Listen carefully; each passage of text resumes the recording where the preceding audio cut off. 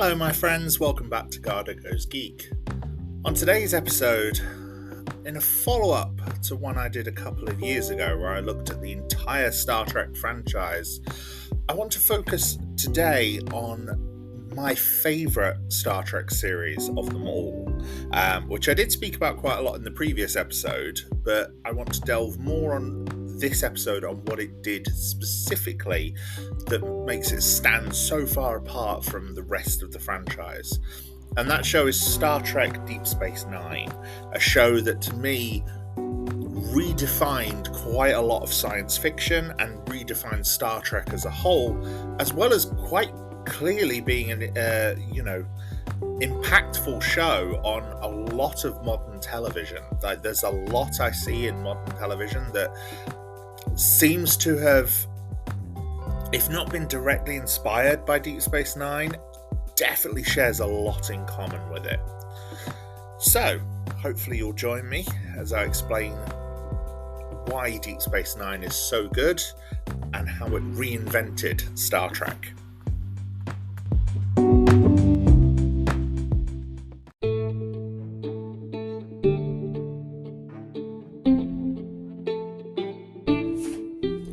This episode, like many others, was one that was originally planned for 2023 and was specifically planned to align with a major franchise anniversary and or something else that would serve as a talking point for the contents of this episode. However, like many other episodes, it was being released or recorded during the Writers Guild of America and SAG-AFTRA strikes against the American Motion Picture Association. As a result, this episode and many others have been held back because the clarification regarding content creation from SAG-AFTRA and the WGA specified that review content was allowed, including critical appraisal and or analysis of shows and films, however not discussion, interview, comedic conversation, watch-along, rewatch or reaction content.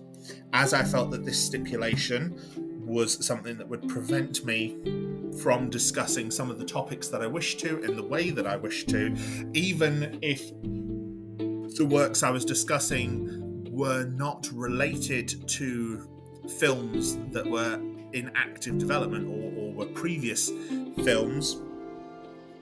I did not want to breach the strikes, as I fully support the WGA and SAG-AFTRA in their strikes, as well as anyone else who decides to strike. If there is a strike, I am always on the side of the union striking, never on the side of the big corporate entities behind it. As a result, this episode has been held back. It is being released for you now that the strikes are over. I hope you will enjoy this content. I've worked very hard on it despite everything else. Please enjoy.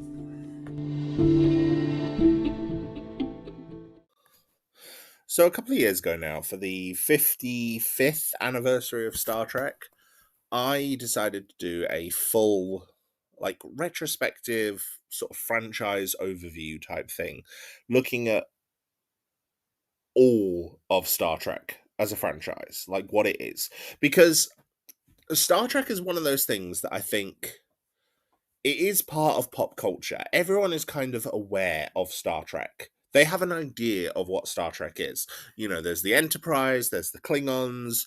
You picture either sort of Kirk and the brightly coloured uniforms, or you pick, Picard and Data and more sort of philosophical discussions. And carpet on the ceiling and all these other silly things. Star Trek was in syndication for a long time, and I know, as I've said before, television doesn't quite work the same way anymore as it used to. You don't tend to have these repeat syndicated shows, which means that everyone in a house kind of has an idea of what these things are. But it's like, with the fact that Star Trek is back on television, with the fact there's also the Orville, which is quite popular as well. People are aware of Star Trek. Star Trek is something that's been constantly joked about in everything from Simpsons, Futurama, Family Guy, Saturday Night Live. It's constantly in the zeitgeist. It's people know what it is, and they have an idea of what Star Trek is, which I think is the most important thing. People have an idea of what Star Trek is, what the characters are like, what the Federation is like, what the Klingons are like, what the ship is like. And a lot of that still holds true today, even with the modern films and obviously shows like Strange New Worlds sort of blowing up the airwaves. People know what to expect from Star Trek. But back in the mid-90s, I think the idea of what Star Trek was got quite roundly turned on its head with the introduction of the first show that came after the death of Gene Roddenberry. And that show was Star Trek Deep Space Nine. Now, obviously, when I spoke about Star Trek before, I spoke quite a bit about Deep Space Nine and just how brilliant I think it is. It's my favorite of the Star Trek shows. And obviously, going back there, I kind of gushed about it a bit. There was a lot of episodes that I recommended were episodes from that show. A lot of the characters that I spoke about were characters from that show. It is so good. But the reason it is so good and the reason it has stuck with me as the best of the Star Trek shows is also the reason why at the time it was not particularly beloved. This was a Star Trek show that did not feel like a Star Trek show. It wasn't about a ship boldly going into deep space to encounter a new adventure every week. This was a story set on a space station with the same characters and the same events coming back. Lots and lots of recurring cast members and plot lines, which meant if you missed chunks of episodes, characters could be drastically different from the last time you saw them. And that happened to me when I was watching it originally, because Deep Space Nine was kind of being aired on the BBC sort of not long after it was being aired in America for the first time. And in fact, some of the two-parter episodes that aired in America actually aired over here as like feature-length specials. They'd air for like the full 90 minutes uninterrupted, and they were so much fun to watch. So much fun to watch. And yeah, like I said, this kind of, it boldly went, but not in the way that Star Trek fans were used to. This boldly went in a way of redefining what the idea of Star Trek was. At the time, Star Trek The Next Generation was the pinnacle of Star Trek. I think Star Trek Next Generation had just wrapped Series 5 and was just about to start Series 6. Just started Season 6 when Deep Space Nine began. Deep Space Nine sort of began halfway through the season. So, most seasons, like I said, most television seasons start in the fall and run through to the spring, which is what TNG did. Deep Space Nine started in the winter after the new year and ran from there until sort of, I think, early summer for its first season. The second season and onwards were kind of aired more in line with TNG. Now, Star Trek The Next Generation is the series with Patrick Stewart as Jean-Luc Picard, Jonathan Frakes as First Officer Commander Riker, Brent Spiner as Commander Data, the android who wishes to be human, Michael Dorn as Worf, LeVar Burton as Geordi LaForge, the chief engineer, but who was originally the blind pilot of the ship, and then obviously Marina Sirtis as the empathic Deanna Troi, and who was the ship's counselor, and Gates McFadden as Dr. Beverly Crusher. It was a small cast focused on those main 7 characters. It also featured in a recurring role, although she's not in as many episodes as I think a lot of people remember her being. But obviously it was kind of waylaid by the fact that she was a big name whenever she did appear, and she was in a lot of the cast photos, is Whoopi Goldberg as Guinan, the bartender. Now, That show was set on the Enterprise D. The Enterprise D was the 5th starship to bear the name. It was the flagship of the Federation. It was one of their most important ships, and would obviously be sent on diplomatic events. It would be exploring the frontier. It would be involved in major political events. Sent to deal with the Klingons, who by this point was Starfleet's allies, and the Romulans, the Romulan Star Empire, who had been hidden away for several decades shortly before the series started and were sort of set up to be the main antagonists. But they would also encounter several new antagonists. For example, the large-eared Ferengi, who were implied to be cannibals, but because of their kind of goofy appearance, were not taken seriously by fans. And then, of course, there was the much more successful introduction of the Borg, a race of cyborgs who assimilate people to become them. And obviously, in one of the biggest, most dramatic episodes and a hugely dramatic cliffhanger, assimilated Jean-Luc Picard as Locutus of Borg at the end of Series 3. Leading to Riker ordering the Enterprise fire on the Borg ship that was carrying him. Very dramatic. And then, of course, they, as the show went on, they gradually introduced more and more characters. They, more and more aliens. They started to introduce supporting characters, developed the supporting character of Chief O'Brien, a transporter chief played by Cole Meany. They gave him a family, a wife, Keiko Ishikawa. They got engaged, they got married. They then had a daughter, Molly, who Worf ended up acting as midwife for, which was quite funny. It was in one of the big sort of disaster episodes. In fact, the episode is actually called Disaster.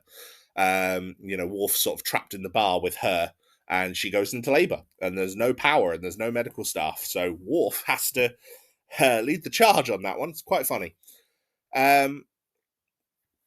It was also the introduction of the Bajoran flight officer, Rolaren.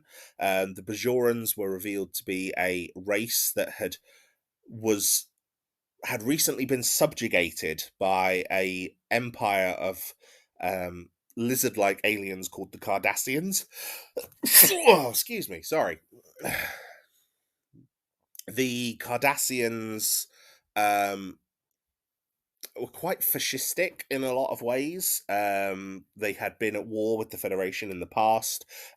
Chief O'Brien was not a fan of those. He'd been one of the soldiers on the front lines of that war. And,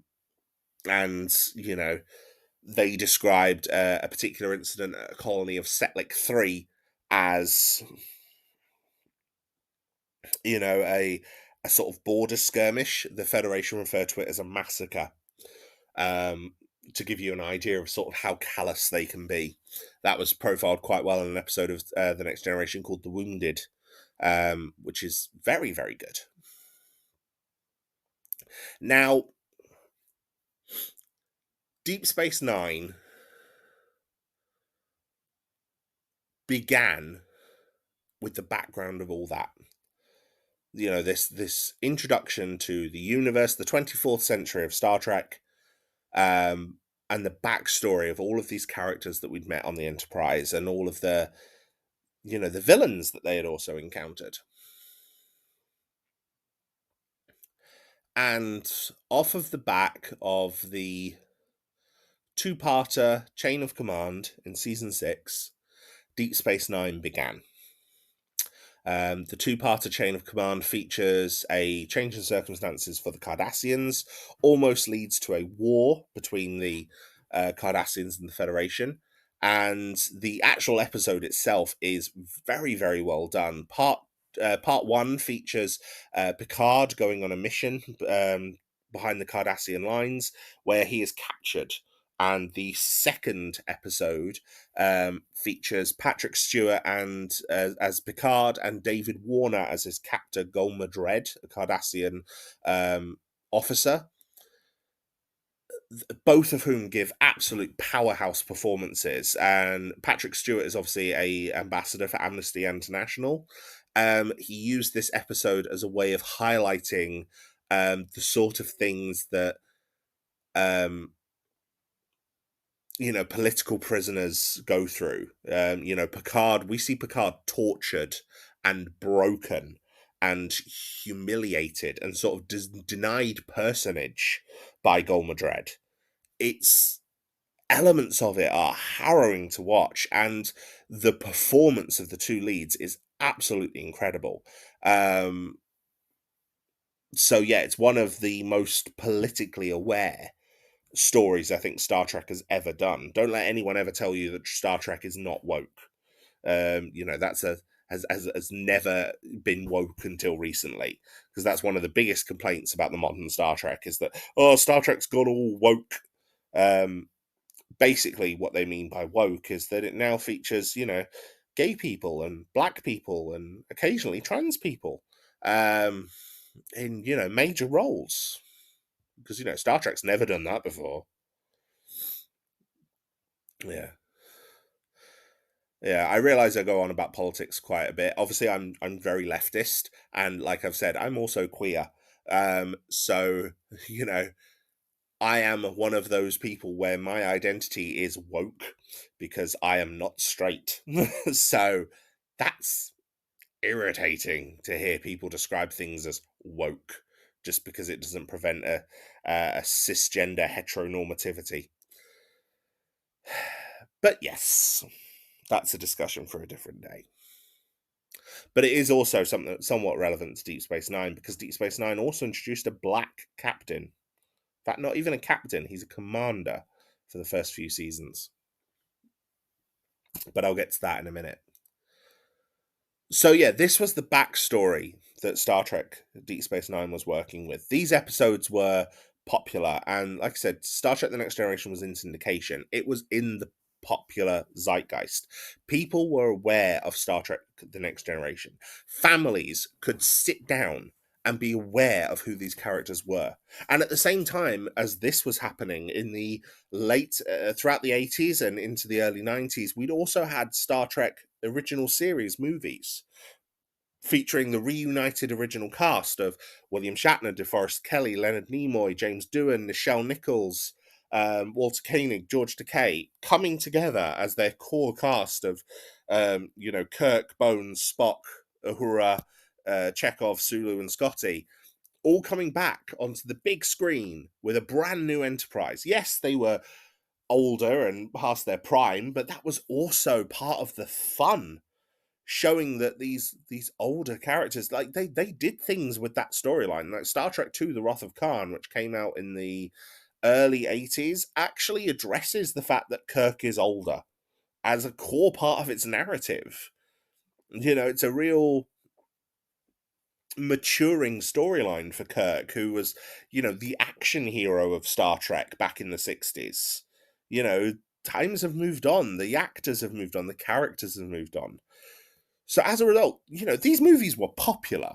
Don't get me wrong, they were not huge successes, but something like Star Trek IV The Voyage Home came out in 1986, the year of the Challenger disaster, because it was actually dedicated to the memory of the astronauts who lost their lives in the Challenger explosion. And it went on to become one of the best performing films that year.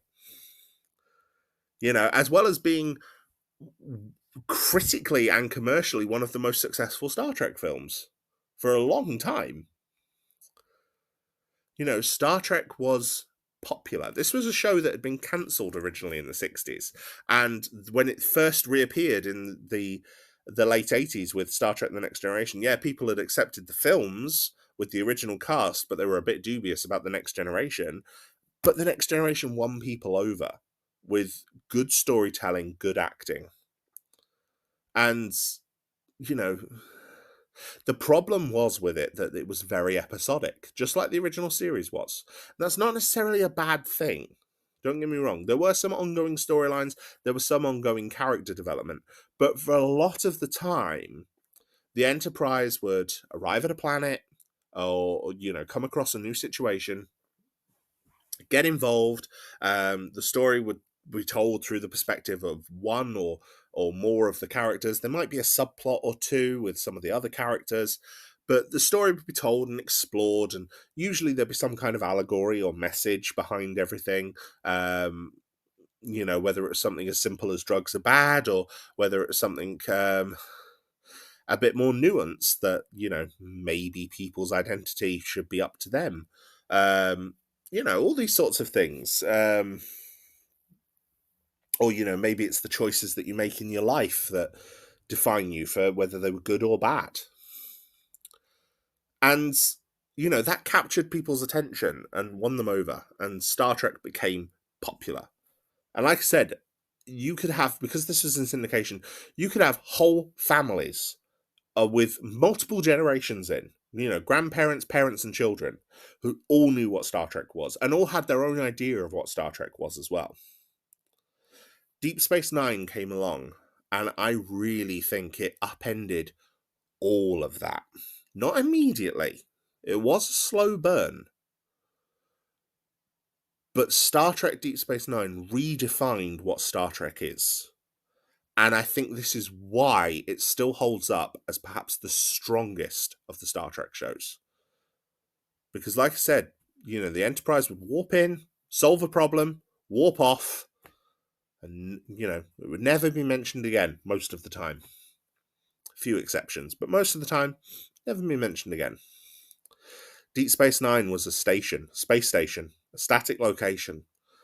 Storylines came back, characters came back, things continued to develop. And the result is a show that, while it may have come out in the mid-90s, feels very, very modern. So yeah, I'm going to take you through season by season, kind of explain what Star Trek seemed to do, what Deep Space Nine did that kind of redefined everything. If you want some more information on the episodes that I described for TNG that work as a good backbone for Deep Space Nine, if you want to watch Deep Space Nine but you've not seen The Next Generation, I might perhaps put that up on my Discord. I think it's a very, very good list, because there's not really many episodes you kind of really need to watch. I've mentioned a couple of them, like The Wounded and Chain of Command, but there's a few others which are worth a watch as well, to just kind of give you an idea of the universe. But yeah, let's discuss Deep Space Nine. So, Star Trek Deep Space Nine has, I think, perhaps the finest pilot for a Star Trek series. Now, the original series struggled because it had multiple pilots, because like the first pilot, the cage, wasn't picked up, and then the second one, Where No Man Was Gone Before, wasn't actually the first episode of the original series. So the first actual aired episode, I think, was the Man Trap, which is decent, but it's very much an episode sort of showing what Star Trek is going to become. Star Trek The Next Generation, its pilot episode was the feature-length Encounter at Farpoint. Encounter at Farpoint was originally designed as an hour-long episode before being expanded to the feature-length episode. Now, the expansion to the feature-length episode is where they added in the character of Q, played by John Delancey, who became one of the more interesting elements of that first episode. Like, the pilot episode is not great, but Q is one of the better things in it, and obviously one of the most iconic things in Star Trek The Next Generation. Emissary, however, was always planned to be a feature-length episode, which meant it had enough room to work with. And what they decided to do was introduce a lot of the mythology of the series here up front. And I think it works really well. Now, it is a character-focused piece, and it's explicitly focused on the character of Commander Sisko. Now, Ben Sisko, we learn, was at the Battle of Wolf 359 in The Best of Both Worlds, which means he was a Starfleet officer on one of the ships that was destroyed by the Borg cube with the assimilated Picard on. So, Locutus destroyed his ship. In his ship, the Saratoga, being destroyed, Ben lost his wife, Jennifer. And Jennifer died on the Saratoga. He was unable to save her. And, even though this is now a few years down the line, he is still consumed with grief by that. And it's only been 2-3 years since the Best of Both Worlds. Deep Space Nine started airing alongside Next Generation Season 6. Best of Both Worlds was the Season 3 finale into the Season 4 opener for the Next Generation. Now, obviously, there's the main meta plot with the Bajorans and the Cardassians, which had been developed in some of the episodes of Deep Space Nine. Essentially, the Cardassians had been occupying the planet of Bajor, and they have now pulled away, and they've occupied it for the last 50 years. So for the last 50 years, Bajor has been an occupied territory. The Bajoran militia Bajoran terrorist cells, essentially, as a resistance movement, fought against the Cardassians and helped drive them away from the planet. But there's been other things that have been going on, interactions with the Federation and so on. So the Cardassians have withdrawn from Bajor. Bajor requests that the Federation come in to help them recover, to help them facilitate to a new government, to man the space station that's in orbit, sort of help look after them. And that is what Sisko's job is. Sisko is brought in for this role. His first officer is a former member of the Bajoran Resistance. Her name is Kira Nerys. She's played by Nana Visitor. She is absolutely brilliant. She's one of the best characters in the show. Also on the station, which is a Cardassian designed space station as well. Also on the station is a shape-shifting security chief named Odo, who's an alien of an unknown race. He's just called a changeling for a large portion of the time. No one knows he isn't even clear on his true origins, but he's able to change his shape. Essentially, his standard form is like goo. He's goo man. There's also several Ferengi on board the station. Quark, his brother Rom, and his nephew Nog. Quark runs a bar on the station.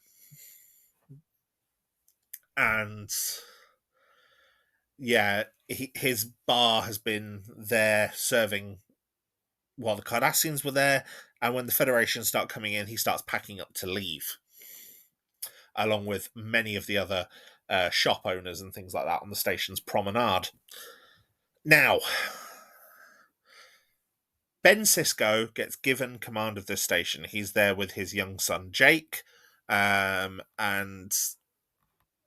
it's going to be his first real command. We see him as the first officer on the ship during the Battle of Wolf 359, but it seems this is his first full command. And, he seems ready for it, but at the same time, he also seems unsure of his future in Starfleet. And this is reinforced during an interaction he has with Captain Picard. And in fact, Sisko openly clashes with Picard because of his memories of Locutus. And I think this is something that turned a lot of fans off straight away, but to me is one of the most captivating things about this, because it immediately says this is something different. Picard is a character who was revered by this point. Next Generation had been, while it was derided when it started, had gone on to become very, very successful. And Picard is the hero of the Next Generation. So to have the main character of the new Star Trek spin-off not only, turn around and immediately dislike Picard, and not even just dislike him, be like openly antagonistic towards him in a lot of respects, that is something quite shocking. And I think it did have a real impact on fans.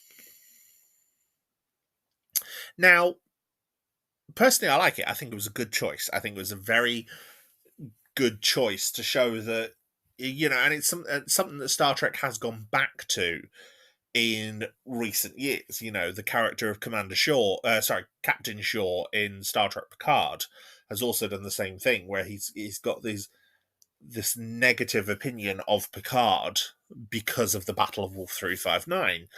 And it's that idea of lasting consequences, which is something that seems to be a core tenet of Deep Space Nine. So anyway, Sisko's given command. O'Brien comes on from the Enterprise. He is taking over as the station's chief of operations, which basically means he's the chief engineer. We were also introduced to Science Officer Jadzia Dax, who is a Trill. She has joined Trill, which means she essentially has a separate organism within her, the symbiont Dax, which is like aspects of her personality. But Dax has also lived through several previous hosts, one of which was Curzon, who was a mentor figure to Sisko when he was a lot younger. So as a result, Sisko and Dax are quite friendly, and he refers to Dax as old man.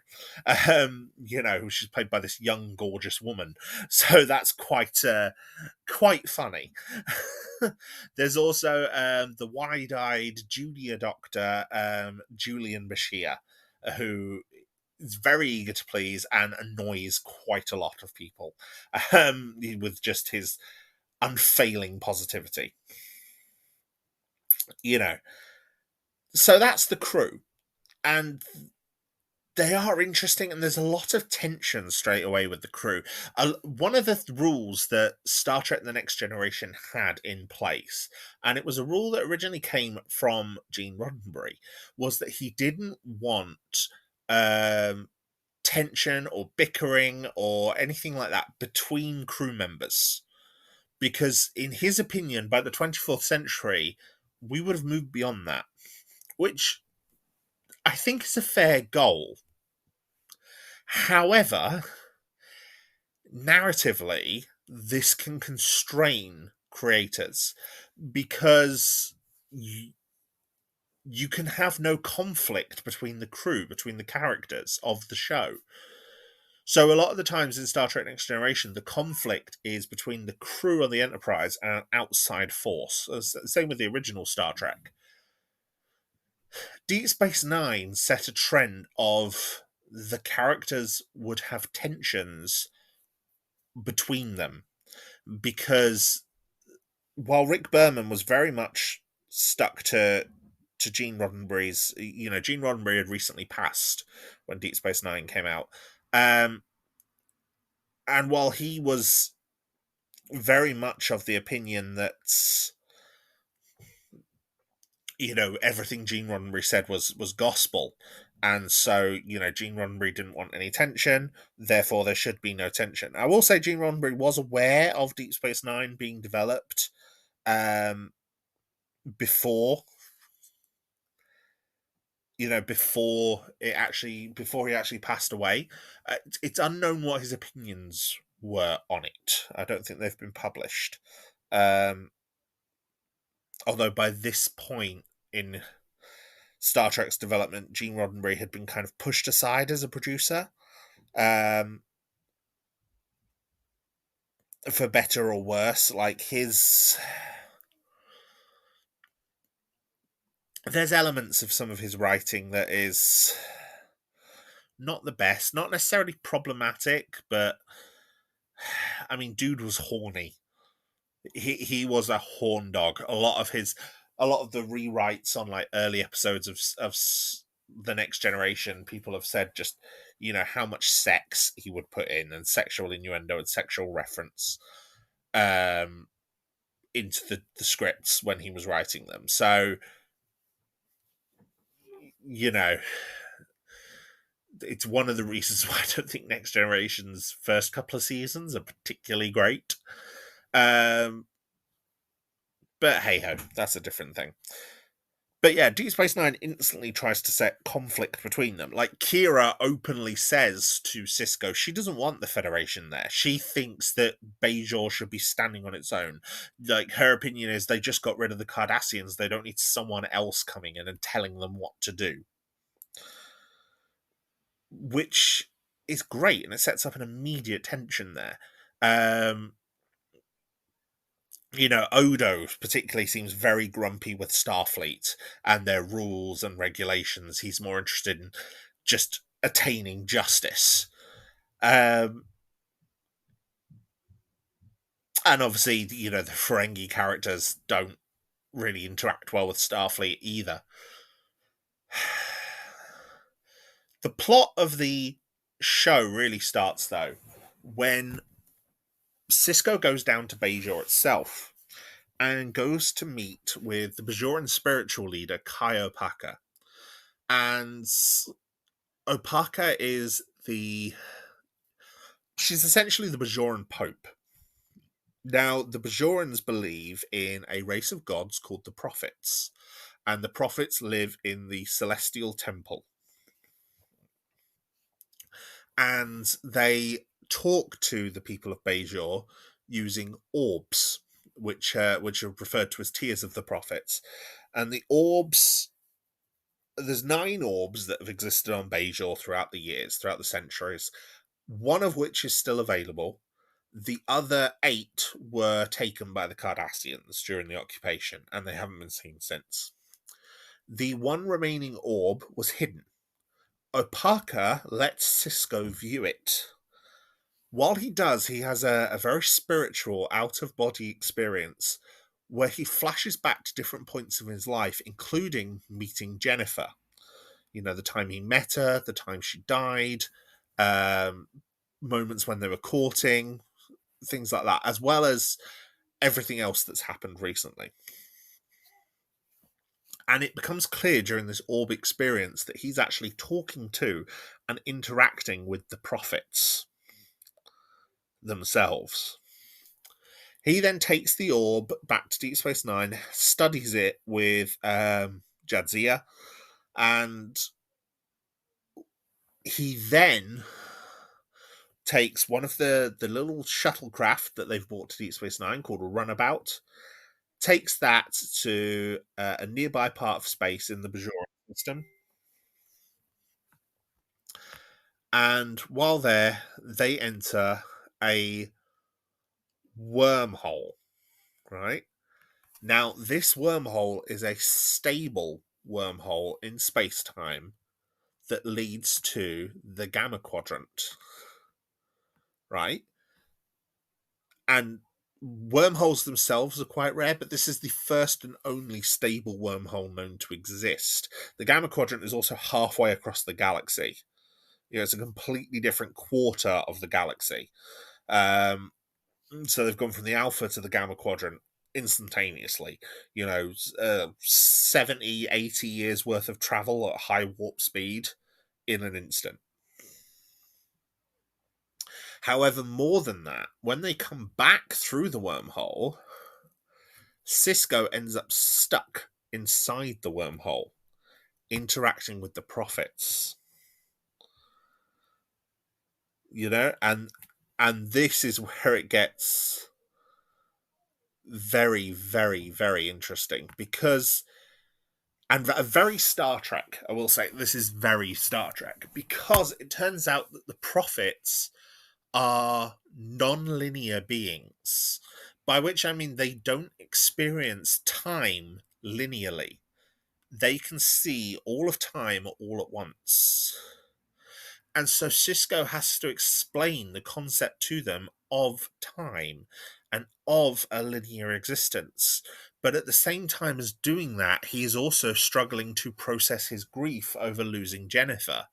And they explicitly pointed out by saying, by taking him back to the moment of her death and saying, why do you exist here?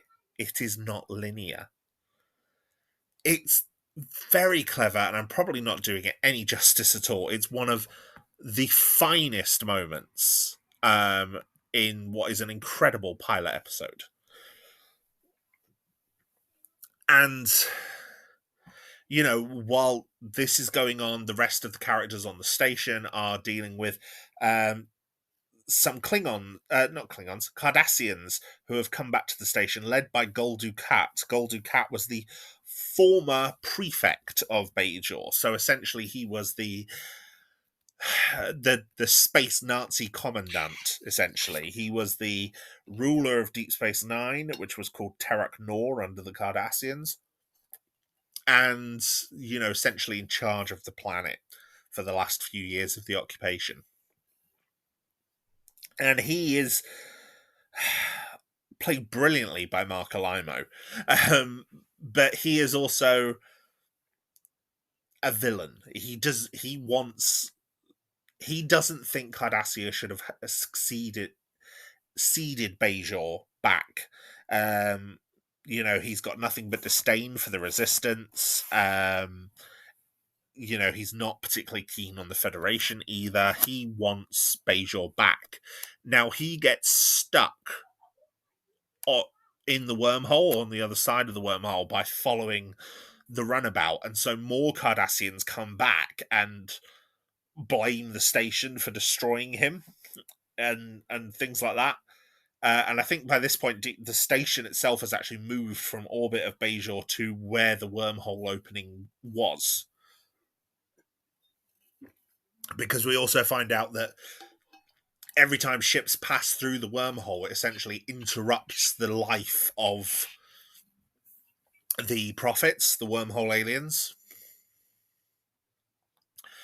So yeah, it's very clever and very complex, but essentially the episode ends with Starfleet remaining on the station. It's a Bajoran station, but Starfleet are there to help administrate it. The wormhole is open. Dukat is returned to the Cardassians, and the wormhole is open for the races of the Alpha Quadrant to go through and explore the other side. So essentially, Deep Space Nine has gone from being this quiet backwater in orbit of Bajor to one of the most significant trading points in the entire galaxy. Big, important station, right on the edge of the frontier, right on the edge of a new frontier as well, that is about to become a very popular trading hub. And there's also a subplot I forgot to mention where Nog, Quark's nephew, gets arrested while breaking into one of the old stores with someone else. And Cisco blackmails Quark into staying on the station and becoming the first major representative of the shoppers and the traders to stay on the station, and to open his bar and to keep his bar on the station to keep people there. He says, I'll do this, and then I'll let Nog go off, come out of the brig. And he's like, this is extortion. And he's like, it is. And it gets Quark a bit of begrudging respect for this Federation commander. Because Quark at the end of the day is a businessman, a very perfect businessman. So he's there to make money, and he opens his bar, and by the end of the episode, that turns out to be a great decision for him because he's about to potentially make a lot of money. So yeah, that's how the series starts, and it's a really great introduction. The rest of the episodes go on and introduce a few more characters, most notably the character of Garak. Garak is a Cardassian tailor who is living in exile from Cardassia. And, while he might not be welcome on Bajor itself, he is on the station. And he's believed to be, by many people, a former spy, if not still a spy, for the Cardassian Order. But, he just refers to himself as a tailor and calls himself plain, simple Garrick. Garrick is probably one of the finest recurring characters in this show. Every episode with Garrick in is a delight. Andrew Robinson plays him beautifully. He's just very, very well done. So yeah, a lot of great moments with Garrick. And he gets introduced in the second episode, I think, which is past prologue. Beyond that, what other characters get introduced? Obviously, there's Miles' wife, Keiko, who comes from the Enterprise with him, along with their daughter, Molly. She soon opens a school on the station for some of the kids because she was a botanist on Deep Space Nine, on the Enterprise. But there's no real call for botany on Deep Space Nine, so she's moved there with Miles for his career. And finding herself a bit aimless and seeing Jake and Nog get into some trouble, she decides to open a school. And,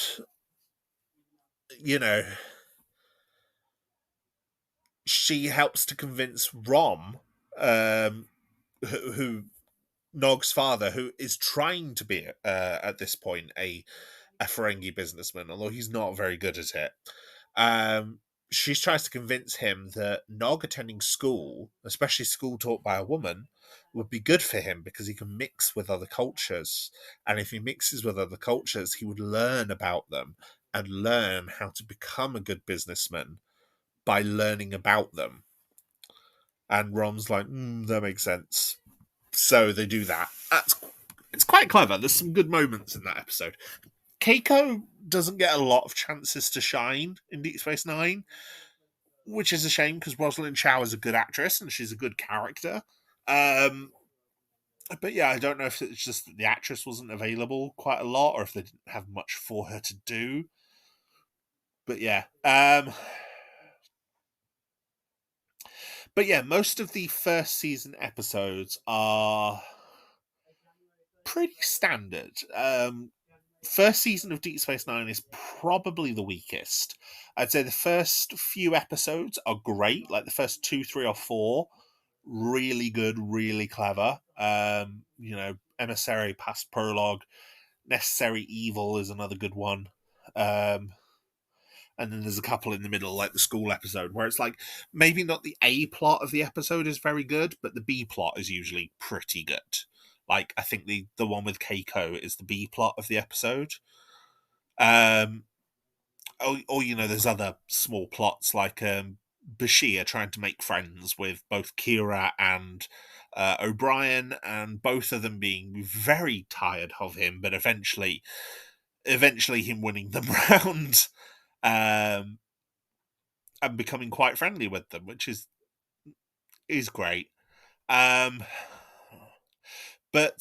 for me, the first real highlight of this season is towards the end of the season, which is the episode Duet. Duet features a Cardassian coming onto the station, and Kira recognizes him as a big terrorist, a big influential Cardassian leader called Goldar Heel, who is referred to by the Bajorans as the Butcher of Galatep. So, they're essentially one of those big evil Nazis. And a lot of the episode is a two-hander between the character of Maritza, who she believes is actually Dahil, and Kira. And a lot of it's done in interrogation rooms, and it's absolutely fantastic. Some amazing performances between the two. It turns out at the end of the episode that Maritza is not Dahil. Dahil unfortunately escaped justice, but Maritza felt that the Cardassians should pay. And so while he has the illness that people at the Galatep labor camp suffered from, he had himself surgically altered to resemble Dahil because he believes that the Bajorans need to punish Cardassians for the occupation, and he also believes it will be good for Cardassia when the Bajorans do, and he feels that he could be an example in that regard. He can be one of those Cardassians that deserves to be punished. It's quite a heart-wrenching story in moments, and actually has a bit of a sting in the tail at the ending. There's also an episode, I think it's the 13th episode, called Battle Lines, where Opaka dies. There's a bit more to it than that. It's Star Trek. It involves a trip to the Gamma Quadrant and nanites bringing people back from the dead and so on and so forth. But essentially, Opaka is kind of killed off and written out of the show. So as a result, the Bajorans now need new Kai.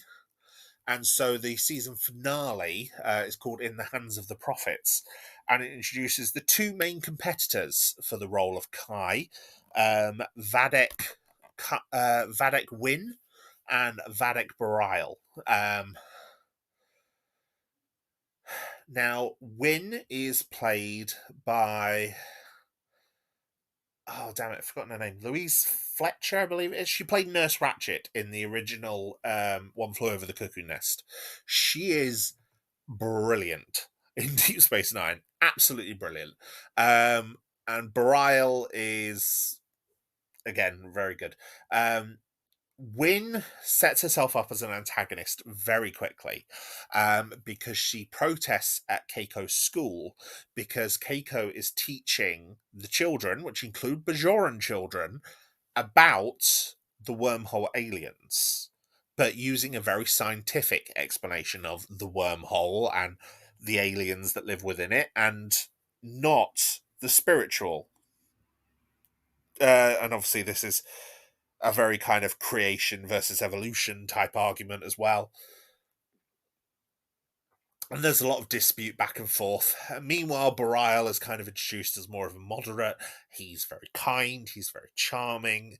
Kira especially quite likes him.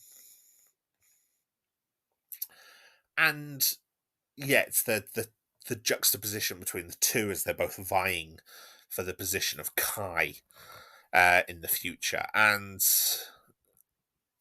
you know, the episode centers around... I think it ends with an assassination attempt on Bareil. But yeah, it's very good and kind of closes off the season in quite a nice way. So, while season 1 of Deep Space Nine was clearly struggling to find its feet, and there are some episodes of season 1 that seem very clearly written like they were originally designed as Next Generation episodes and then reworked into Deep Space Nine, and a lot of them don't seem to have an idea of what they want to be just yet.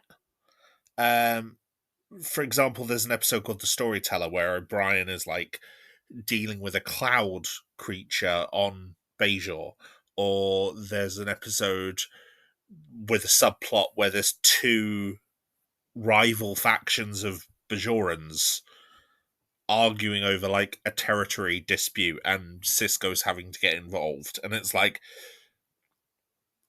that feels like something that was very clearly designed for a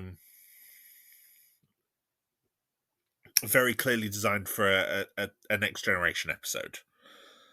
Some of the others, though, like the A Man Alone, which deals with Odo. There's another one called Vortex, which deals with Odo's origins. There's one where Bashir is taken over by an alien. There's one where Dax is put on trial. Those all feel like they were designed for Deep Space Nine. And then there's others like Dramatis Personae and Babel that could be just they could work in any season of Star Trek. And then there's ones like Captive Pursuit where an alien comes through from the Gamma Quadrant like fearing for his life because he's being hunted, and it's like that's a very definite Deep Space Nine. It uses the plots, the setup of what Deep Space Nine is to tell its story.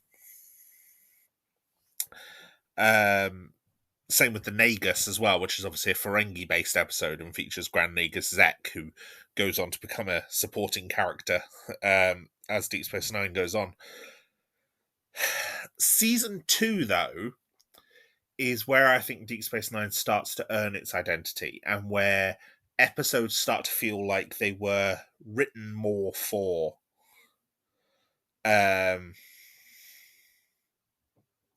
Deep Space Nine itself.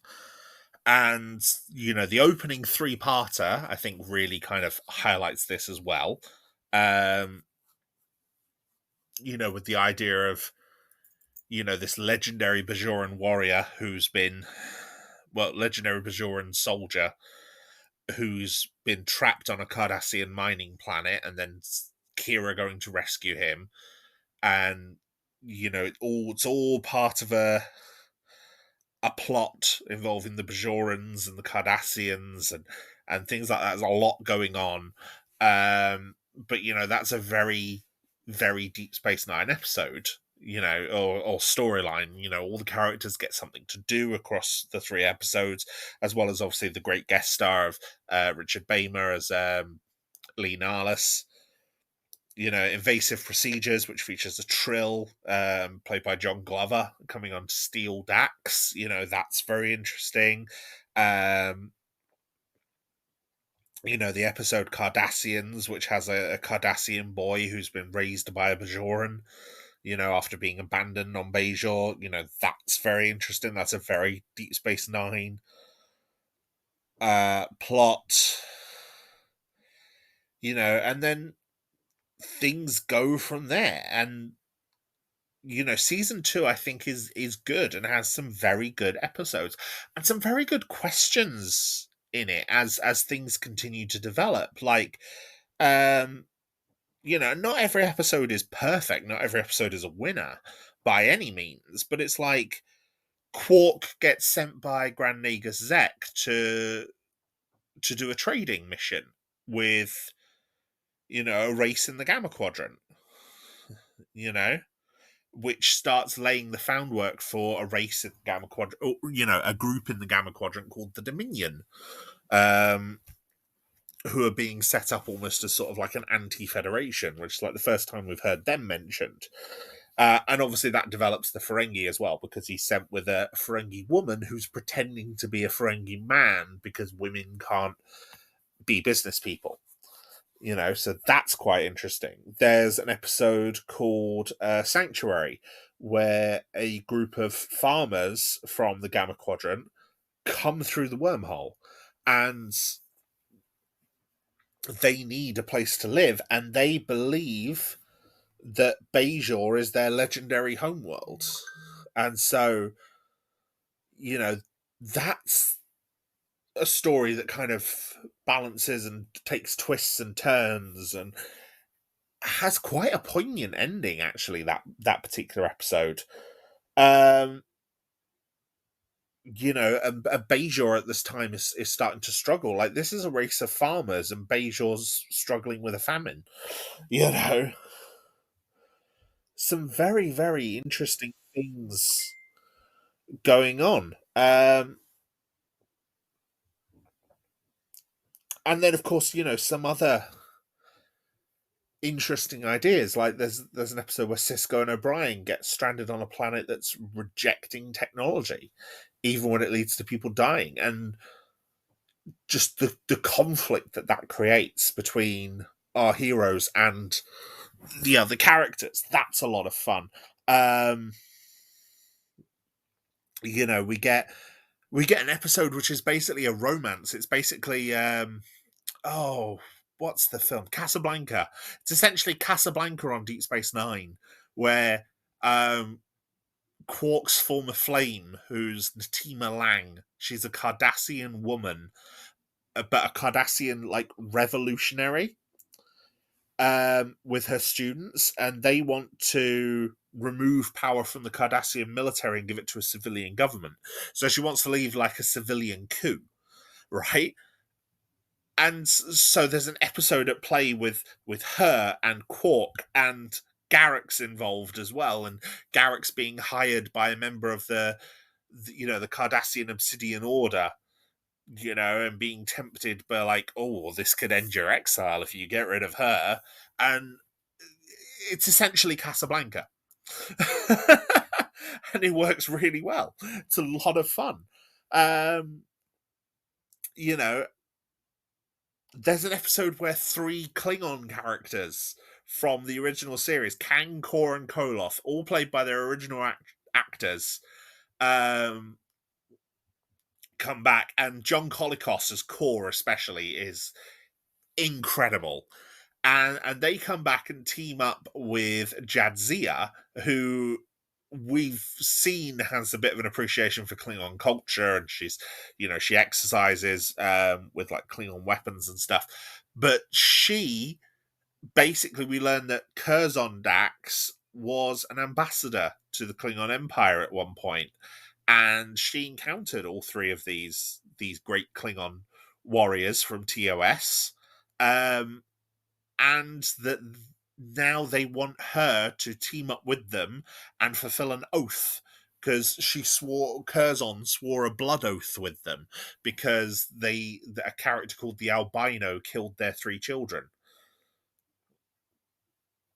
And so Jadzia teams up with them to go and fight the Albino.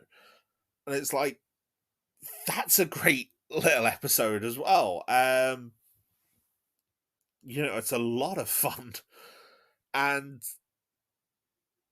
I don't think any of them survive except for Kor and Jadzia, obviously. But it's a nice little, like, last hurrah for them. There's also the 2-parter, The Marquis, which builds off of some plot threads that were going on in Next Generation at the time as well, and was also very clearly designed to set up plot threads for Voyager, which would have been currently in development. The idea of setting up basically a group of Federation colonists, almost as like a resistance movement against Cardassian forces on the border, in like a Cardassian demilitarized zone. And it's like, that's a clever idea as well. And makes for a very interesting 2-parter where it sets them up as who and what they are. And there's also, and then that's followed immediately by a Garak-centric episode called The Wire, which is one of Garak's best appearances, where he starts suffering like a debilitating medical condition, and Bashir has to try and unravel Garak's secrets to try and save his life. And Garak tells him several versions of his past, like who he is and what his past is. And it's like, that's really interesting as well. And is an episode that has also led to some memes. Like, there's a very famous meme of Garak and Bashir from the end of this episode. And it's a meme format you've probably seen, whether you're a fan of Star Trek or not. But the original scene as plays is Bashir asking him, at the end of all that, I want to know, of all the things you told me, which ones were true and which ones were lies? And Garak kind of smiles and says, oh, my dear doctor, they were all true. And Bashir says, especially, even the lies? And Garak says, especially the lies, with his sort of devilish smile. And, that episode introduces so many interesting concepts for the characters. And elaborates so much more on who Garak potentially is. Like, we still don't have that clear of an idea, even when the series finishes, of who Garak was and what his origin was. But we know that he was connected to the former head of the Obsidian Order, who is a character called Enabran Tain. Essentially, this is like Cardassian J. Edgar Hoover. who actually managed to make it to retirement age. Like, he managed to retire. And Garak was one of his chief operatives. And we also learned Garak's first name, Elim. So Elim Garak. But yeah, very, very interesting episode. And, you know, a lot of other trends sort of start to appear here. Like, there's an episode called Armageddon Game where O'Brien and Bashir end up kind of stuck on this planet and on the run. And this is the episode where their friendship kind of really develops. And their friendship goes on to be one of the best things in this entire series. They end up having a proper bromance almost. Like, it's up there with like JD and Turk from Scrubs as like one of the best depictions of male friendship. Like, they're the best of friends, like the real ride or die friends to the end kind of thing. And, you know, it develops quite naturally over Rivals and then Armageddon Game, which are 2 episodes this season, where it's like, you know, O'Brien can't stand Bashir for so much of the time, but he just warms to him because Bashir's just so genuine. Kira as well. Kira becomes very good friends with him. They have an episode where they both end up in the mirror universe, which is a concept from the original series of Star Trek. You know, the mirror universe where everyone was evil and Spock had a beard. Well, they go back there, and it turns out that the mirror Terran Empire has fallen and has been replaced with a Klingon Cardassian alliance. And, you know, Kira is this, I don't know, like debauched Roman empress type character, like lounging in like leather and latex, looking like a dominatrix. um, you know, the queen of Deep Space Nine. It's not called Deep Space Nine; it's still Tarek Nor, ruling Bajor as the intendant. While, you know, other characters are her slaves. You know, O'Brien is one of the slave class. Cisco is the only reason Cisco isn't one of the slave humans is because he's sharing her bed. You know, it's a very intriguing episode, and like Bashir and Kira end up there accidentally. And Mira Kira is like so enamored with herself, like her alternate version. Like, it's kind of sexual in some regards. And yeah, that's the episode Crossover. It's quite good. It's not one of my favorites, but it is quite good. And then, you know, there's more stuff as well. Like, Kai Wynn appears in the opening 3-parter. She then reappears in an episode towards the end called The Collaborator, along with Bareil. And I think by this point, Kira and Bareil were romantically involved, or at least heading that way. And it's revealed that Bareil might have been a collaborator with the Cardassians. And Wynn is sort of trying to use that to prevent him from being Kai. But Wynn never does anything directly. Like, everyone knows she's behind things, but she never does anything directly. It's all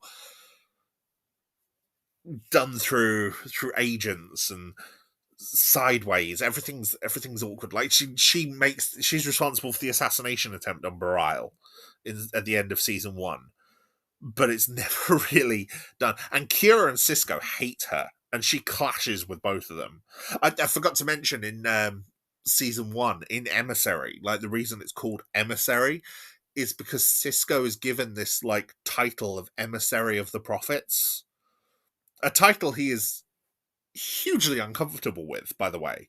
He gets given that title by Koopaka, and because he finds the wormhole, he finds the Celestial Temple, that means, according to like Bajoran prophecy and Bajoran scripture, he is the emissary. So, to a lot of the devout Bajoran faithful, Sisko is a religious figure. Not a Kai, not a pope in the same way that, like, you know,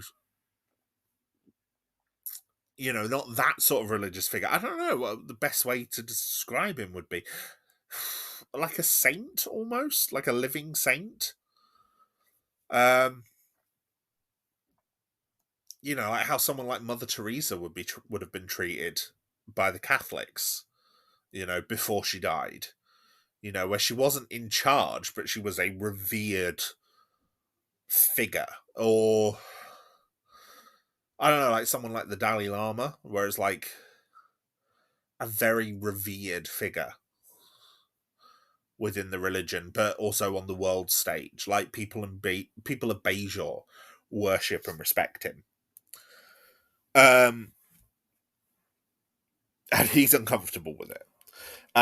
There's also starts to be a trend of episodes which we'll just call the O'Brien Must Suffer. There's actually 2 in season 2. The O'Brien Must Suffer becomes a trope where, because O'Brien is the everyman, he is the standard, he's the audience surrogate, he is, just a standard white collar man, not white collar, blue collar man, just trying to do his job to the best of his ability as best as he can. And he's completely charming. But as a result, they try and give him plots where they really kind of twist the knife into him and give him horrible things to deal with. And as a result of these horrible, dark, twisted things that happen to him, he goes through some traumatic stuff. And there's 2 in season 2. There's the episode Whispers, where he feels everyone kind of conspiring against him, and the episode Tribunal, where it actually gets put on trial by Cardassians for being a member of the Marquis.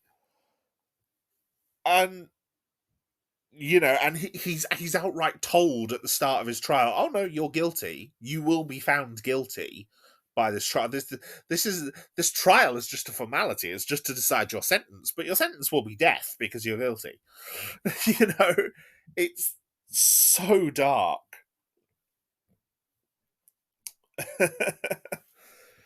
But yeah, the most interesting and plot related parts of season 2 concern the Dominion. Okay? Now, the Dominion are built up in a couple of episodes. We learn that they are one of the more powerful bodies in the Gamma Quadrant. They control a large area of space. And we soon learn that, not only are they responsible for like trade and a lot of financial and geographic control in a large area of space, but also that they're responsible for a lot of the military control, and that their military is pretty brutal. And we learn this at the end of one of the episodes called Shadow Play, where it's revealed that all the people of this colony were exterminated by the Dominion.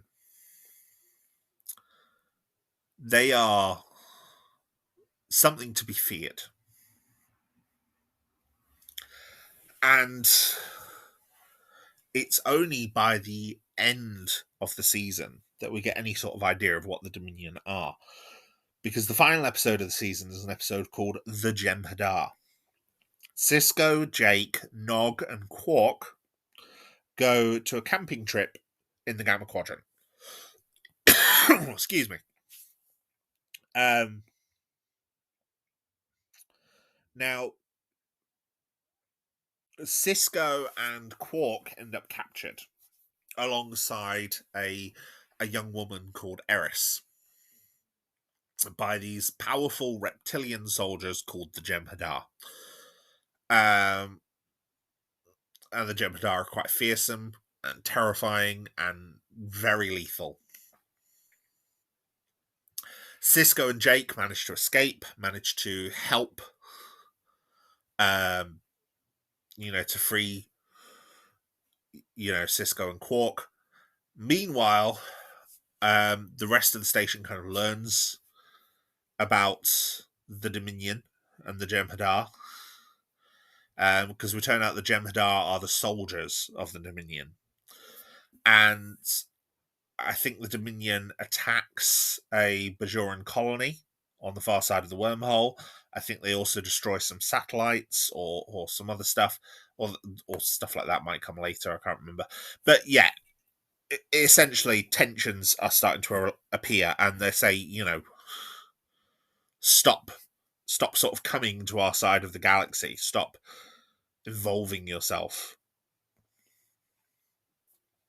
And so this tension increases, and a Galaxy class starship, same design as the Enterprise D from the Next Generation, comes to Deep Space Nine with its captain. It's the USS Odyssey, and it comes to Deep Space Nine so that they can go to challenge the Dominion and bring back Cisco.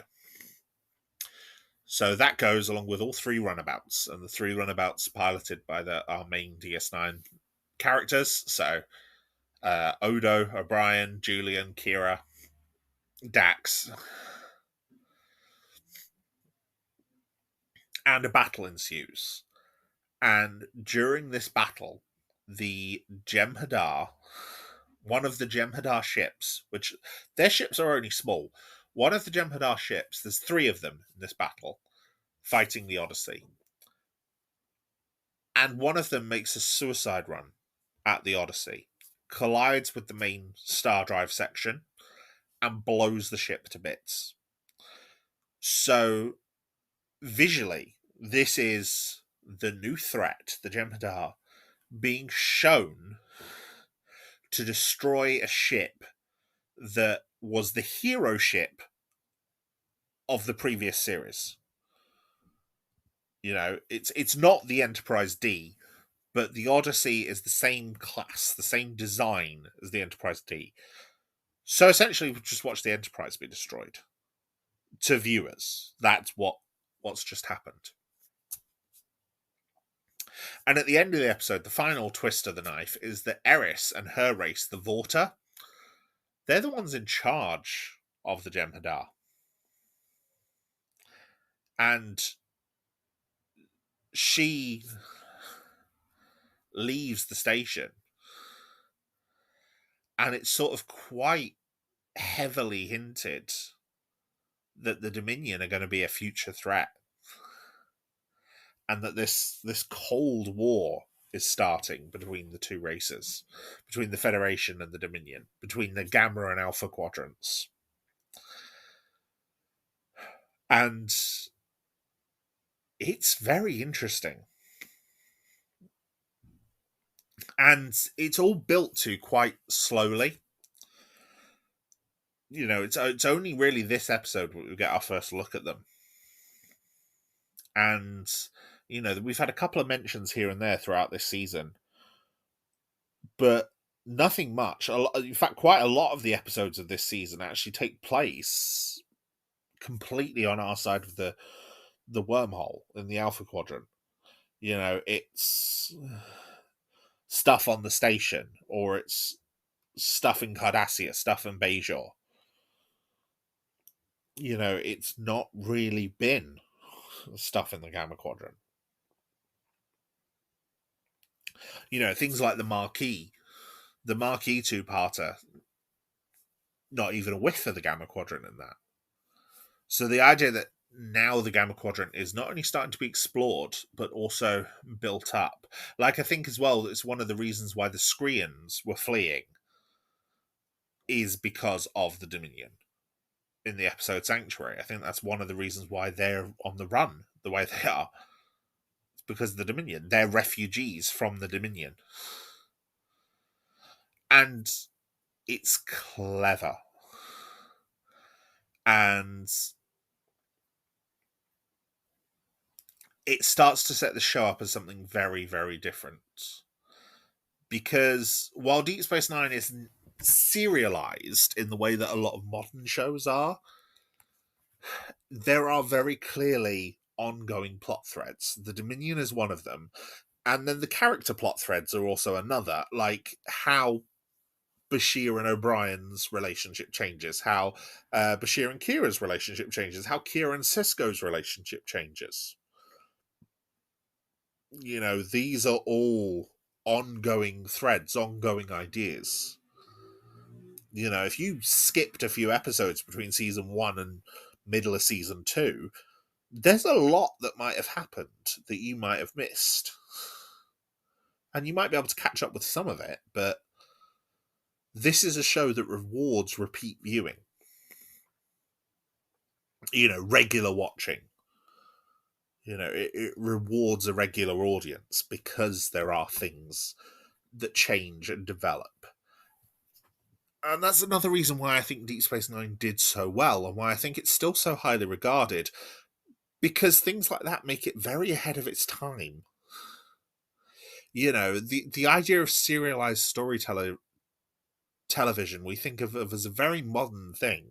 Things like Heroes, Lost, you know, The Wire, The Sopranos. That's what we think of when we think of like serialized storytelling.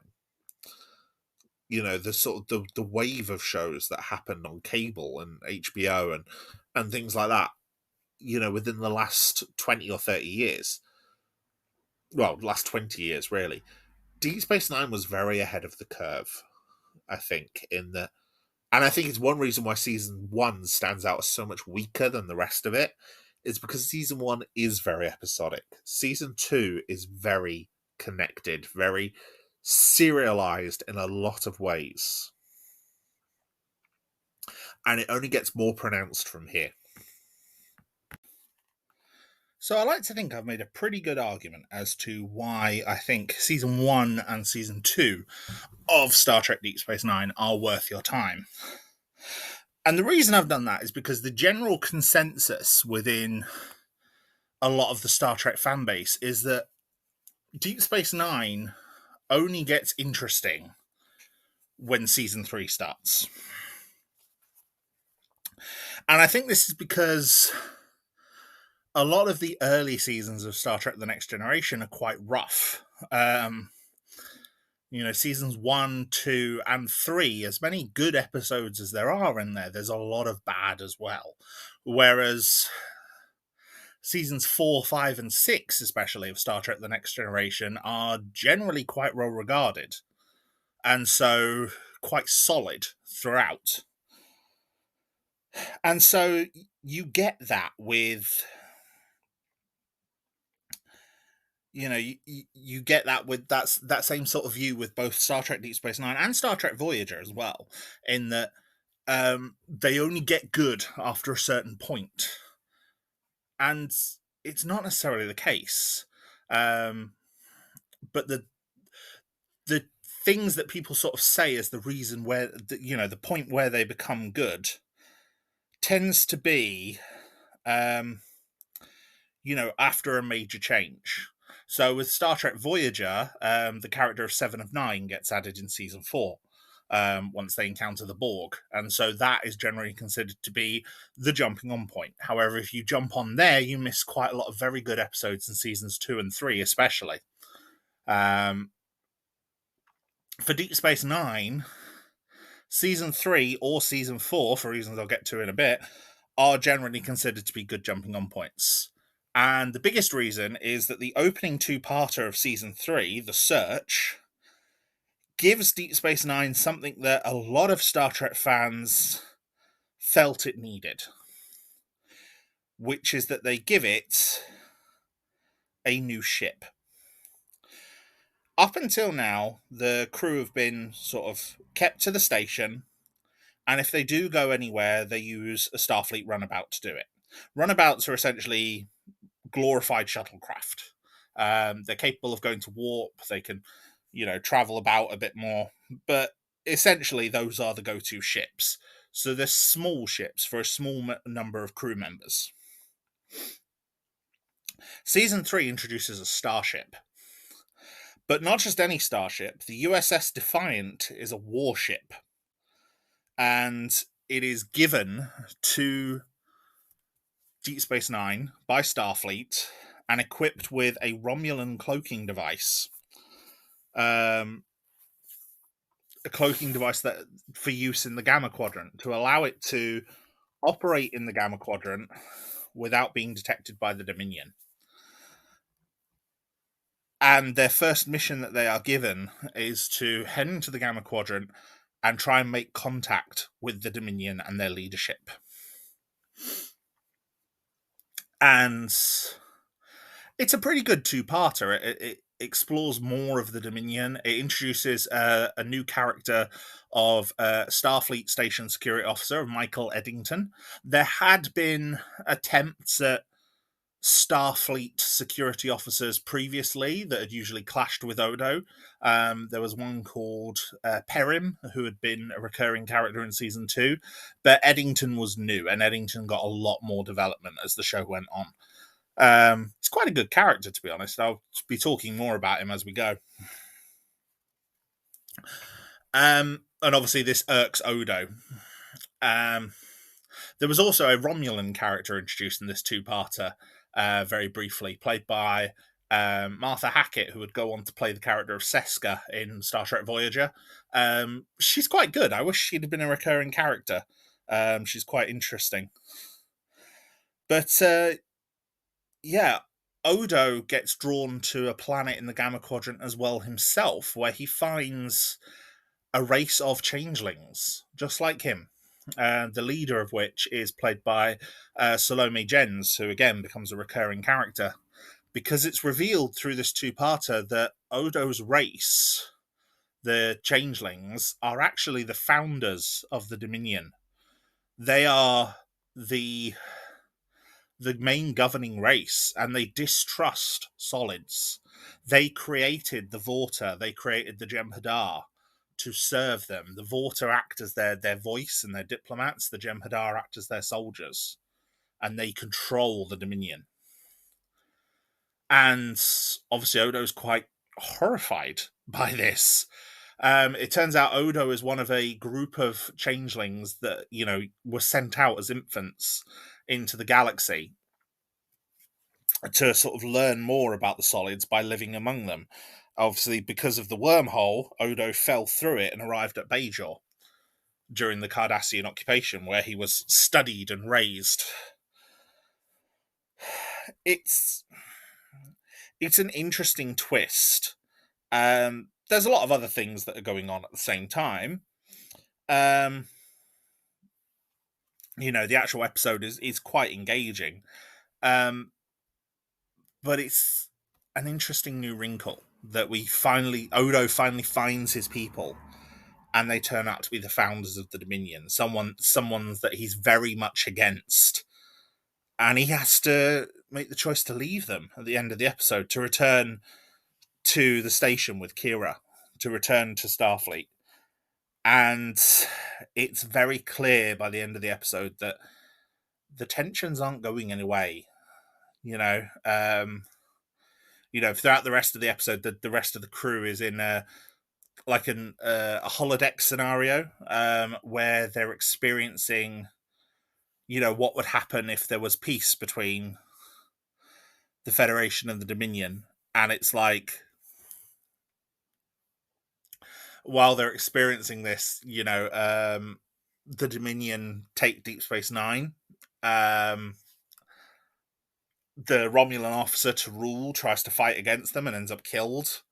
Eddington works with them quite easily, following orders, which turned a lot of people off to him straight away. But I find it interesting. Um, just the idea of, the lengths that people would go to stop the Dominion. So it's clear that there's distrust there already.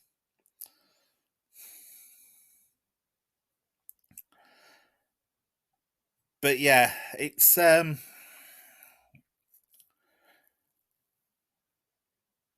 yeah. It allows for some good character development for Odo and becomes the start of his arc with his people. Um, and really starts to explore more of the Dominion. The Dominion do take a backseat in the next few episodes, though. There are still some episodes where their story will develop or where they will appear, but a lot of the coming episodes deal with other things. Quark ends up involved in some Klingon politics, which brings in Gowron as a former supporting character from Next Generation for the first of his Deep Space Nine appearances. Dax learns about a secret life that her previous host had. A life that she'd been made to forget. Kira ends up captured by a Cardassian move by the Cardassian Obsidian Order, and surgically altered to look like a Cardassian, where she's told that she's been an undercover agent this entire time. And it turns out to be a plot where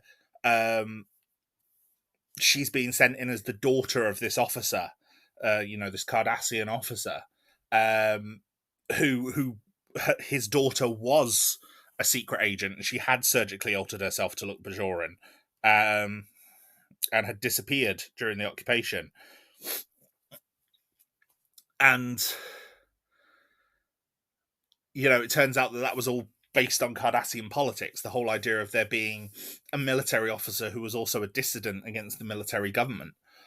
He was supporting a revolt in the same way there's Natima Lang in the previous season. There's an episode where Jake starts dating one of Quark's Darbo girls. They're basically like, glamorous assistants that work at the gambling desk. Odo ends up purchasing, ends up being given a baby, who turns out to be an infant Jem'Hadar. And we see them grow and we see him become a warrior, and just how aggressive and we learn that the Jem'Hadar grow really quickly. Like, he grows from a baby to adult within a matter of days. They are genetically engineered soldiers. There's an episode called Civil Defense, which has spawned so many memes recently, because basically the crew accidentally trigger a civil defense program on Deep Space Nine of like what the station would do if it found itself in the middle of a Bajoran slave revolt during the occupation. And it's this buried computer program. And essentially it's an equivalent to a Next Generation episode called Disaster, where the ship is, badly damaged and the crew are spread all over. And it's very similar to that. We've got the crew spread everywhere as the station starts attacking them, and all the while there's these pre-recorded messages from Dukat saying, "Attention Bajoran workers, we are escalating our response to your situation if you do not relinquish control." And it just keeps escalating, and Dukat and Garrick end up involved as well. Which is great because the two of them are just hurling barbs at each other the entire time. There's a very strong history there. The two of them do not get along, and any episode where they're together, they just shine.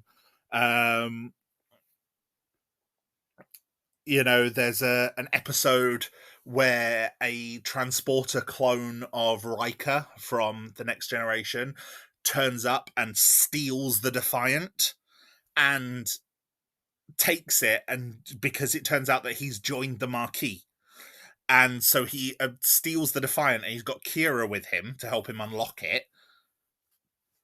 Takes the Defiant, takes it deep into Cardassian space, and like I said, the Defiant's a warship, and it has a cloaking device on board. They're not supposed to use the cloaking device in the Alpha Quadrant as part of the agreement that they have with the Romulans, because the Federation isn't supposed to have cloaking technology. But obviously, Tom Riker is using it as a warship, and he goes up against the Cardassians. So Cisco and Ducat have to kind of like team up and try and stop him. And in doing so, it's revealed that the Cardassian Obsidian Order, which shouldn't have ships, has a fleet of secret ships that Riker knew about. So that's quite interesting. Riker ends up having to surrender in order to get the Defiant back and to save the lives of his marquee crew members. Unfortunately, he never comes back, which is a shame because he becomes this dangling plot thread where Kira says, "Oh, I'll come and rescue you, Tom," and never does. Um, there's a brilliant two-parter called Past Tense where Cisco, Bashir, Dax all end up sort of time traveling back to 21st century Earth, and I think like next year as well, 2024, they arrive and they end up becoming part of the Bell riots, which are, you know, these riots that started in what was called the Sanctuary District, which is basically where the government, the American government, put all its poor and homeless people. And you know, that's not something that's completely prescient. That's Past Tense is a great episode, and it becomes more and more scarily relevant the closer we get to it, because it's, if anything, like, this is something that was predicted in the 90s, and as we're getting closer to 2024, it seems even more likely that it's going to happen, like a big class war revolt. It's a very interesting episode. Highly recommend it. And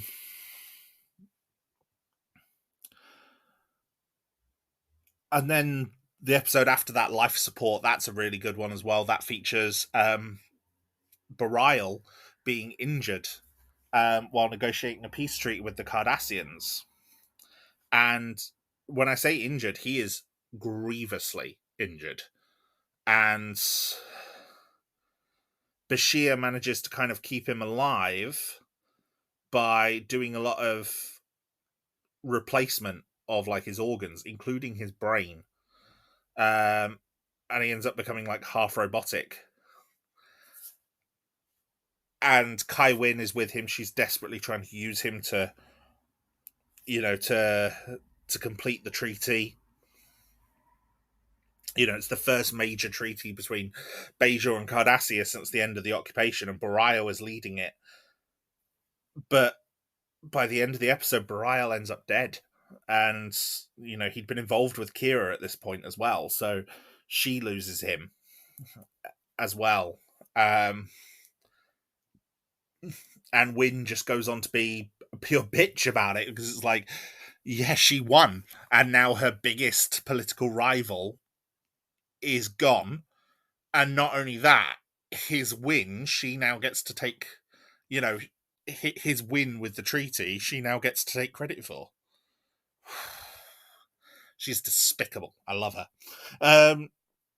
But yeah, episode 14 is the next one that really sort of continues the idea of the Dominion, because, and is also one of my favorite episodes for the B story as well, which I'll get to. Because basically Kira is injured, and when her life is in jeopardy, Odo kind of reveals his feelings to her. And he reveals that he wants to go back to his people. He really wants to be with them.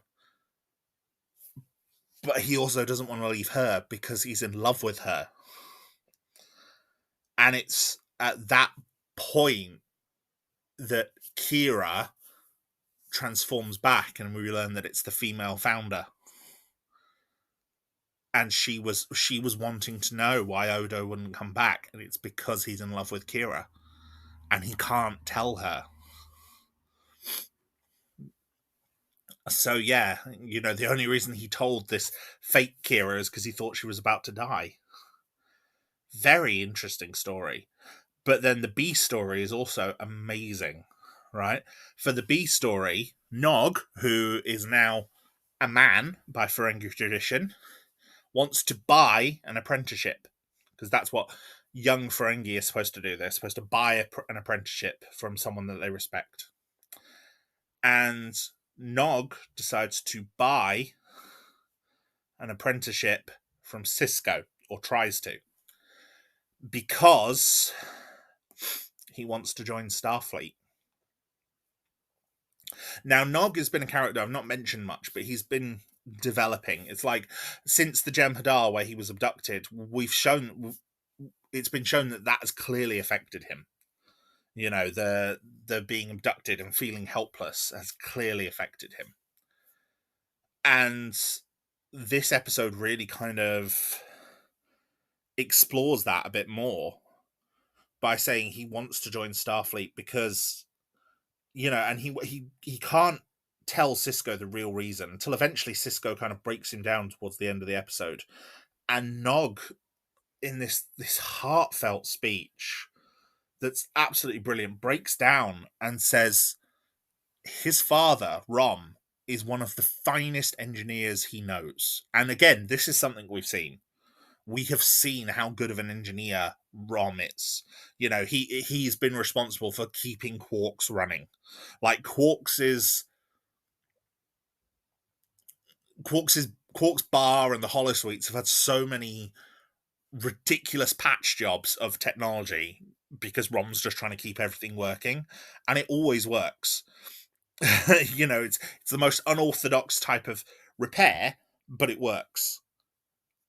And you know, Nog says Rom could be a chief engineer on a starship, but he's a Ferengi, and because he's a Ferengi, he has to be a good businessman because that's what Ferengi culture is. And he's not a good businessman. Rom is not a businessman.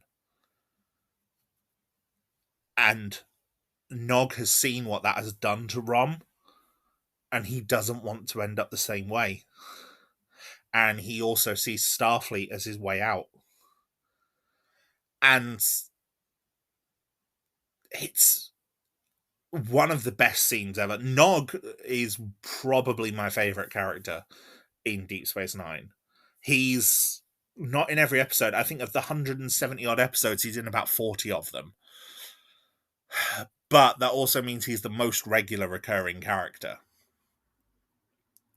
And as fascinating as someone like Garak is, for example, Nog's development is so good. So good. You know, and it all really sort of it doesn't start here, but this is the turning point where, you know, he joins Starfleet and he wants to be a better person, and it leads to such an incredible journey for the character. So yeah, there's some more interesting stuff in throughout the rest of the season. There's an O'Brien Must Suffer episode where he sees the future and sees Romulans destroy the station. There's an episode where Grand Nagus Zek, after trying to meet the prophets, has had his like entire personality rewritten by them. And so you know, he's created a whole new Ferengi rules of acquisition, which is far more fair to the customer. And Quark ends up pleading with the prophets to turn him back because he's gonna the prophets have basically broken their society by doing it. So yeah, that's quite a good one. There's another Mirror Universe episode where the mirror version of Miles, who's called Smiley, comes in and abducts Cisco to pretend to be himself to help lead their resistance. But the final run of episodes for this series is where it gets really good. For starters, there's a two-parter called Improbable Cause and The Die Is Cast, and these were actually shown when I first watched them on BBC Two together. They were a combined 90-minute episode. Oh, it was so good. Basically, Garak's shop gets bombed, so Odo starts investigating who's trying to kill Garak and why.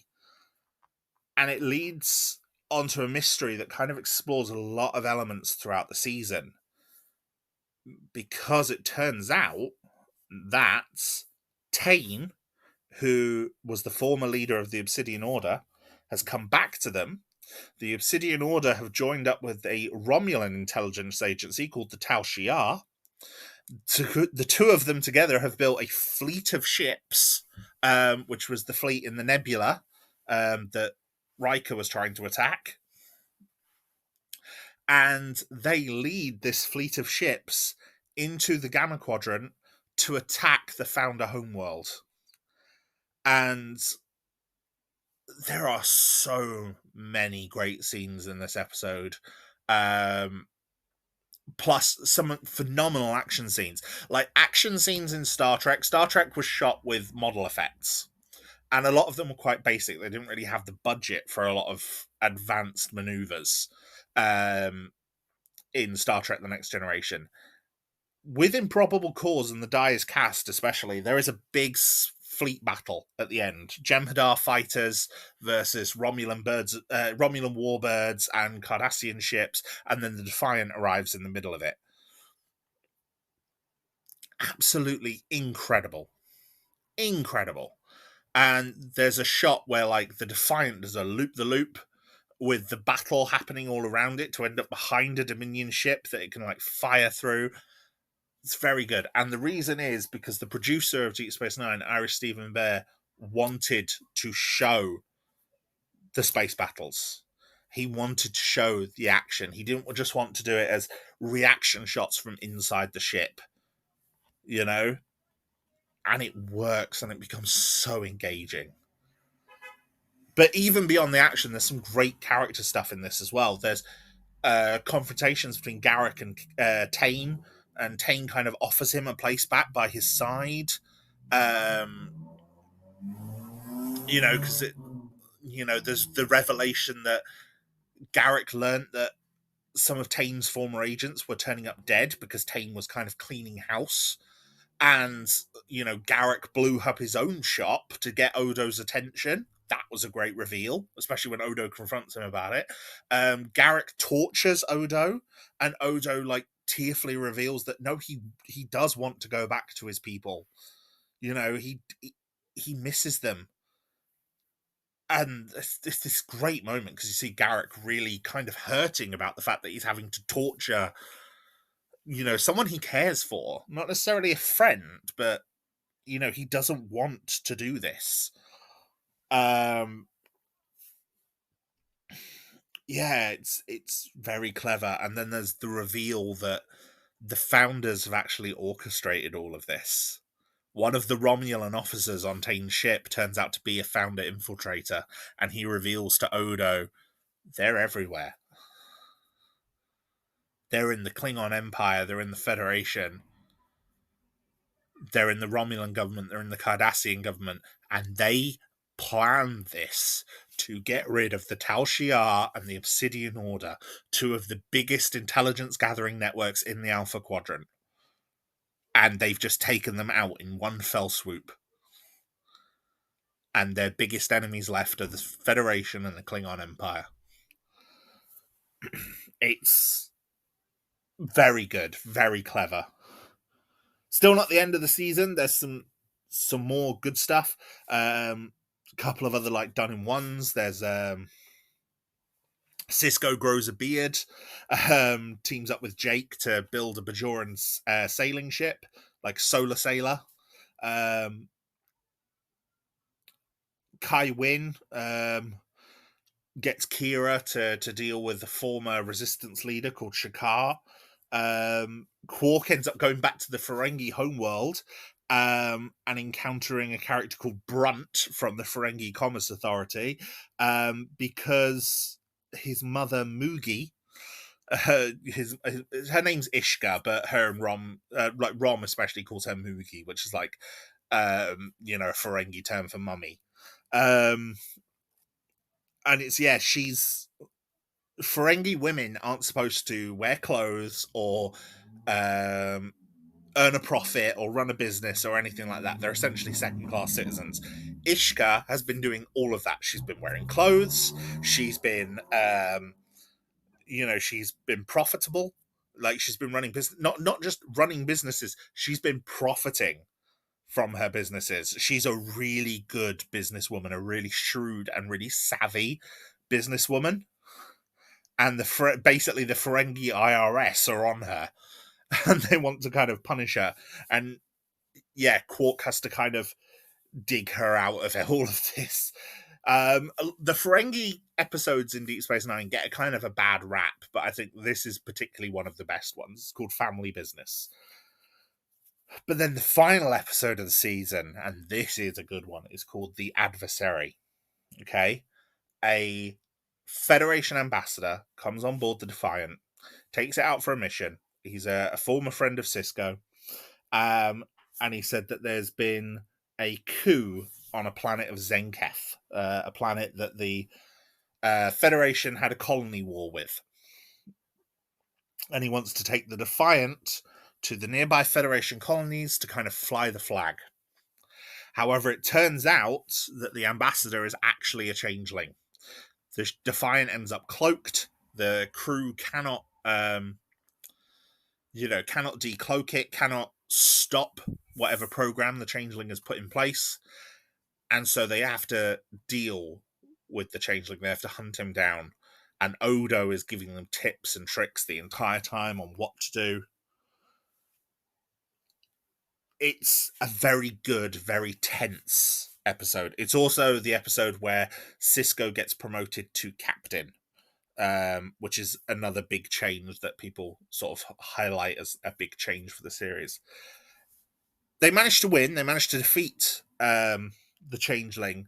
And when I say they, I mean Odo. Odo fights the changeling. And in the fight, the changeling ends up dead. And as he's laying dying, he whispers to Odo and says, "We're everywhere." And Odo tells the others this later on. And it's on that kind of somber cliffhanger that the series comes to an end, with the idea that, there may not even have been a coup on Zenketh. It might have all been planned by the changelings to bring the Federation to war, because if the Federation's at war with its enemies, it's not focusing on the Dominion. It's very good, very tense, and the Cold War is heating up. While Deep Space Nine, I think, is one of the better shows, it was not one of the most successful shows. Now, seasons 1 and 2 were airing alongside Star Trek Next Generation season 6 and 7. Now, Star Trek Next Generation had the primetime slot. Deep Space Nine had a weaker time slot. When the Next Generation ended with season 7, it was replaced with Star Trek Voyager, and season 3 of Deep Space Nine had aired alongside season 1 of Star Trek Voyager. Voyager took the Next Generation's primetime slot. And so for a lot of people, Voyager was considered the flagship Star Trek show, not Deep Space Nine. And the producers had the idea of trying to rectify this. And the way they had to rectify this was to shake up Deep Space Nine a bit.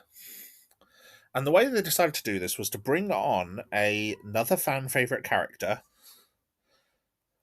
and that is the character of Worf from Star Trek The Next Generation, and bring him onto Deep Space Nine as a member of the crew. Now, Michael Dorn, who plays Worf, was quite happy with this, as he quite likes the character and was excited to explore new aspects of him. Now, to justify Worf being there, they also then began introducing and developing the Klingon Empire. And so Star Trek Season 4 is considered another perfect jumping on point, because it's essentially where the Klingons get introduced. And I believe it's also where Deep Space Nine gets a new title sequence as well. with a more bombastic opening sound. The original soundtrack was for the opening song was quite lonely. A single solitary brass section, whereas now it's a full orchestral piece, sort of indicating that the station is busier now. Now, the opening two-parter of season 4 it was originally a feature-length episode, so it was a 90-minute episode when it first premiered, and it's called The Way of the Warrior. Essentially, a large Klingon fleet arrives at Deep Space Nine, planning to expand the Klingon Empire to deal with the Cardassians, because it's revealed that off-screen between season 3 and season 4, the Cardassian military government has been replaced in a civilian uprising. Now, obviously, certain episodes had alluded to the fact that there was a growing civilian dissident movement on Cardassia over the past few years. And so this could quite possibly have been a natural event that was bound to happen. However, the Klingons feel that such a thing could only have happened with Dominion interference. And they believe that the civilian government on Cardassia are changelings. And so they want to invade Cardassia to deal with them. And they want the Federation, who are their allies, to come and help them. This introduces a Klingon character of General Martok and also brings in Chancellor Gowron. And, the Klingons are all around the station, and Sisko's desperately trying to deal with them and try to, sort of allay their fears. Meanwhile, the station and the crew have already been getting ready for a Dominion invasion, because obviously if the Jem'Hadar do come through the wormhole, Deep Space Nine is right there. They are the guardians at the door, the first port of call. And so Sisko decides that to deal with the Klingons, he needs a Klingon of his own. And he brings in Worf. The reason he's able to bring in Worf is because the Enterprise D has been destroyed off screen in the movie Star Trek Generations, which took place roughly equivalent to season 3. And Worf himself is now at a crossroads, deciding what to do. Should he stay in Starfleet? Should he leave? Should he seek a more spiritual Klingon path?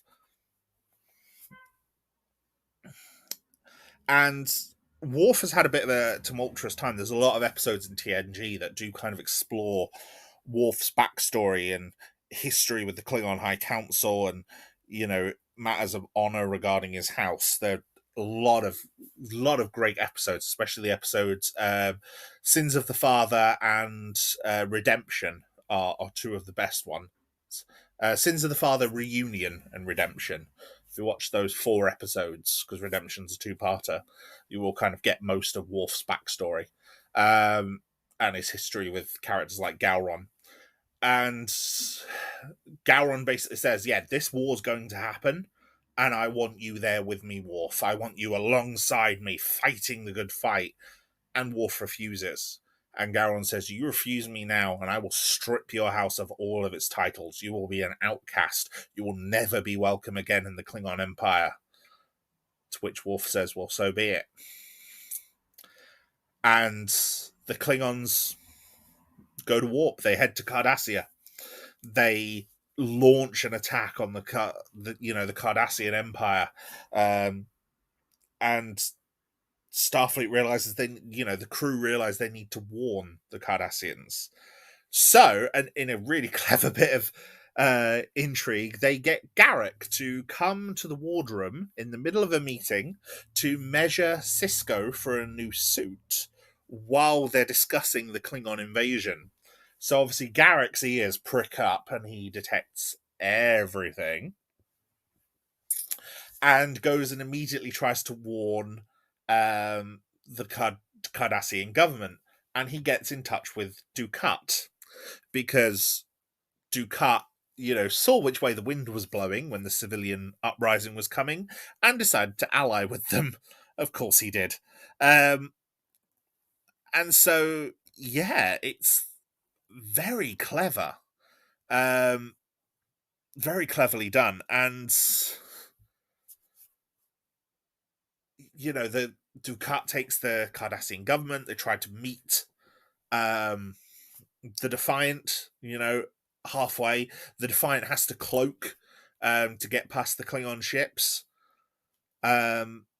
Worf is with them. They end up beaming the Cardassian government and Dukat on board.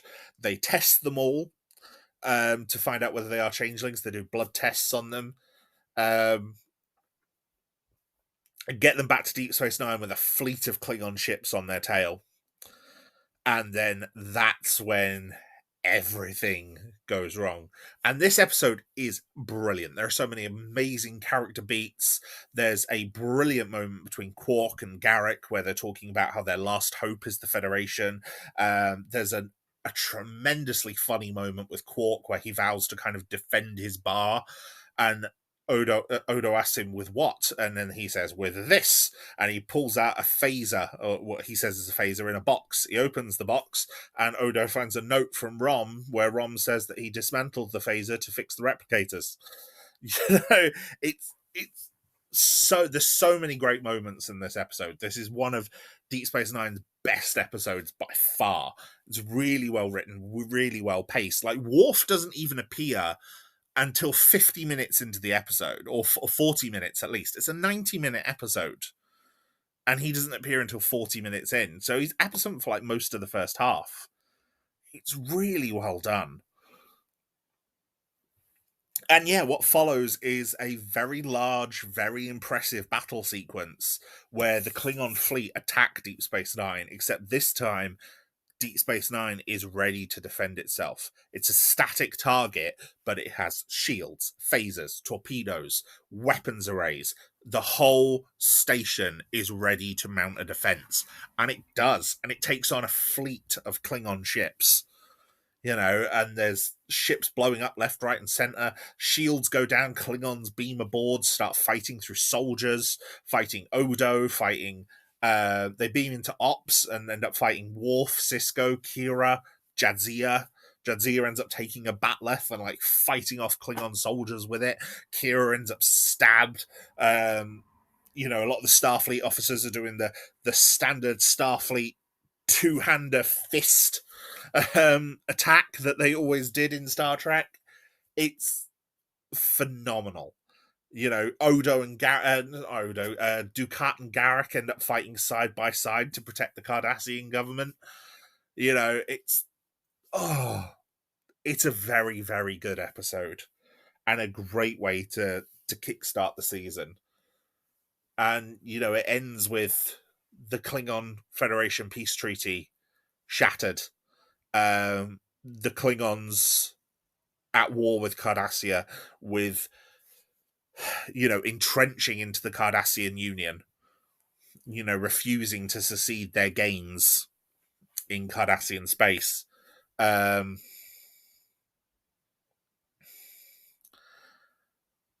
yeah, and Worf ends up as a member of the crew, obviously. And there's other great moments in this, Worf's been dating, not Worf, Sisko has been dating a character called Cassidy. Cassidy Yates. She's a civilian starship captain.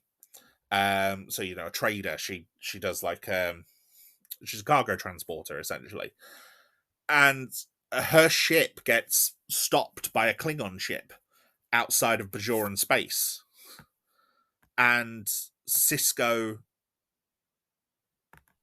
comes to save her.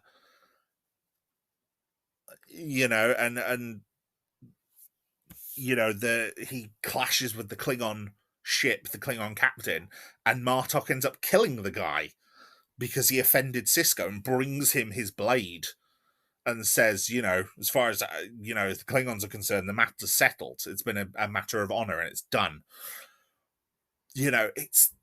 There's so much good stuff. And Cassidy as well was set up by Sisko, and Cassidy was set up by Jake, which I think is really sweet. That was towards the end of season 3. Some great moments between them. But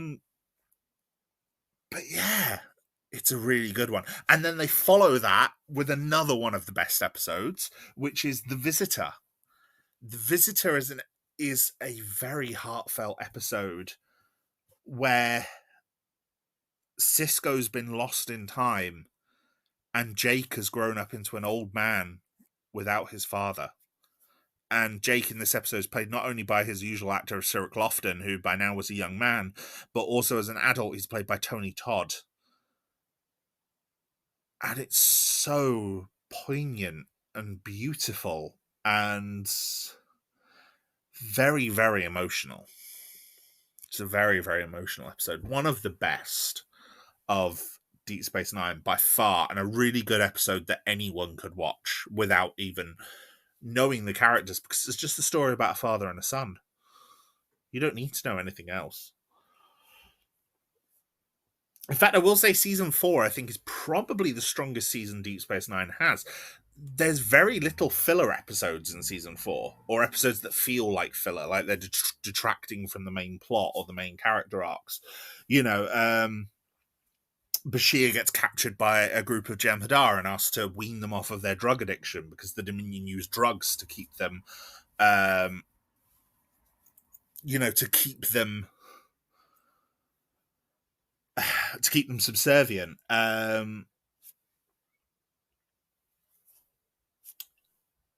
We learn that Dukat has an illegitimate child with a Bajoran slave woman, and he's learned that she might still be alive and takes Kira to help him rescue her. There's an episode called Rejoined where Jadzia meets one of the Dax symbiont's previous lovers in a new body. Like, obviously Dax is in a new body and she's Khan, and Khan is in a new body, and their body happens to be another young woman, similar to Dax themselves. But there is a law in Trill society that symbionts, joined Trill joined with symbionts shouldn't reconnect and rejoin with old partners. They should experience new lives and new connections. But the two of them fall for each other. And it's a really interesting episode. Really, really interesting. Nog ends up joining Starfleet Academy, and along the way, him, Quark, Rom, and Odo end up sort of trapped in 1947 Roswell, New Mexico. So it turns out the Roswell landing actually happened, and it was a group of Ferengi. Kor comes back and recruits Worf and Dax to help him find an ancient Klingon sword. There's an episode where Bashir is playing a spy program, like a James Bond style spy program, and Garrick walks in on him, and then due to transporter shenanigans, Sisko, Worf, O'Brien, Kira, and Dax end up trapped in it as well.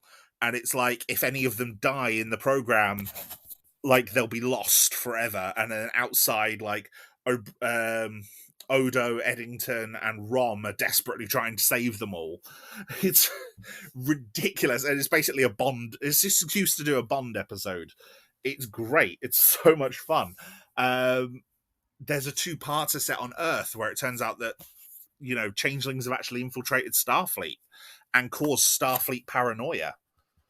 And there's a Starfleet admiral that's basically almost enacts a coup.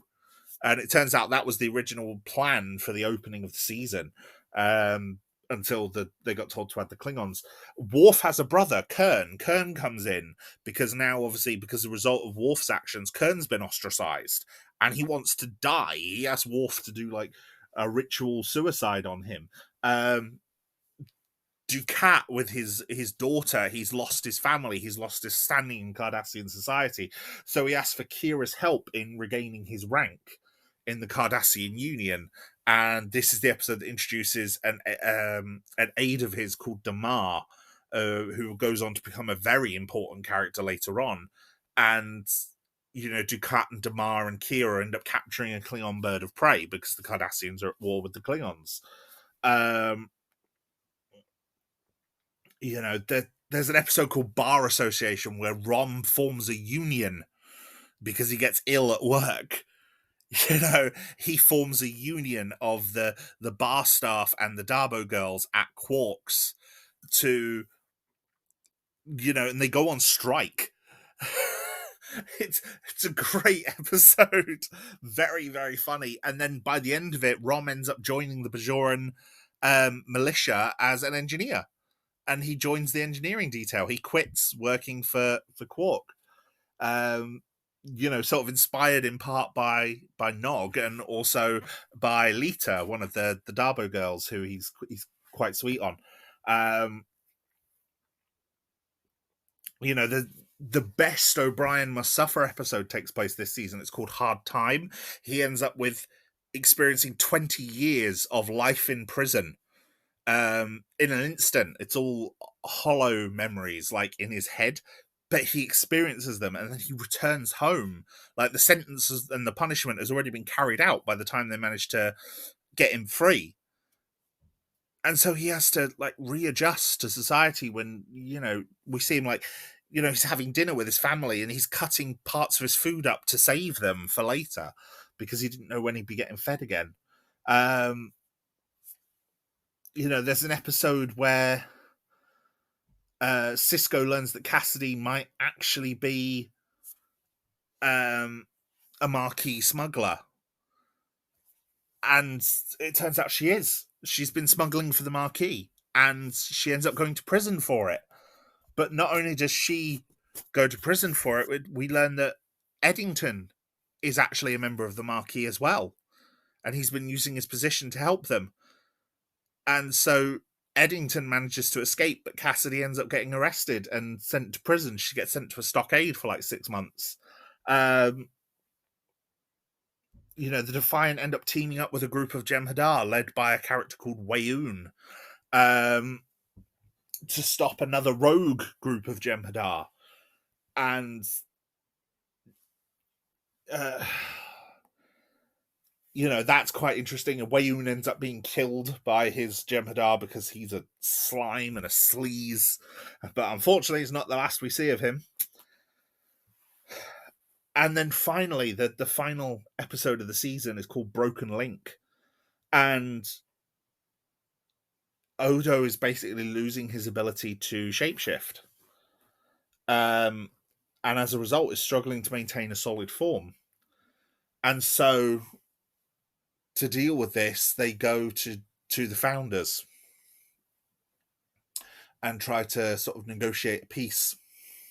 And while at the same time this is happening, the Cold War between the Klingon Empire and the Federation that's been building throughout this season, the Federation and the Klingon Empire, it's been growing in the background. And at this point, Gowron is making speeches and saying he's planning to, they're on the verge of war, basically. And Odo goes back to the Founders' homeworld. Turns out the Founders have been affecting him to bring him home because they want to punish him because of the fact he killed another changeling, something that no other changeling has ever done in their entire history. Because they have something called the Great Link, where they're all linked together, able to share thoughts, feelings, emotions. It's described as being a very spiritual, although also very, very intimate, like it's equated to sex quite a lot, way of existing. And so that's something that that Odo has found quite alluring about his people, is the idea of being in the link and being linked with his people. But yeah, because of that, there's been no murders in Changeling society before. Odo killing the ambassador in the anniversary was the first time it's ever happened. And so the Founders want to judge him. So they do. They bring him to back to their homeworld, to their new homeworld, to judge him. And they take him into the link. And, in the link, he pleads his case. And they punish him by making him a solid. They make him human. And they leave him with his face. Odo's face is because when he first took solid form, he tried to look Bajoran, and he's always struggled with faces. Like, Odo looks the way he does because he can't form a real face. And it's established that, like, the other founders copy his sort of makeup, his sort of facial appearance to identify with him when they take solid form. But they're far more capable of perfectly infiltrating. Like, they can make themselves look human, look Klingon, look Cardassian, look Romulan, etc. But they make Odo human, but they leave him with his face as a reminder of what he's lost.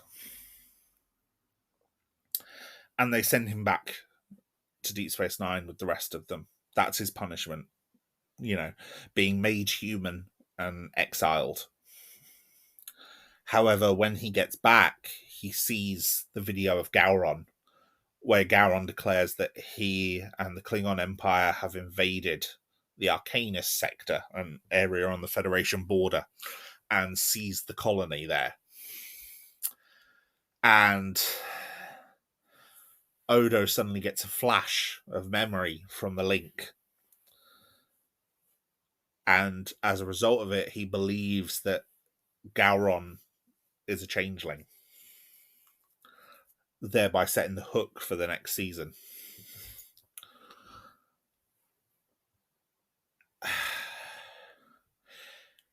It's really good. By this point, I think there are far more plot episodes related to the show. Like, if you were trying to watch the only essential episodes of Deep Space Nine, most of season 4 is on your list, I think, because there's a lot of good stuff here. And the inclusion of the Klingon Empire, the inclusion of the sort of the geopolitical stuff really sets the stage for things that will happen later on. It matters where the Klingon Empire is, where the Cardassian Union is, where the Romulan Empire is, what state they're all in. All of these races will be important. Everything that the Dominion is doing will be important. And it works really, really well. Like, Way of the Warrior is a fantastic start. Broken Link is a fantastic ending. But everything along the way is good as well. The worst episode this season is a Lawaxana Troy episode, or one of the Mirror Universe episodes where the mirror version of Jennifer, who's still alive in the Mirror Universe, she comes over and takes Jake there. And that forms like the third of like a loose trilogy of Mirror Universe episodes. There is 2 more Mirror Universe episodes, one in season 5 and one in season 7, but they're not as good. Those first 3, Crossover, Through the Looking Glass, and Shattered Mirror across seasons 2, 3, and 4, are the best. And again, Shattered Mirror's got a really good action scene. It turns out the Terran Resistance like stole the plans for Deep Space Nine when Smiley came over the last time. Not the plans for Deep Space Nine, the plans for the Defiant. And they've been building their own Defiant. And Jennifer basically wanted Cisco to come over because Cisco helped build the Defiant, so he knows how to fix it. Because basically every time they've powered it up, because it's a tiny little ship and it's really overpowered because it's a warship, every time they've powered it up, it's damn near shook itself apart. But yeah, this season is brilliant. There's so many great emotional moments. Like the ending of Hard Time, O'Brien recounts the true story of everything that happened in his, incarceration to Julian, to Bashir, and it's heartbreaking, or what Worf has to do to Kern to sort of keep him safe at the end of the Sons of Moog episode, or Dukat losing his family because of his connection to his daughter Zial.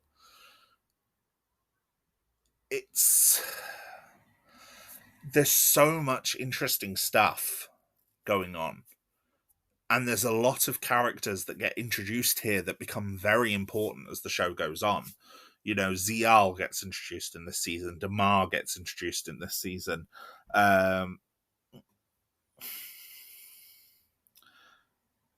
and then there's also other things, like there's an episode called Accession, where a Bajoran poet from like 300 years ago comes through the wormhole, um, claiming that he's the true emissary, and basically it turns out to be a test of faith for um, a test of faith for Cisco, to see whether he really wants the job of emissary, because up until now he's been a bit awkward about it, and him kind of saying to the prophets that no, he wants to be the emissary, or the scenes between him and Cassidy where he loses her and she goes to the stockade, or where Eddington gives his reasons for leaving Starfleet for the Marquis. There's just a lot of great episodes and a lot of great moments as well. Like there's the revelation that Keiko's expecting. And like I said, Keiko's taken the sidelines because the school ended up being shut down. So O'Brien got her on a botany retreat to Bajor. So she ended up going to Bajor for like a year. And she comes back, and the last time her and O'Brien met up, one of them forgot their pill, and now she's pregnant. Yeah, it's very clever, and especially because there's a shuttle, like a runabout accident, and she's in the runabout along with Julian and Kira. And to keep Keiko ends up injured, but to keep the baby alive, Bashir has to do, Starfleet magical medical science stuff to transfer the baby into Kira. Because this was all written around the fact that basically Nana Visitor was pregnant. So yeah, Kira ends up pregnant with Keiko's baby. She ends up becoming the surrogate for Keiko, while also in a relationship with Shakar, who's now one of the heads of the Bajoran government. Oh, it's a good season. And, the fact the producers told them to write in the Klingons and write all this stuff in, it could have been a mess. I think it's testament to how good the writing team on Deep Space Nine are that it wasn't, and that this is probably one of the most solid seasons in Star Trek ever. So, season 5 of Deep Space Nine. This is where the show really starts to graduate and evolve a lot of these ongoing plot lines. There was a bit of a change at the last, throughout season 4, because obviously adding the Klingons, and there were things like, the main plan with like the changelings on Earth ended up coming a lot later, and in the season than it did, and things like that. But this is where we really start to get the changes. So we start with obviously the cliffhanger from the last season, which is where Odo thinks that Gowron is a changeling. So Odo, Worf, Cisco, and O'Brien all go undercover to a graduation ceremony for Klingon warriors that Gowron is going to appear at, and the three Odo, Cisco, and O'Brien are disguised as Klingons, and obviously Worf is helping them. There's some great moments in this episode, like there's a Klingon warrior boasting about how he's just killed a Federation captain by like beaming onto their ship and killing him with a batleth, and it enrages Cisco. So Cisco like beats the crap out of this Klingon, but then of course has to cover for it by saying, and he just yells out, "Laugh all you want, but don't get between me and the blood wine," and he gets a resounding cheer from the other Klingons. It's very, very clever. But yeah, basically they're there. They've got a device that's going to try and revert the changeling back to normal form.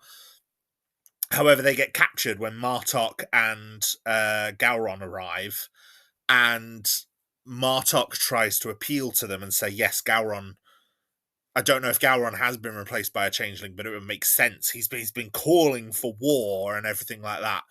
And so Martok kind of encourages Worf to go and challenge Gowron, which Worf does.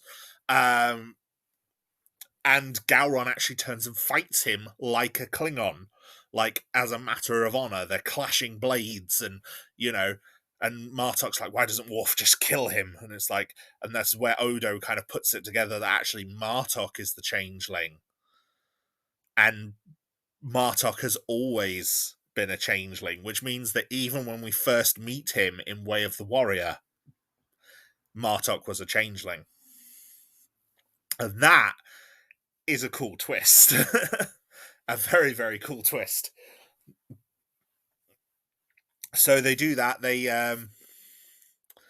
they reveal that Martok is the changeling. Martok, reveals himself by attacking Odo, but in doing so, a whole room full of Klingons just pull disruptors on him and vaporize him.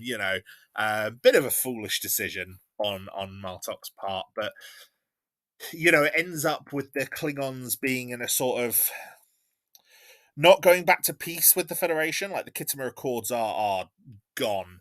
But yeah, there's the crew is given safe travel back. It's revealed that Odo was left with his face by the changelings as sort of a penance, and Bashir says, I can give you any face you want, and he's like, no, I'm going to keep this one for now. There's also the reveal that Dukat has captured a Klingon bird of prey. Like, they travel into Klingon space using Dukat's captured bird of prey. That's quite cool. But yeah, it's not quite a peace that they've got with the Klingon Empire now, but it's not quite open warfare anymore. Although there is a couple more episodes later on this season which will have more out and out warfare, like episode 4, which is Nor the Battle to the Strong, which sees Jake and Bashir sort of stuck on the front lines. It's very, very good Jake episode. Jake doesn't get a lot of good focus episodes, but that particular one is one of his best. And unlike The Visitor, where, Jake gets replaced, Cyril Lofton, who plays Jake, gets replaced by Tony Todd halfway through, this one is focused on Cyril Lofton the entire time, and he sees, like, the true horrors of war. Jake at this point is wanting to be a reporter and a writer.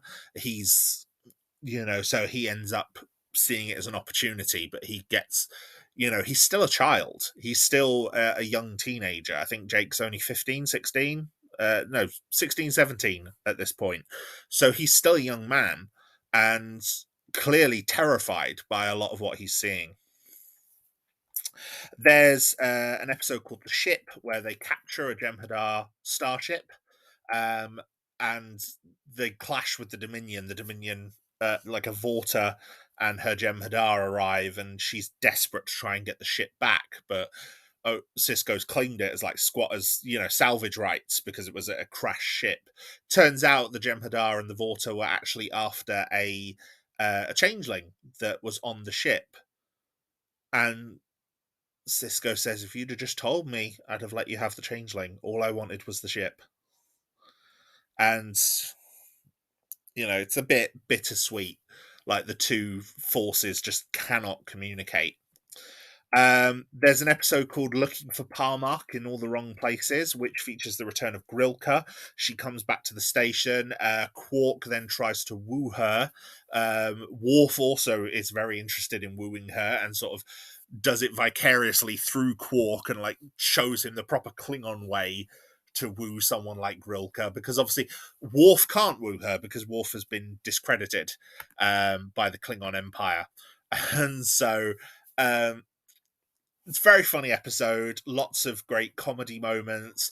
Ends up with Quark and Grilka hooking up and Jadzia and Worf hooking up, and all four of them ending up in sickbay due to various sexually related injuries. Apparently Klingons like the rough stuff. So yeah, that's quite funny. There's a very good episode that features Keiko quite a lot called The Assignment, where Keiko returns from Bajor and she's been possessed by a being called a Par-Wraith. Now, the Par-Wraiths are kind of like the demons to the prophets. So if the prophets are the gods, the Par-Wraiths are the demons, the devils. And she has been possessed by one, and she assigns O'Brien to do something, to like tinker with stuff on the station. And O'Brien tries doing it all himself and then gets overwhelmed. And meanwhile, this Par-Wraith that's possessing Keiko, looks like Keiko outwardly, but is very obviously communicating the true malice and intentions behind her. Like, she hurts Molly while brushing her hair, and just to try and sort of twist the knife into O'Brien a bit more. It just saying, look how vulnerable you and your family are with all this. And so O'Brien ends up getting Rom to help him. Rom at this point is obviously working for the Bajoran militia as an engineer. Rom helps him, but Rom actually realizes that what they're doing is turning Deep Space Nine into basically a deflector dish that could disrupt the wormhole. And he's like, why are we trying to kill the wormhole aliens? And that's when O'Brien realizes exactly what's going on and kind of looks at the story of the Par-Wraiths and everything like that. And, obviously eventually defeats the Par-Wraith holding Keiko. And Rom ends up getting arrested for it, and everything is just like refusing to talk. It's a great little episode. It's a nice one for Rom. It shows the just how loyal Rom is and how eager he is to please the chief. And like I said, it's a great one for Keiko because Rosalind Chow probably gets more to do in this episode than she's had to do in any of her other appearances. She gave birth to Molly in Disaster in Next Generation. So, yeah, great little episode.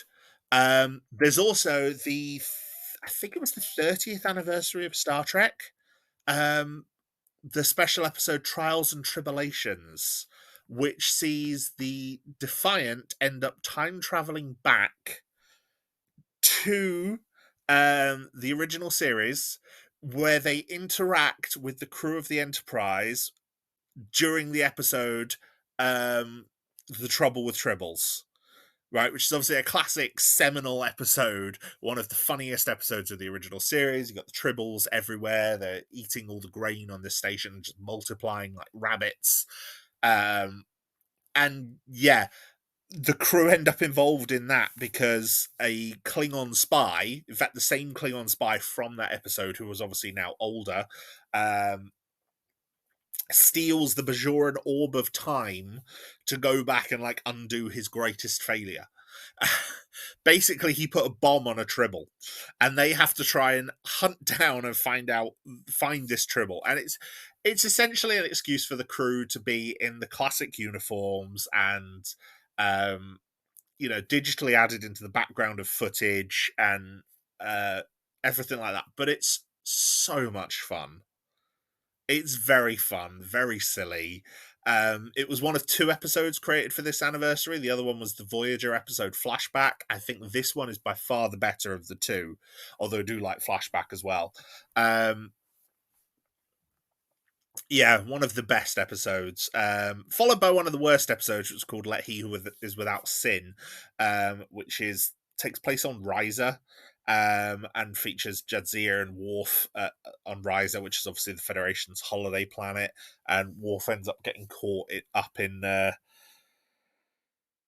some sort of planetary rebellion thing. It's a bit silly. There's also Things Past, which is a very, very good episode for Odo. The crew end up sort of time traveled back to the time of the occupation, and it's Garak, Jadzia, Cisco, and Bashir, I think. Actually, it might not be Bashir. Definitely Cisco, Dax, and Garak. And they believe they are, well, to everyone else, they present as four Bajorans with Odo. And Odo recognizes their names, and it turns out it's because these Bajorans were killed for a crime that he thought they committed, and then later learned they didn't. And it turns out he was the one that ordered their execution, and he feels guilty about it.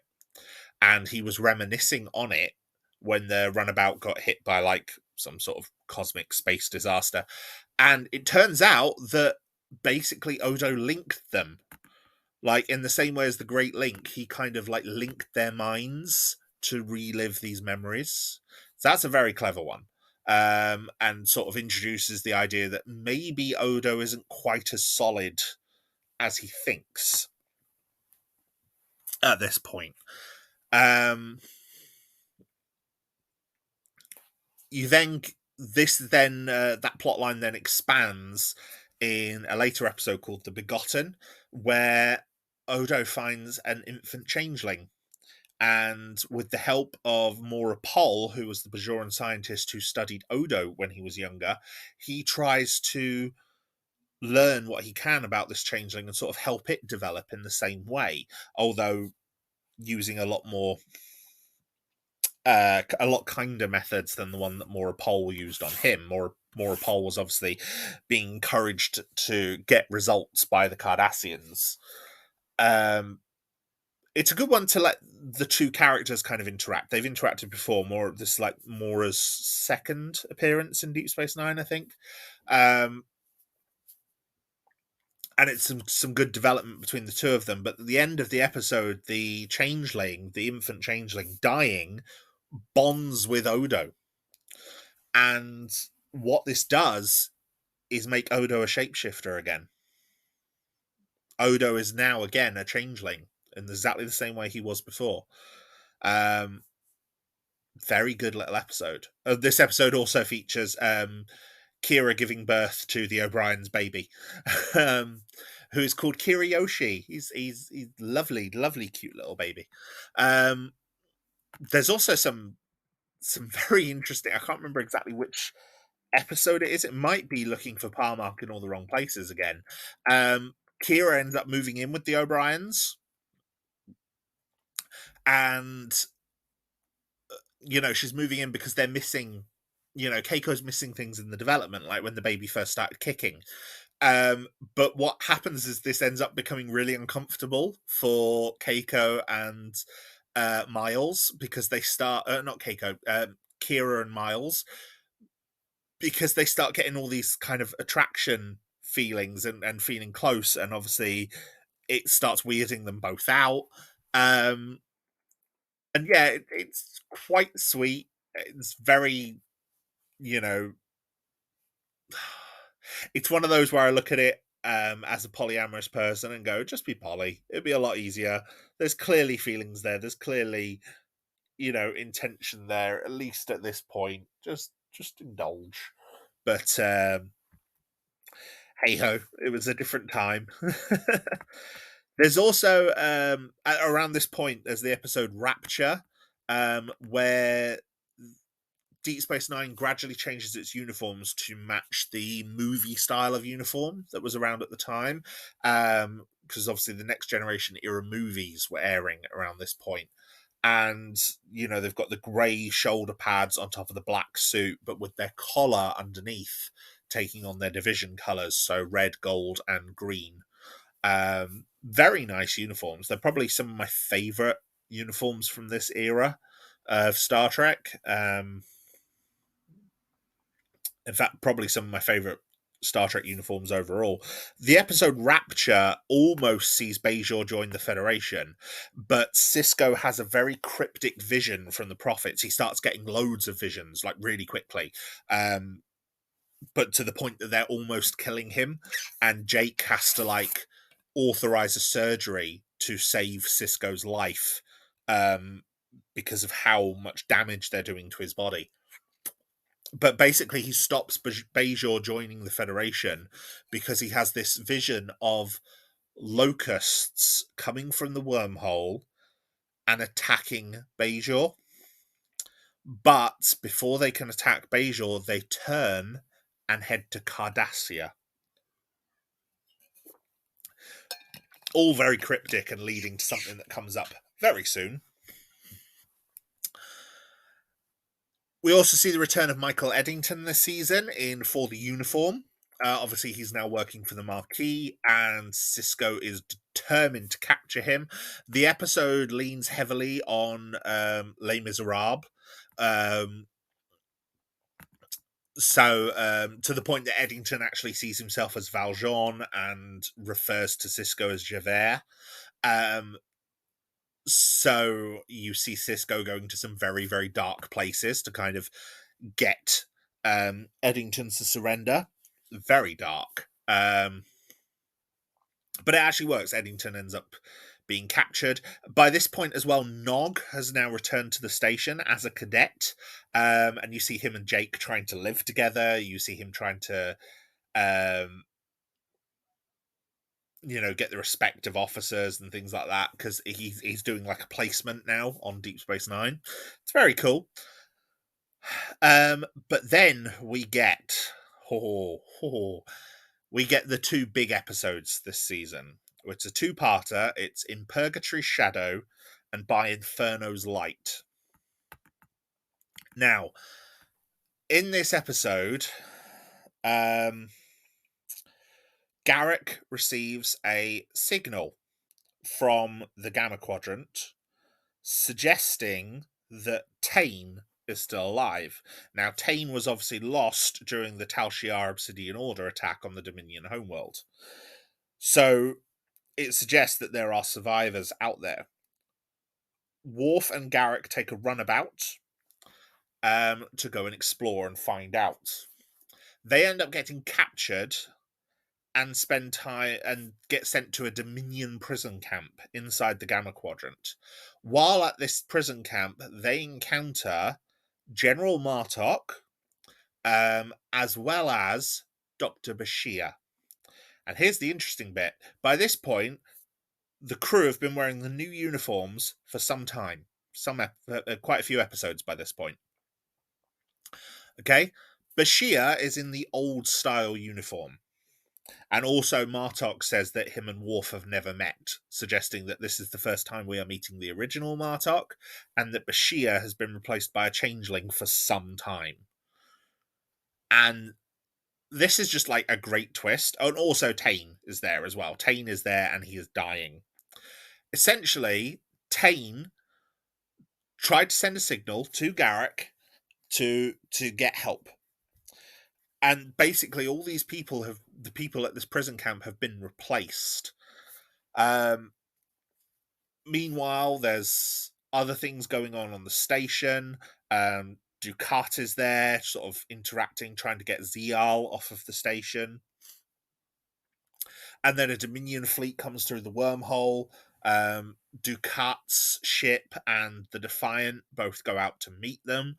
And Dukat, having been unsuccessful in trying to convince Zial to leave the station, turns and joins the Dominion fleet. And they head to Cardassia. Cardassia, under Gul Dukat, has declared itself an ally of the Dominion. It has sworn its fealty to the Dominion. The Dominion now have a foothold in the Alpha Quadrant with the Cardassian Empire. And obviously this prompts the Klingons to reactivate the Khitomer Accords with the Federation, much to Gowron's ire. But, Gowron and his fleet turn up at Deep Space Nine, along with some Starfleet admirals. Sisko kind of helping to link them all. A Romulan fleet turn up as well. Meanwhile, the changeling impersonating Bashir is building a bomb to try and destroy the Bajoran sun and take out like a large chunk of this fleet all at once. And essentially leave the wormhole completely unguarded, because it would take out Deep Space Nine as well as Bajor. Meanwhile, on the prison colony, Garak, while dealing with his own claustrophobia, tries to continue work on. Yeah, he tries to continue work on the signal as Tane dies, to try and link to the runabout to beam them all away. Worf, meanwhile, gets tasked with fighting Jem'Hadar after Jem'Hadar after Jem'Hadar, with Martok kind of coaching him. Martok is missing an eye as well, and he reveals that the Jem'Hadar first on this station actually took it from him. Basically, Martok is old, and he's been used for the Jem'Hadar training. Now Worf is there, and is a much younger Klingon than he. Worf is the one being used. It's very grim, but does a lot to show just how badass Worf is and how amazing Martok is. Martok is probably one of my favorite Klingons in Star Trek ever. I think he's so quintessentially Klingon. He's just a warrior. He, but the whole idea of the warrior, the honorable Klingon, I think is Martok personifies that quite well. Obviously, they managed to succeed. They managed to get the runabout. They managed to send a signal to Deep Space Nine. Deep Space Nine learns the truth about Bashir. The Defiant goes and destroys the runabout before it can destroy the Bajoran sun. And they save the day. And obviously, they all learn everything that was going to happen. Gowron appoints Martok to Deep Space Nine as a permanent Klingon presence on the station, which I think is great as well, because it means we get to see more of this character. And this is only sort of around episode 14 and 15, so there's still quite a bit of the series left. There's 26 episodes in this season. And there's some interesting moments, like we get there's an episode called Ties of Blood and Water, where Ties of Blood and Water sees Tekeni Gamor, the Cardassian officer that they made Kira think was his daughter, to try and rumble him because he had links to the civilian movement. He starts dying, and he comes to reveal his secrets to Kira because he still doesn't know where his actual daughter is. So he has to reveal his secrets to someone. Like, this is like a Cardassian tradition. And Wayoon and Dukat turn up to try and prevent it from happening because Wayoon is still alive. Turns out the Volta are cloned. And so Wayoon now becomes the main Volta operative. Quark's cousin offers him a job as a weapons dealer because, as a result of an episode in the previous season called Body Parts, Quark lost his business license because he tangled with Brunt and lost his business license. And so he, is desperate for money and is kind of, to get back in with Ferengi society. His cousin kind of offers him a job. There's Ferengi love songs where it's revealed that the Grand Nagus Zek has fallen for Mugi, which is, one of the best Ferengi episodes. Very, very funny one. There's an episode called Soldiers of the Empire where Martok gets his own ship and basically runs a mission on this ship called the Rataran, with Worf as his first officer and Dax with him as well. There's Blaze of Glory, which features obviously the Dominion, now they've joined with the Cardassians, are exterminating the Maquis. So Sisko and Eddington go behind the lines to try and save some of the last Maquis members. And obviously this leads to Eddington's glorious death against the Dominion. He gets to go out like a hero. It's quite cool. But then the season comes to a close with the episodes In the Cards and Call to Arms. In the Cards, while there's a quite satisfying A plot involving Jake just trying to do something nice for his father, there's a B plot where Bajor ends up negotiating a non-aggression pact with the Dominion, and this is done on the advisement of Sisko. because in Call to Arms, everything comes to a head, and to try and prevent more Dominion reinforcements coming to Cardassia, the Federation decides to mine the wormhole. They mine the entrance to the wormhole. They lay a self-replicating, cloaked minefield, helped designed by Rom. So Rom helps to design them, while at the same time he's dealing with Lita trying to move in. So he's like coming up with ideas while also crying about the fact that Lita's going to take up all of his closet space. Very funny. Because yeah, Rom and Lita, the Darbo girl, have gotten involved. It's lovely. And yeah, it's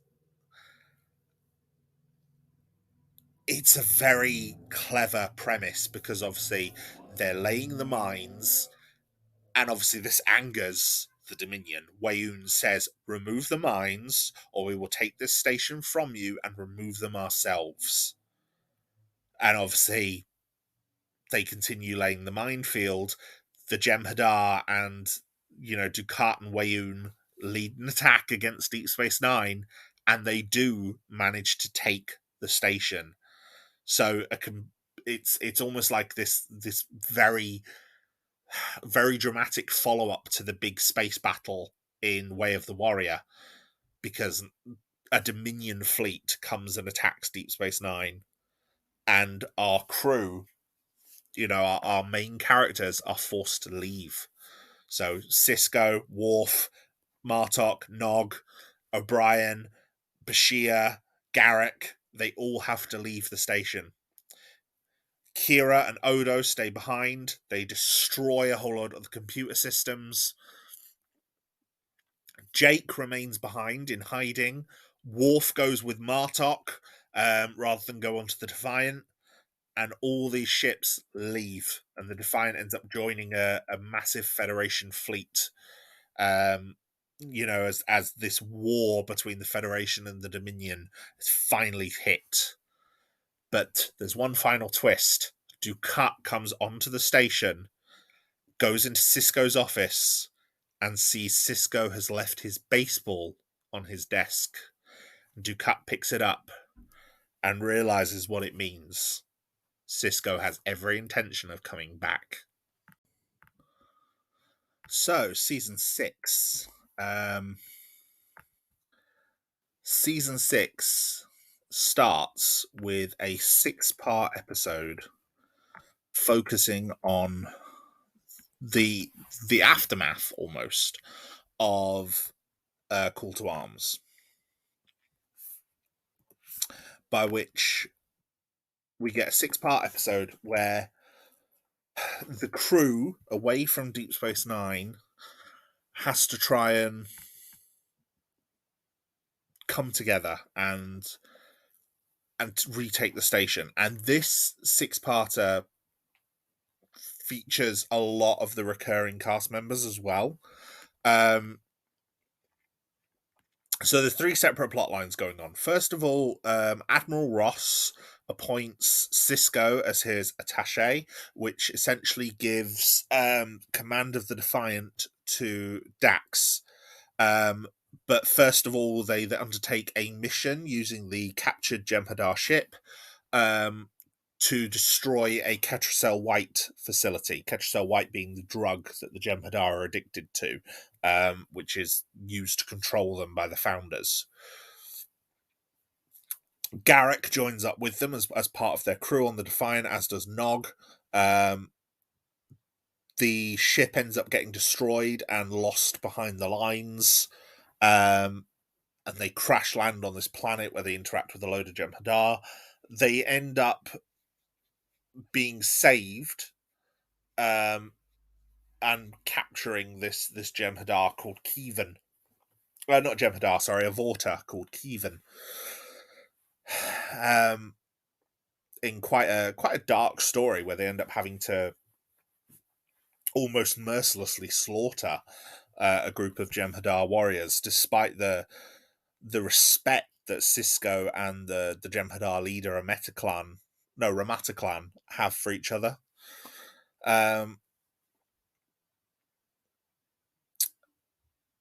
But yeah, following that, we then have, like I said, scenes with Jadzia leading the crew on the Defiant, taking the role of captain despite not getting the rank.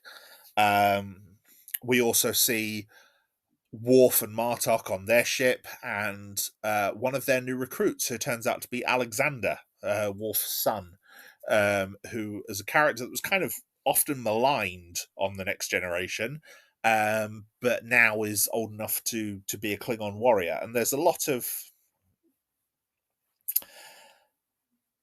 there's a lot of ups and downs in their story. You know, Worf is a bit of a deadbeat dad when it comes to Alexander.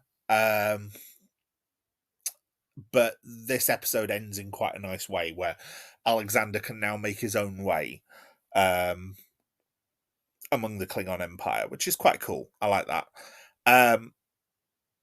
But yeah, there's a two-parter that ends this as part of a six-parter arc called Favor the Bold and Sacrifice of Angels, where a fleet of 600 Starfleet ships tries to break through the Dominion lines to recapture Deep Space Nine. Because on Deep Space Nine, Dukat, Weyoun, Damar, and the female founder are in the process of trying to dismantle the minefield. But should bear in mind that the first part of the six-parter, Time to Stand, picks up 6 months after. We're 6 months into the war, and the Federation has been losing on every front. Like, the last shot of A Call to Arms is the Defiant and the Rataran joining up with this large fleet and, you know, sort of heading further into space. The opening shot of A Time to Stand is this battered, half-destroyed fleet, you know, battle-damaged, limping home. And, yeah, it's not good. The war has not been going well for the Federation. And, like, Bashir at this point has been revealed to be genetically modified, and so is using his intelligence because he doesn't need to hide it anymore. So people are asking him, you know, what's their rate of survival? And he's like, not good. you know. But yeah, meanwhile on the station, Kira has been going on with her day-to-day business until a Vedic publicly commits suicide. And the death of this Vedic kind of prompts her to take a more active stand against the Dominion, because she's looking at herself in the mirror and struggling to sort of stand herself. You know, she's getting her drink handed to her in the morning by a Cardassian officer and things like that. And she's realizing she's become something she's despised. So her, Odo, Quark, Rom, Lita, and Zial, who is also back on the station at this point, she's been bought back by Dukat. You know, they work together. And they work together as a resistance to try and undermine... Oh, and Jake as well, because Jake's with them. To try and undermine the Dominion efforts. But in doing so... Odo finds himself being manipulated by the female founder. So there's that aspect of it.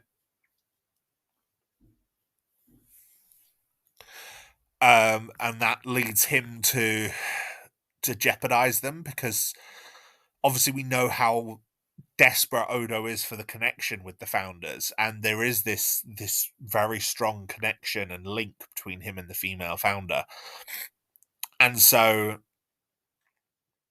it clouds his judgment and renders him quite poor in some respects. So yeah, there's that whole aspect going on. There's also then they try and sabotage the Dominion efforts to disable the mines, and they end up getting caught, and then Damar plans to execute them. and everything just kind of goes wrong. And then in Sacrifice of Angels, everything comes to a head. The Federation and the Dominion fleets clash in this huge battle. The Klingons come to help at the last minute, and only one ship makes it through the lines, the Defiant.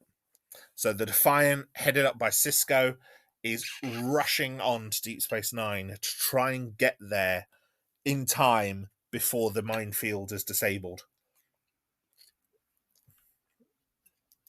They make it just as the minefield has been disabled, and the wormhole opens up with the Dominion fleet en route. Sisko orders the Defiant straight into the wormhole, and while in there, he pleads with the wormhole aliens, with the prophets, and asks them to intervene. Because if they don't intervene, they claim to be of Bajor, and if they don't intervene, Bajor will be destroyed. Right? And it works, and they remove the fleet from the wormhole, a fleet of like 1,400 Jem'Hadar ships. And they just like remove them from the wormhole. They're gone. The Defiant comes out through the wormhole, and nothing else follows them. Wayun panics, the founder panics, the Jem'Hadar flee. The Dominion forces flee. Damar goes with them. Damar tries to plead with Dukat to come with him. Dukat kind of has like a whole blue screen of death moment, being like, undone at the point of triumph. He tries to plead with Ziyal to come with him. Ziyal reveals that she helped the resistance get out of prison, and that she's betrayed her father. This leads Damar to kill her, and she dies in Dukat's arms. And of course, that just makes Dukat's mental state even worse, and he just collapses and is then captured by the Starfleet crew when they take the station. And the Dominion beat a retreat to Cardassian space, and Deep Space Nine, once again, belongs to the Federation. And they celebrate with the next episode, which is You Are Cordially Invited, which sees Dax and Worf finally get married, which is a great little episode and a great way to sort of serve as an epilogue to quite a high drama introduction to the series. Very good. Very, very good. As Series 6 goes on, it starts to unleash some of the best episodes of Deep Space Nine. And it does take some time, but there's a lot of interesting ideas that come about. For starters, there's an episode where 4 other genetically enhanced people from the Federation sort of come onto Deep Space Nine to work with Bashir, and their genetic manipulations have left them almost brain damaged in some respects. One of them's very hyperactive, one of them is hypersexual, one of them is kind of completely comatose, one of them is childlike, but they are all ridiculously intelligent. And Bashir is able to sort of use them to sort of analyze war data, and they sort of help him realize that actually the Federation might lose this war unless things change. There's an episode called The Magnificent Ferengi where Mugi ends up captured, and so Zek tasks Quark and Rom and all the rest of them with getting her back. So you end up with 7, Quark, Rom, Nog, Quark's cousin Gayla, Brunt, and a couple of others, and they basically do a Magnificent 7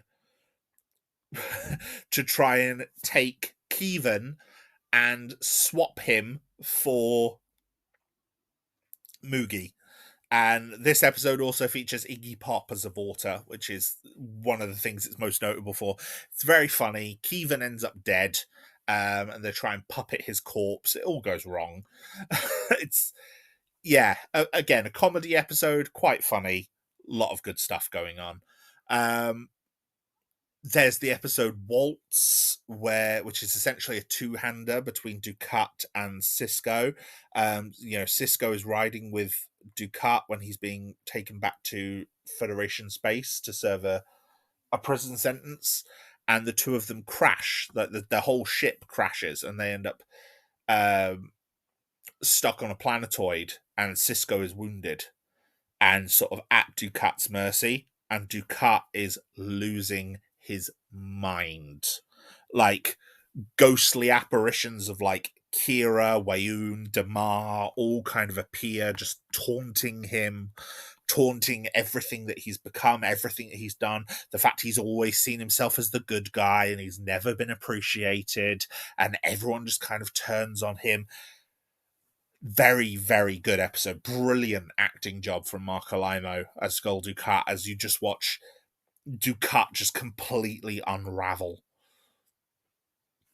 Dukat's been one of those characters that people have looked at him and seen like heroic qualities in certain episodes, and there's definitely some episodes like the Marquis or Defiant which sort of ally him more with our heroes, or civil defense as well, where he's on the side of our heroes, but it's always kind of done as sort of circumstance. He's not a hero. He's the person who used to run the occupation. He's a Nazi figure.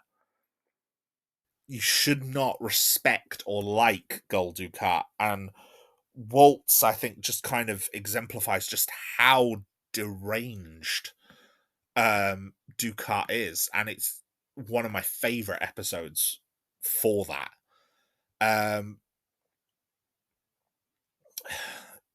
There's an episode called Inquisition, which introduces the idea of Section 31, which is a sort of secretive element inside Starfleet, essentially a rogue element that is trying to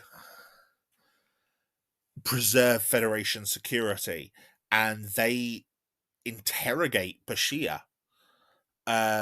because of obviously everything that he's gone through, the fact he's been revealed as genetically modified, how he worked with the other genetically modified group, and how they almost caused the Federation to surrender, how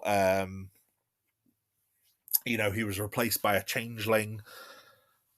And yeah, Section 31, the operative that leads them, Sloan, he's kind of made it quite clear that he kind of considers Bashir recruited. Very, very interesting concept of an episode. There's an episode called The Reckoning, where a Par-Wraith takes control of, I think there's a Par-Wraith and a Prophet released by this ancient Bajoran tablet.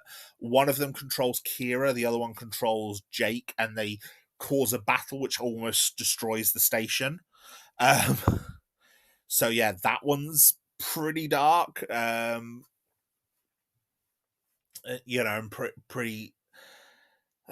pretty important, because it kind of suggests that there is this big fight coming between the Par-Wraiths and the Prophets, as well as everything that's going on. Like, the actual war between the Federation and the Dominion isn't everything that's happening in the galaxy right now. Isn't the everything that's happening around Bajor right now. There's more important stuff going on. And, it's the second big exploration of the Par-Wraiths, and it's gonna go on. We're gonna see more of them. There's a couple of episodes like Honor Among Thieves, which sees O'Brien infiltrating the Orion Syndicate. It's essentially goes undercover as in a crime syndicate. There's an episode where Nog and Jake end up on a ship behind the lines, which has basically been crewed by cadets because their officers ended up getting killed. There's also a very poorly aged episode called Prophet and Lace, where Quark has to have enough surgery to pose as a Ferengi female, to sort of prove that Ferengi females can be good at business. not a particularly great episode. I, I get the concept that they were going for, but I don't think it works as a particularly great episode. There's an episode called One Little Ship where a runabout ends up getting shrunk and flies around the interior of the Defiant as the Defiant is captured by Jem'Hadar. So yeah, there's some episodes here that are not great. However,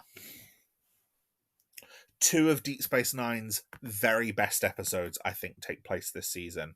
And these episodes I quite often see in the top of a lot of people's favorite Star Trek episode ever lists. And in fact, if people are say people aren't particularly Deep Space Nine fans, I think most people would agree that these two episodes especially are worth talking about. The first one, episode 13 of the season, is Far Beyond the Stars. Far Beyond the Stars sees Sisko finding himself experiencing the life of Benny Russell. Benny Russell is a black science fiction writer working in the 50s. So he's a black 1950s science fiction writer. 1950s, 1960s science fiction writer. And Benny Russell comes up with the idea of Deep Space Nine, a space station out in the stars commanded by a black man. And obviously, this is, very clearly a reference to everything that is going on in the era of America in which he finds himself, And throughout this episode, we see every other character taking on, all the other main actors taking on a new role. So he works with the counterparts for Kira, O'Brien, Quark, Jadzia, Bashir. Their sketch artist is the counterpart of Martok. There's two police officers who are the counterparts of Dukat and Wayoon, who, sort of run the beat in, the black neighborhood in which he finds himself. There is a local pastor who is the counterpart of his father, Joseph, who we've met a few times, played by Brock Peters. There is a young boy who is played by the counterpart of Jake. No relation to Benny, but he is a young black boy that Benny is quite close to. There's one of his friends who works in a cafe who's the equivalent of Cassidy. There is a baseball star who comes into the cafe who is the equivalent of Michael Dorn, Worf. And, Benny interacts with all of them. Jake's counterpart, ends up being killed in a bit of racially motivated police violence, which leads to Benny being beaten as well. And,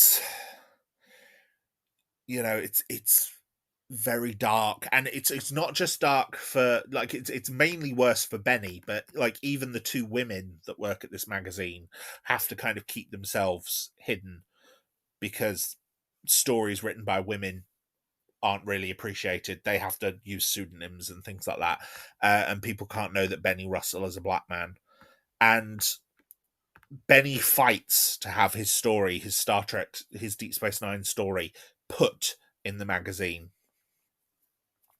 And he comes back to the office towards the final scenes of the episode after his police beating, and he's very badly wounded, and he's expecting to see, that his story's been published, only to find out that the editor had the entire run pulped, and Benny proceeds to break down in one of the most poignant scenes that I think Star Trek has ever put to film, of this black man saying that things can be better, and that this future that he sees is real. And it's incredible. Powerhouse episode. absolute brilliant performance from Avery Brooks, who also directed the episode as well. Like by this point, a lot of the actors were directing episodes, and this was one that when the script came up, they knew they wanted Avery to direct it. They wanted Avery Brooks to direct it, even though he wasn't the scheduled director, because directors were kind of drawn lots. They didn't necessarily get to choose what episodes they directed. But in this one, Ira Stephen Bear, the showrunner, said no, he has to direct this episode. And I think it was a great choice. And like I said, it's one of the best Deep Space Nine episodes ever put to film, one of the best Star Trek episodes ever put to film. It's absolutely amazing. The second powerhouse episode this season is In the Pale Moonlight, which is episode 19. In the Pale Moonlight begins with Sisko doing a captain's log after the events of what's happened. And he's clearly been shaken by whatever's taken place. We gradually learn that Sisko, with the help of Garak, conspired to bring the Romulans into the war on the side of the Federation and Klingons, because the Federation and the Klingons aren't necessarily losing, but they are having significant casualties, and it's getting to the point where it is bad for morale. He says there's not a single day where someone doesn't know someone on those casualty lists that he keeps publishing every week. And it's getting to him. And he brings in Garak to try and help him bring the Romulans into the war. And Garak does it by manipulating so much, because it's Garak. And he manipulates to bring a Romulan senator onto the station to present him with a faked recording of Weyoun and Damar discussing attacking the Romulans once the Federation and the Klingons have been defeated. Because the Romulans have a non-aggression pact with the Dominion in the same way that Bajor does. But it turns out that the Romulan senator has found that the evidence presented to him is fake, and as he heads back to Romulus, Sisko is thinking, oh, well, that's it, the plan's undone, only to learn that his shuttle has been destroyed.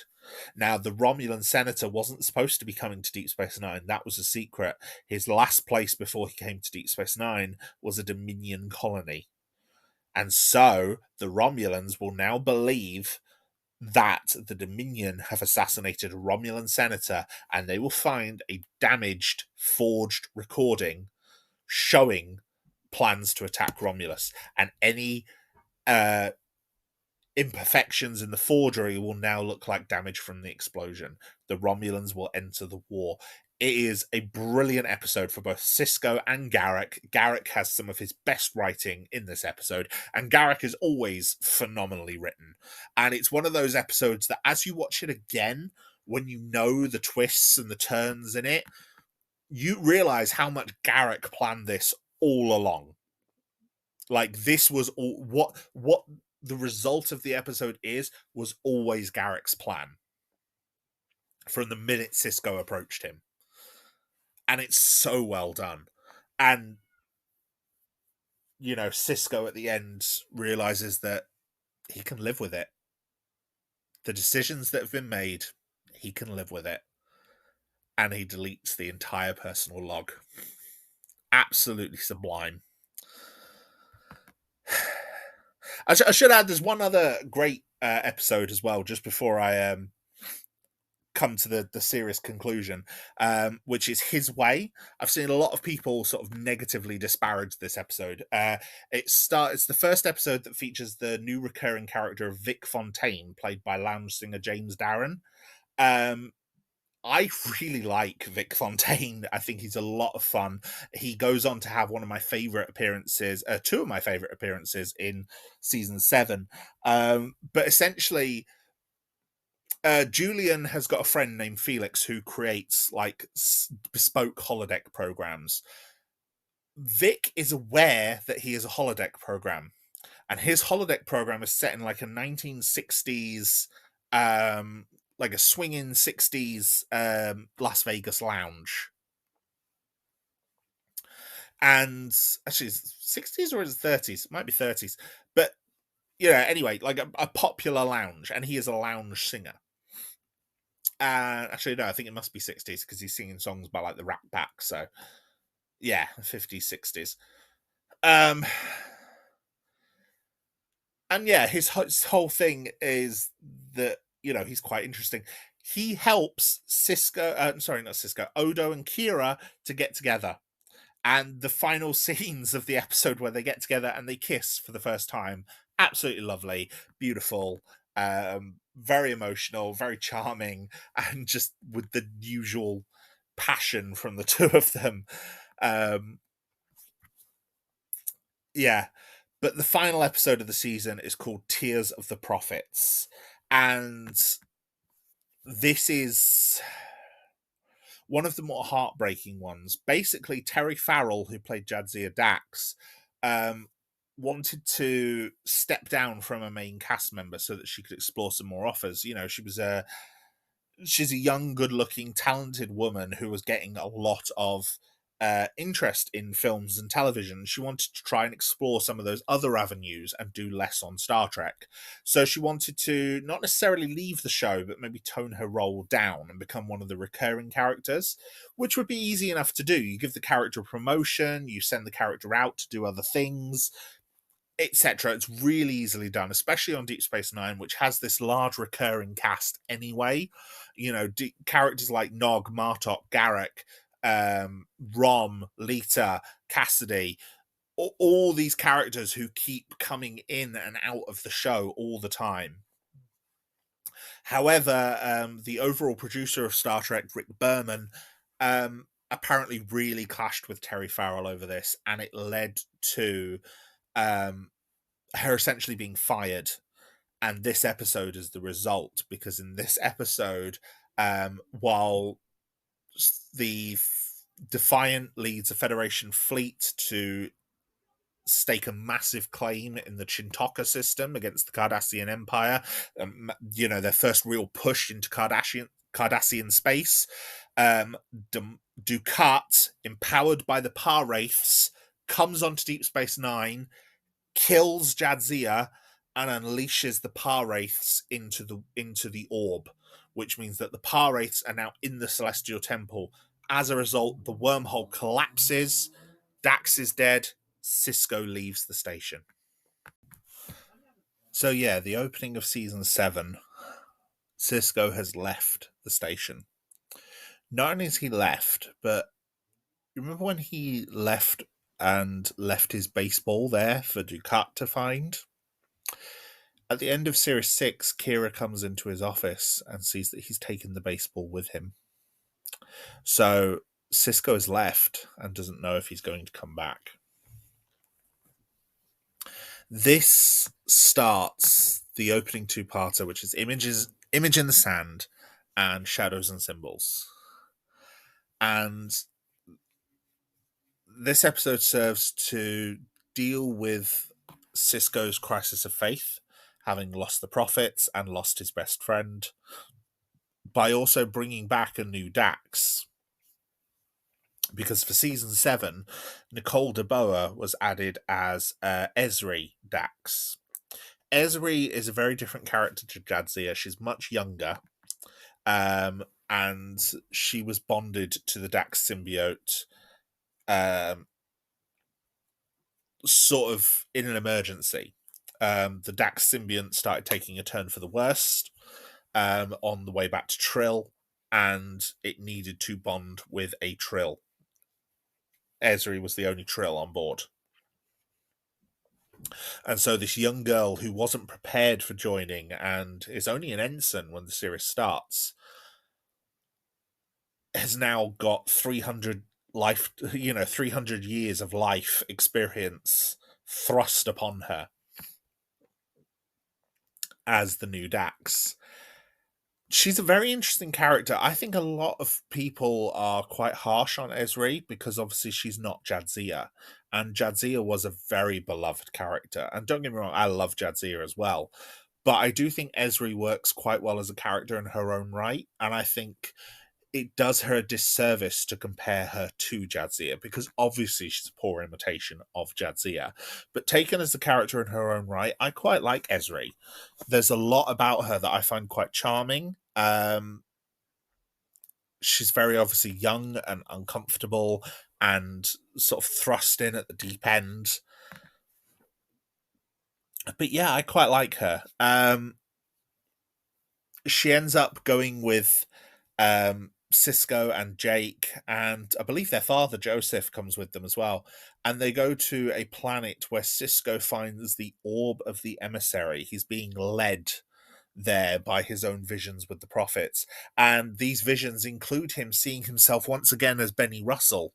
Benny now is locked in a asylum, and he's scrawling his story for Deep Space Nine on the walls and being encouraged to paint over it by an orderly, a physician, I think, at this mental asylum, who is played by Corey Briggs, the same actor who plays Damar.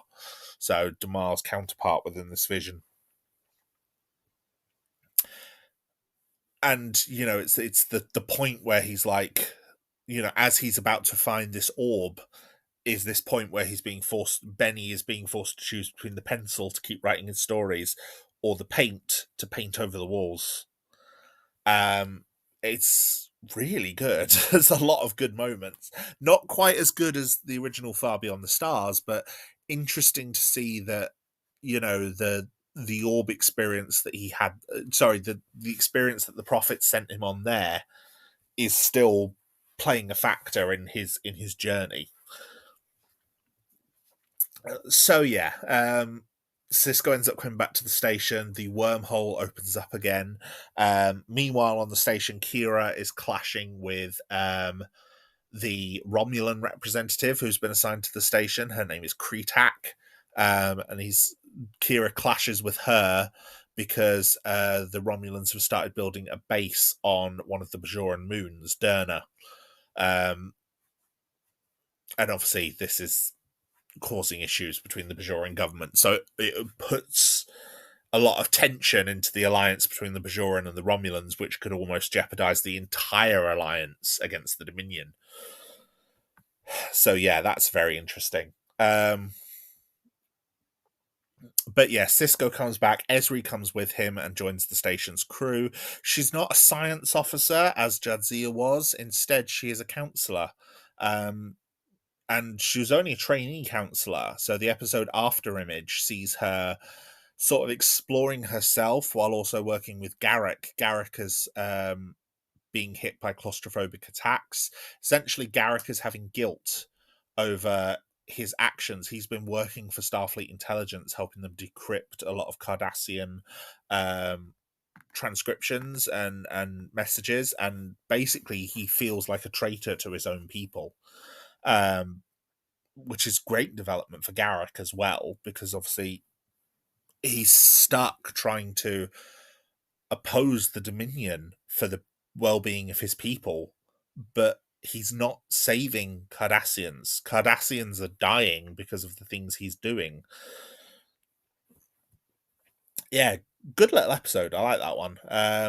There's also that's then followed by Take Me Out to the Holosuite, which is a very good episode featuring Cisco, who's always been a baseball fan, obviously leading the entire crew as the Niners as they play a baseball game against a crew of Vulcans, captained by an old rival of Cisco's. That's a very good episode, one of the more enjoyable ones. There's a lot of there's a few episodes like Take Me Out to the Holosuite that are quite light this season. And I think that's because as we approach the end of the season, things will get quite intense. The major plot episode, though,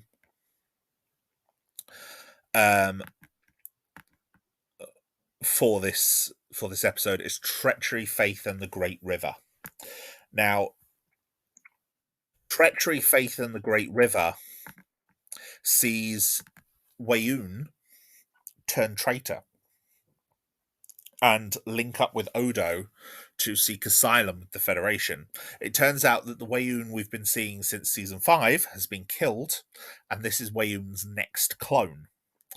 And he has turned on the Dominion. And it is revealed that the reason he has turned on the Dominion is because the founders are dying. They have a disease and it is affecting them. And as a result, he sees Odo as the only worthy founder in the quadrant, and so has turned on the Dominion. However, a new Weyoun has been activated, Weyoun 7, I believe. And there's a lot of clashing between the new Weyoun and Damar. It's kind of implied that Damar may have had Weyoun 5 killed. But yeah, they're trying to stop Weyoun 6 from making it back to the Federation, to the point that they even threaten to destroy Odo's runabout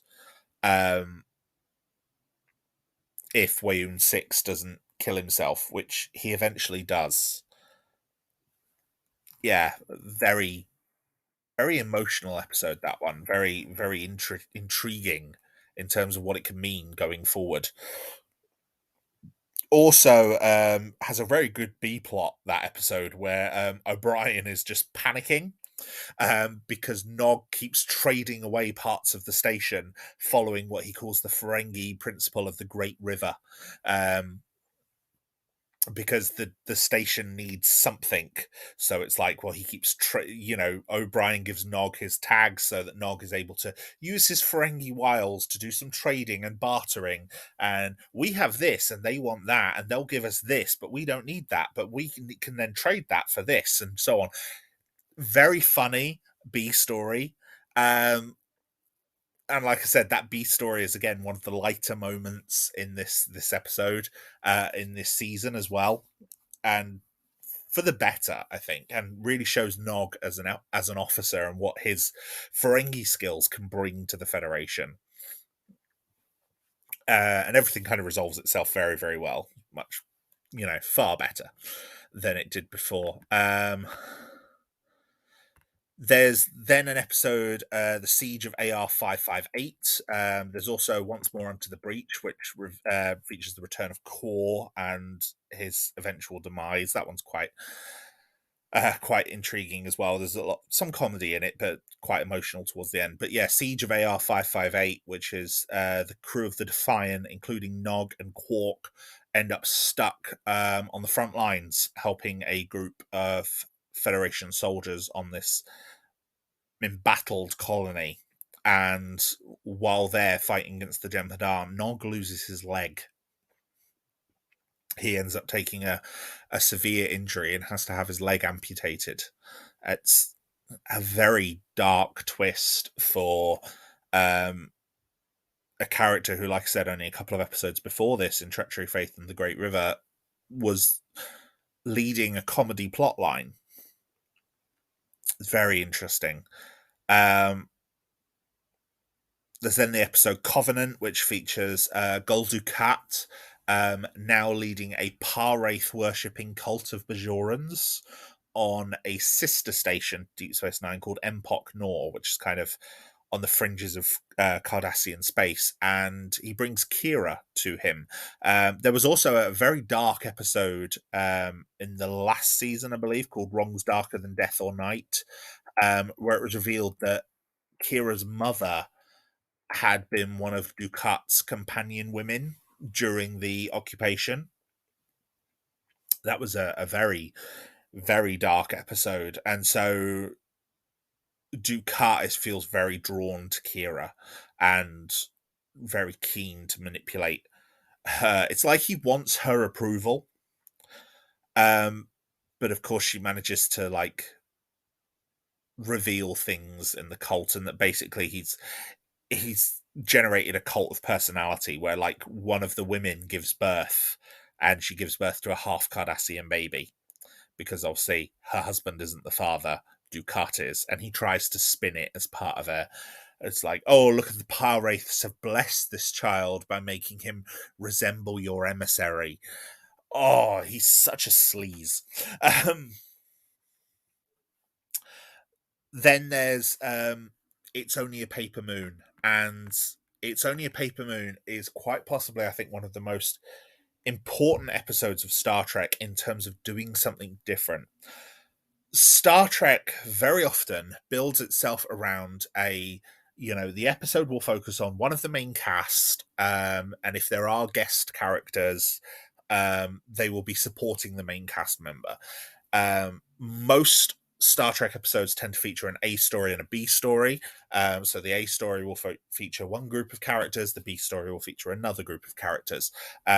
Sometimes, like with Treachery, Faith, and the Great River, the A story and B story are kind of diametrically opposed, where it's like one is quite dark and quite intense, and one is quite light.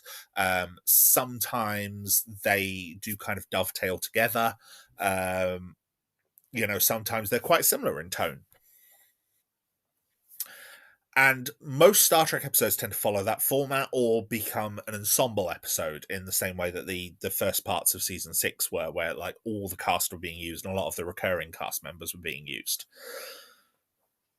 It's Only a Paper Moon does something very different, and it remains to this day an episode that I think is quite unique in Star Trek, because it only really features an A story, and the A story doesn't feature any of the main cast members. The A story focuses on Nog and Vic Fontaine. Nog is the central character of this episode. He has returned from rehabilitation with an artificial leg, and he's struggling, and he chooses to rehabilitate inside Vic's Hollow program. And he uses his Ferengi wiles to help Vic balance his books of his casino and things like that. But as the episode goes on, Vic realizes that Nog isn't actually being helped, and he kind of cuts him off. And the episode ends with this impassioned speech from Nog, where he reveals that he's scared, he's terrified. He lost his leg, and it's the first time he's really been confronted with his own mortality and what that could mean for his career and what it could mean for his future and his life. And it's a really kind of sad moment, to be honest. It's a really powerful, emotional episode, and the conclusion is brilliant. Like, Aaron Eisenberg as Nog, I think is, I've said before, Nog is one of my favorite characters in this show. The change that he goes through from the first episode, Emissary, right through to the final episode, What You Leave Behind, and the change in the character and the story he goes through is phenomenal. Nog is probably one of the most dramatically different characters in terms of the journey he goes through. And I love it. Aaron Eisenberg, who played Nog, passed away fairly recently, within the last couple of years, along with Rene Auberjonois, who played Odo. And the two of them played phenomenal characters, and their performances as these characters live on. And there's a reason I talk about those characters quite a lot, and it's because they are two of the most memorable on this show. The only other character I think I probably talk about as much is Garak, because again of the same sort of story that he's going through. Deep Space Nine, for me, and I think this episode really kind of shows it, and Nog really shows it. Deep Space Nine hones in on what makes these characters important, and by giving us a lasting location where things can keep coming back, means that actual character changes stuck around. And unlike the other shows at the time, The Next Generation and Voyager, we saw proper ongoing development with these characters. And I love it. I really, really love it.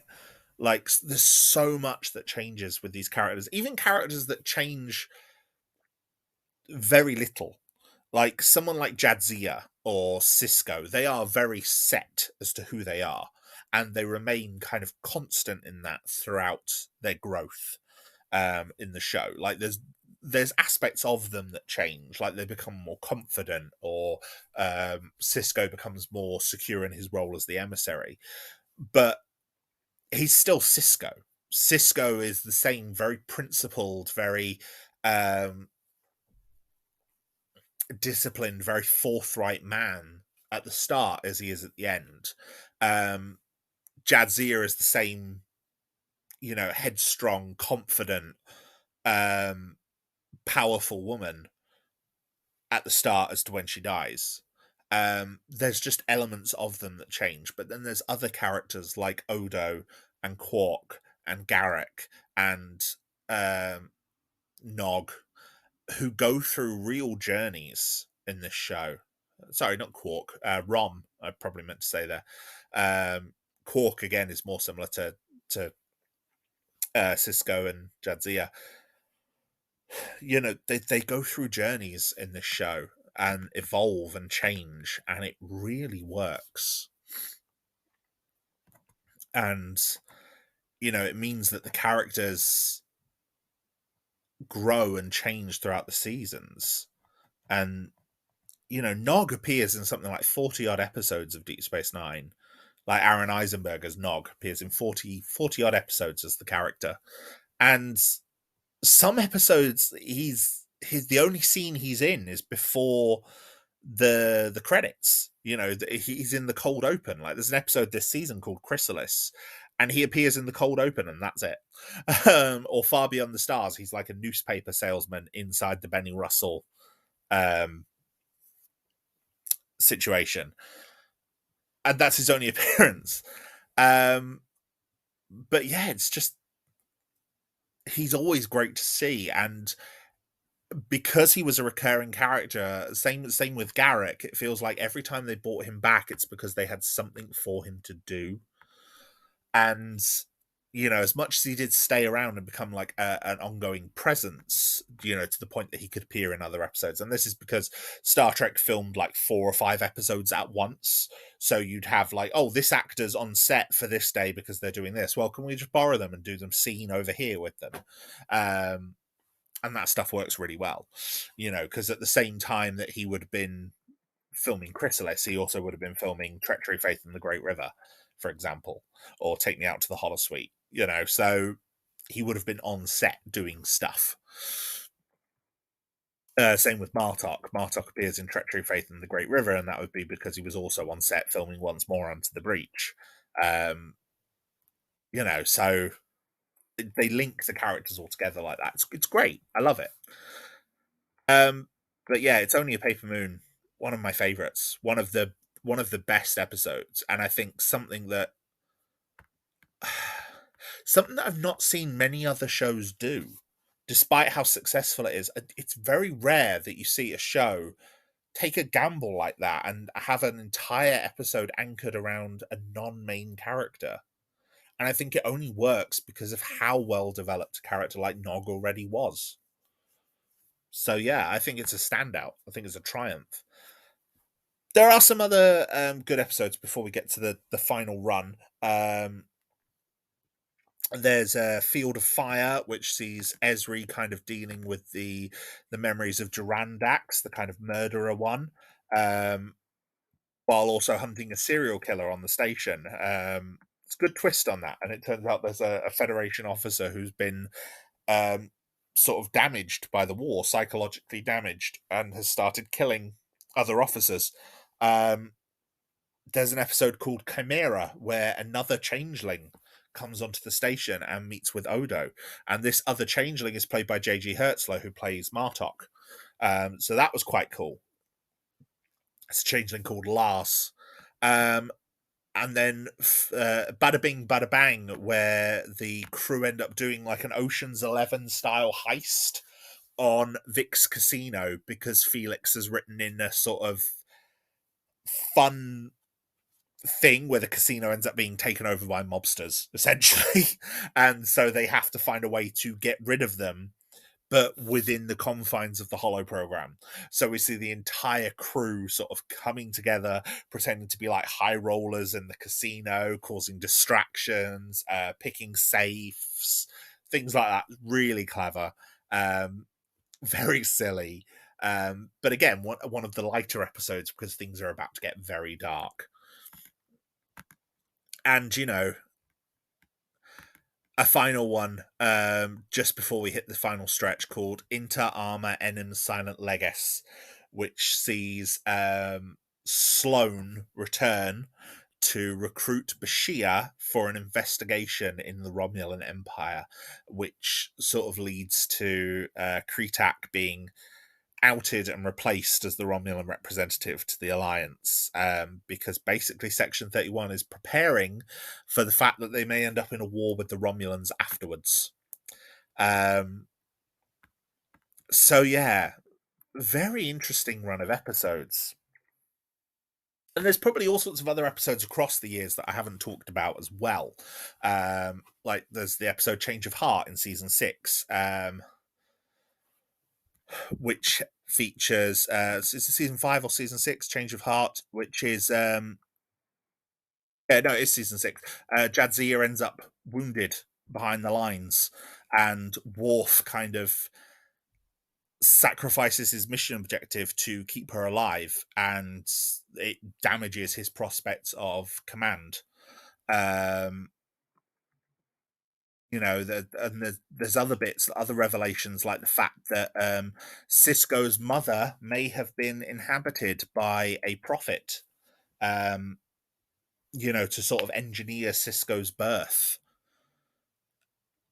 Which is again something that a lot of fans seem to take umbrage at, like the idea that Sisko was kind of like preordained by gods, but there's always been in sorts of like powerful cosmic beings involved in Star Trek. That's always been a thing. Immortals and phenomenally powerful entities meddling with the lives of mortals and so on. So, your mileage may vary on it, but for me, it doesn't really bother me. But it's the idea, things like the orb of the emissary, everything about the emissary and about Sisko's life, and the reckoning and the confrontation with the Paris. It's all been preordained. It's all been pre-planned, and it's been pre-planned because the prophets don't experience time linearly, as we learn in the very first episode, Emissary. So all that's going on, and then at the same time, we're also approaching the end of the Dominion War. There's more tension there that keeps going on. Things keep getting darker. And so we come into the final run of episodes, which were advertised with the name The Final Chapter. And it's basically the last 9 episodes of the season. So from episode 17 right up to the end, including the feature-length finale, What You Leave Behind. And this is where things get really interesting. So yes, Deep Space Nine came to an end with Series 7.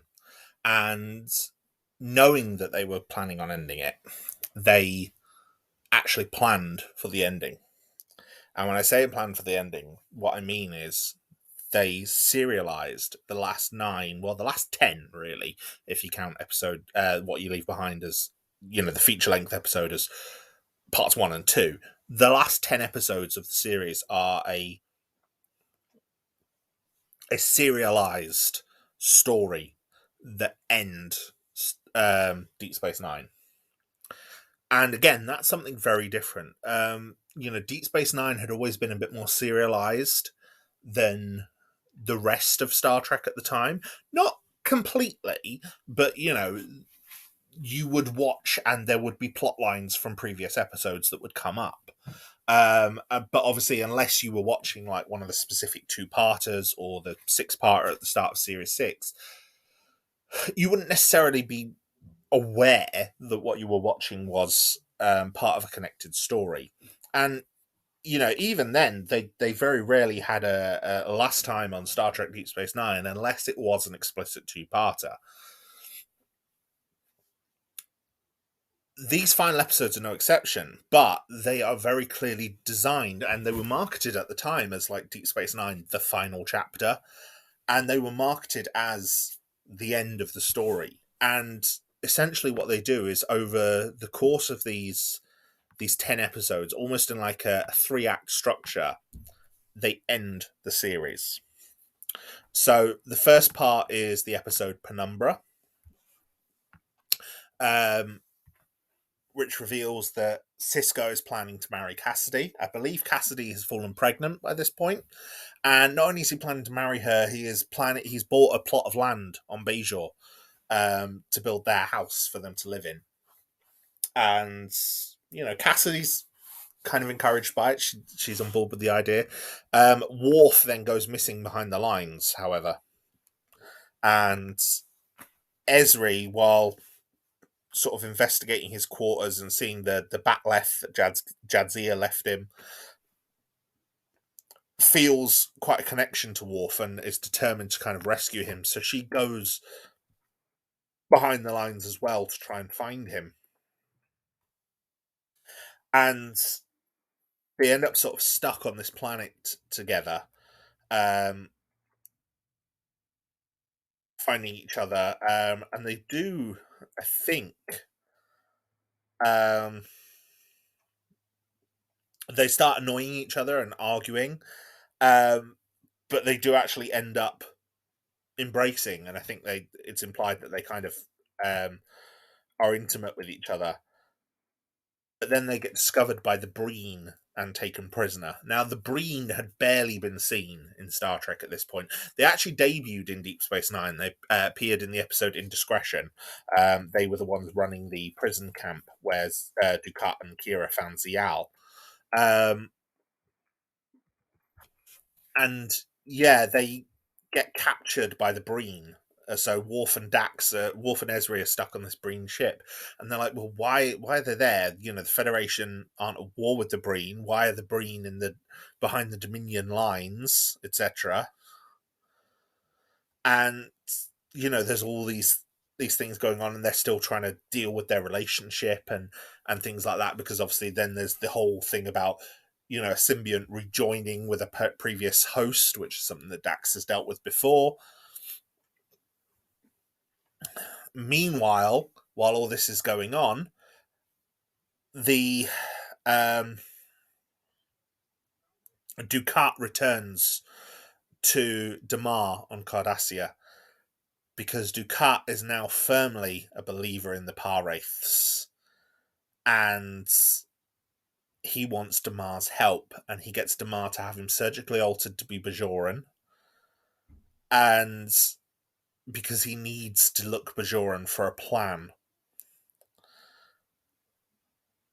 And yeah, that happens in this episode. He ends up being surgically altered to look Bajoran rather than Cardassian, and he's planning something, and Damar is intrigued, but we don't know what is really going on. But Damar seems quite dismissive of the fact that Dukat believes in the Par-Wraiths, but he's got a sense of duty to his former commander to do this. And then finally, Sisko reveals a vision for the prophets where they urge him to accept his destiny as emissary. And the prophet that embodied his mother, Sarah, appears to him, saying that he must fulfill his destiny and walk his path alone, even without Cassidy. And that his biggest trial is about to begin. And Sisko comes out just like filled with sorrow, like the idea that he can't be with Cassidy. So yeah, the prophet's basically telling him not to get married to Cassidy. And yeah, that leads into till death do us part. Sisko agonizing over the vision. Kai Wynn receiving a vision of her own, telling her that a guide will help her restore Bajor. And Ezri and Worf being interrogated by the Breen. Basically, Dukat comes to Kai Wynn. So she receives this vision.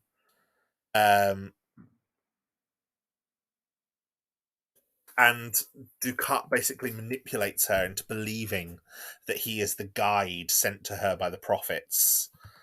And she completely falls for his deception. You know? So yeah, Dukat is manipulating Kai Wynn, and we're not quite sure as to what extent yet. Um, and everything's going wrong. Worf and Ezri are still clashing because Ezri's also dealing with her feelings, not just for Worf, but also feelings for Bashir as well, who Jadzia had previously expressed interest in, and who Ezri had also expressed interest in.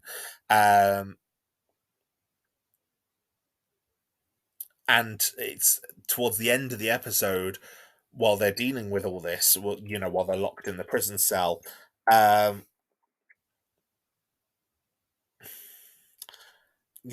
Worf and Dax are beamed away, and they arrive on a Jem'Hadar ship carrying Weyoun and Damar, because it turns out that the Breen have joined the Dominion with Weyoun and the female founder, and they have presented Worf and Dax as a gift to the Dominion, and Weyoun toasts their new alliance, and obviously Worf and Ezri are stuck there, kind of like, oh, what does this mean?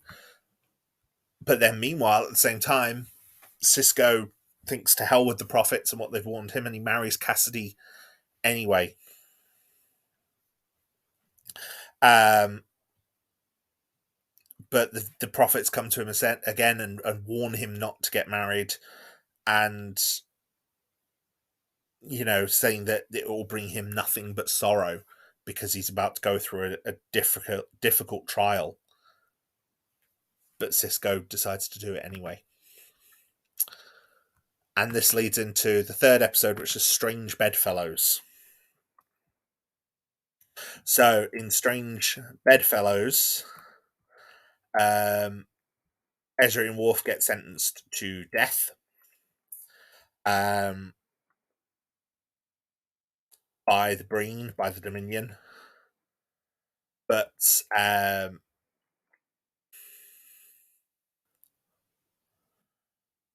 Dukat is continuing to manipulate Kai Wynn, warning her about the prophecy of the emissary straying from the course and things like this.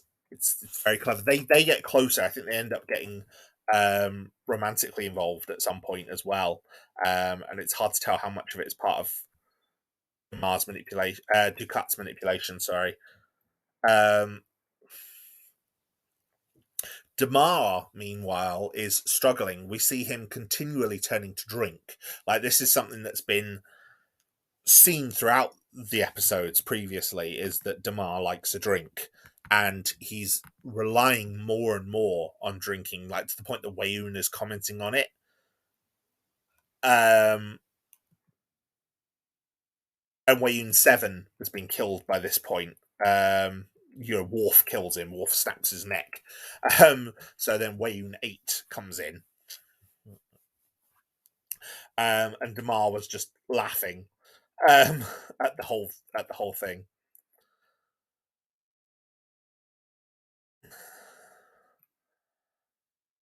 But yeah, Damar is struggling with the place of Cardassia in everything, and the Breen have now come in, and the Breen are now the Dominion's favoured pets in the way that the Cardassians used to be, and he feels that the Cardassians are being sidelined. And yeah, he gets to a point where he throws the liquor away in disgust, like throws it at his own reflection, like angry at himself, in sort of a nice reflection and counterpart of what Kira went through earlier when the station was occupied. And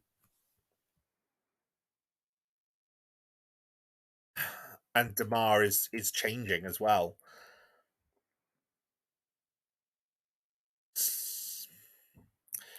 Meanwhile, Kai Wynn wants to consult with the orb, but the prophets don't speak to her. And this is where Dukat, in his guise as Anjol, reveals that he's a servant of the Power Wraiths and that he's been brought to the Kai for a purpose, to unite against the emissary and the prophets. And she is aghast at the deception and throws him out.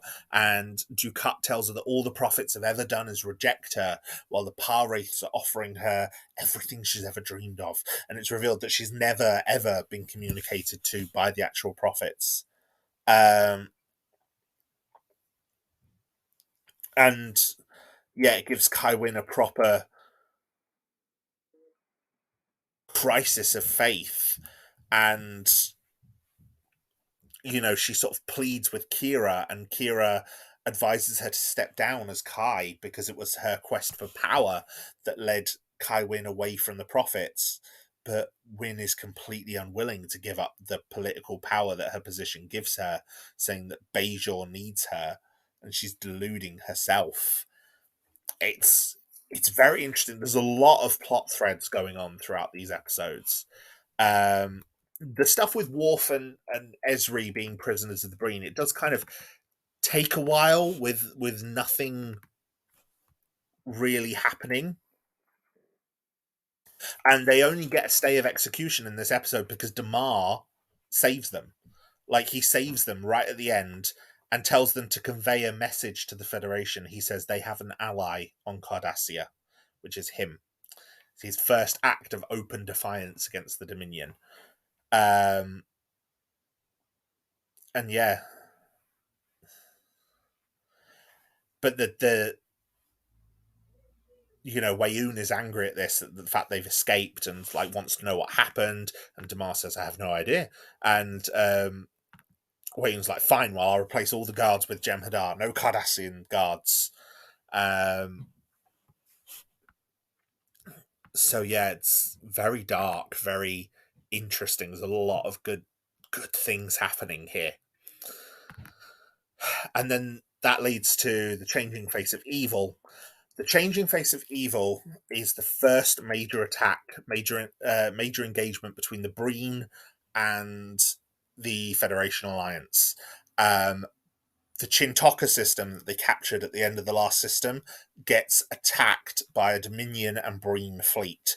And the Breen also, in declaring their allyship with the Dominion, attack Earth. They manage to launch an attack on Earth, which attacks Starfleet headquarters in San Francisco.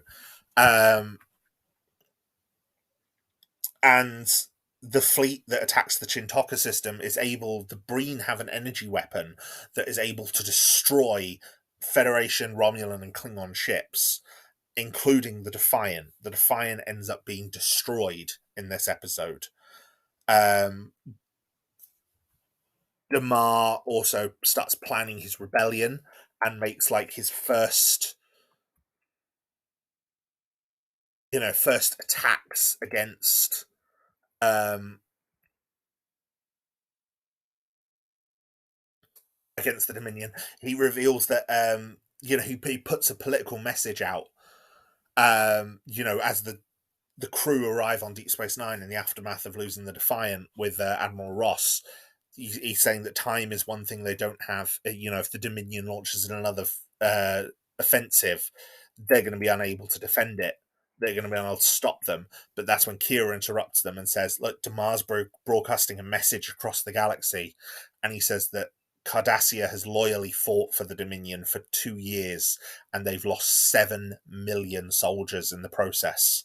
And in the return, the Dominion has ceded their territories to the Breen and usurped control of their homeworld. He says, our allies have conquered us without firing a single shot, and he declares a rebellion, saying that his men have just attacked and destroyed a cloning facility, and calls on all the Cardassians to rise up against the Dominion. It's amazing. It's a brilliant twist, and a great way of launching like the second act of this whole thing. With a very definite change of like Damar is a good guy now, and he's on our side. And so, of course, Starfleet then tries to reinforce him, which leads to the episode when it rains. They send Kira, Odo, and Garrick to aid his rebellion, and Kira tries to teach him the ways of the Bajoran resistance. But, this is also when Bashir finds out that Odo is in fact infected with the disease that's threatening the Founders. The female changeling has been showing symptoms of the disease, which is something that Damar has noticed before all of this as well. So yeah, it's very interesting, and at the same time, Kai Wynn starts investigating the Paraith texts and learning more and more about them. The most of Damar's original resistance ends up getting attacked. Damar's family end up being killed, which leads to a lot of dark moments there where Kira kind of calls him out on the sort of people that do that. Auron arrives on the station because Martok's ship, the Rataran, was actually able to survive the Breen energy weapon due to changes that it had made on its warp core recently. And so the Klingons are now leading the brunt of the defense because the Klingon ships can all be easily modified to protect against that weapon. But yeah, Gowron kind of muscles his way into the station, and he is taking command of the war effort. And it's because he's essentially seeking the glory that Martok has been getting. And yeah, Bashir learns that, Odo's infected with this disease, but not only that, he realizes that Odo would have been infected when he went to Earth in season 4, and that he was probably infected by Section 31, and that Odo would have then passed the disease on to the Great Link during the episode Broken Link, where obviously he was made solid. So it's all been this ongoing plan by Section 31. So, of course, Bashir realizes it's Section 31 involved because he gets given the wrong data from Starfleet Medical when trying to investigate, and he realizes that Section 31 would be the one involved in doing it. So he gets O'Brien to help him kind of solve the issue, solve the problem. So yeah, there's all of that going on as well. There's so much happening across these episodes. And yeah, Bashir realizes that if Section 31 created the virus, they must also have a cure, and that they have to try and get it. So episode 6, Tacking into the Wind. Gowron begins leading more and more reckless attacks against the Dominion, which causes more and more problems for the Cardassians. Not for the Cardassians, for the Klingons. Kira and the Cardassians on the Resistance are plotting to steal a Breen weapon. And, they're trying to catch the energy dampening weapon. Kira clashes with one of Ducat's assistants, Gul Rousot, and Garrick suggests that she should just kill him to get rid of him before he kills her. Meanwhile,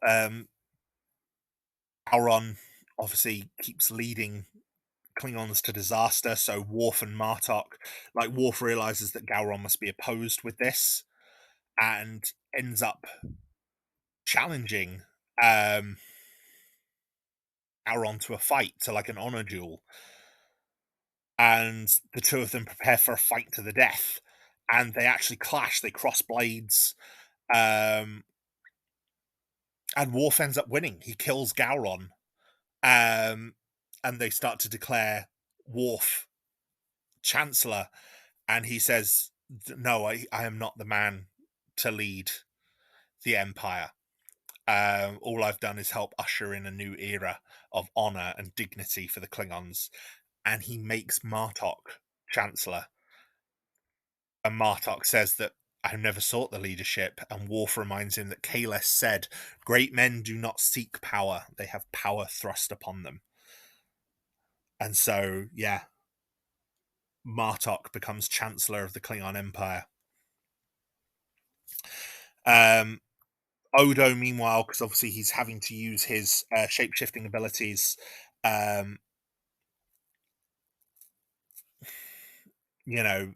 behind the lines to help the Cardassian resistance, his condition is getting worse. The more he shapeshifts, the more symptoms he's experiencing.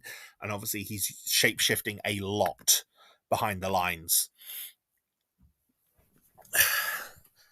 And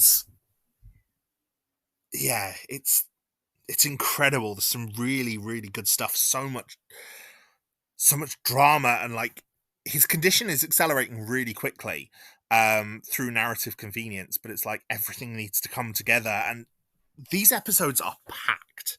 There's all these new elements that they're introducing, but obviously all these other things that they're addressing as well, like the idea of Kira now having to help the Cardassians, which is showing a different side to her as well. It's absolutely fantastic.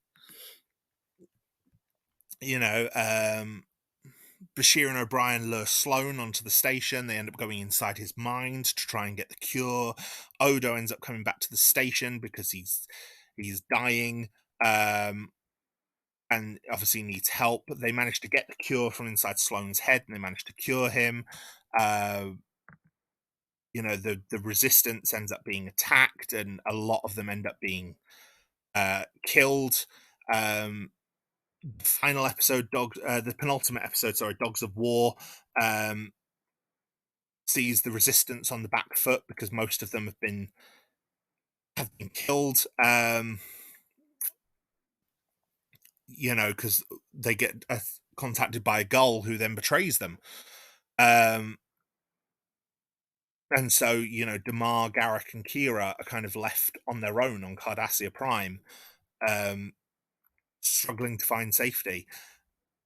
Zek gets in touch with Quark and says that he's making him the leader of in a garbled transmission, says he's making him Grand Nagus. So that then leads to Brunt returning, which means that in this episode you get Jeffrey Combs playing Brunt and Weyoun, which is a lot of fun. But it turns out that no, he's not actually trying to make Quark Grand Nagus, he's trying to make Rom Grand Nagus, which that confusion gets cleared up right at the end. Dukat comes back to Kai Wynn at some point as well, and sort of helps with him. Cassidy ends up pregnant, and she says that because of the Prophet's warning, she's really nervous. But obviously they're happy; they're going to have a baby. And then we get the Bashir and Ezri end up together as well. So many great moments, and then we get the final two-parter, the feature-length finale, which is What You Leave Behind, which sees the final confrontation, the final battle of the Dominion War. The invasion of Cardassia. All the Cardassian fleet have kind of pulled back to Cardassia Prime. They lead the full invasion. There's the massive space battle. Things go wrong. Like Damar manages to lead an attack on his own and manages to inspire like a little small scale rebellion in the previous episode, which then leads to sabotage on a Dominion facility. And so as a result, Weyoun orders one of the Cardassian cities to be destroyed, which kills something like 3 million people. And he broadcasts this planet-wide, but not only does he broadcast it planet-wide, he broadcasts it to the fleet in orbit. So the Cardassians in the fleet learn that the Dominion has just destroyed one of their cities. All of the Cardassians instantly turn on the Dominion. Like the Cardassian fleet in orbit changes sides, joins the Federation Klingons and Romulans, attacking the Dominion. And they push back to Cardassia Prime, and it causes the founder to just declare kill them all, wipe them all out.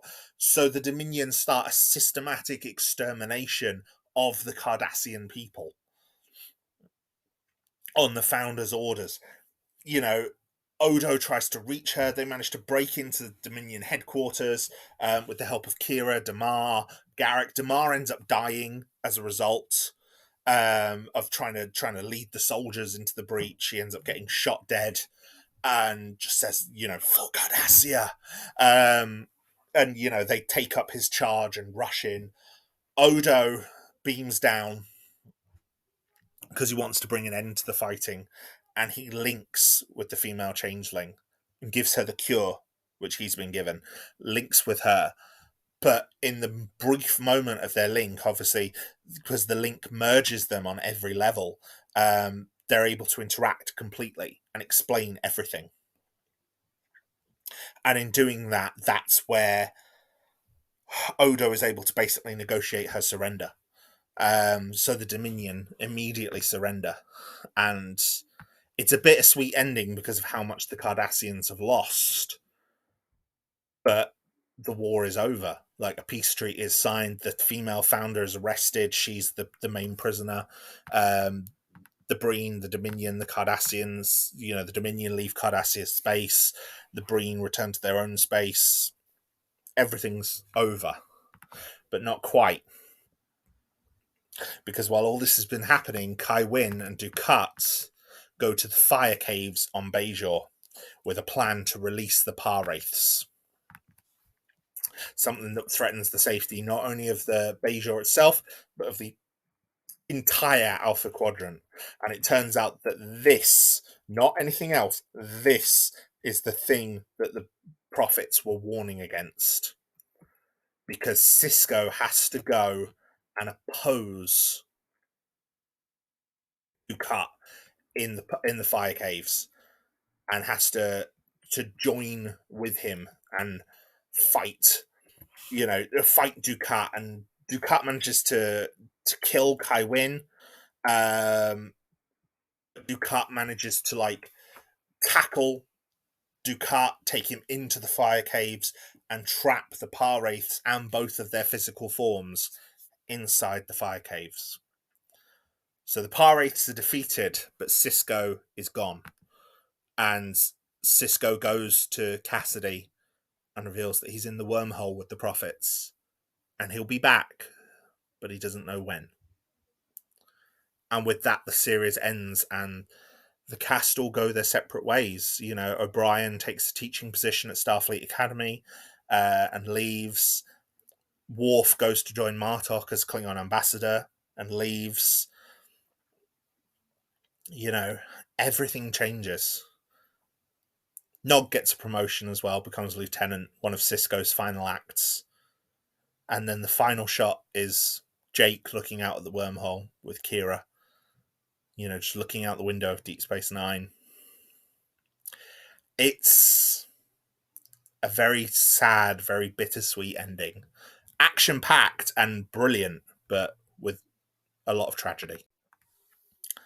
I think Deep Space Nine is a masterpiece.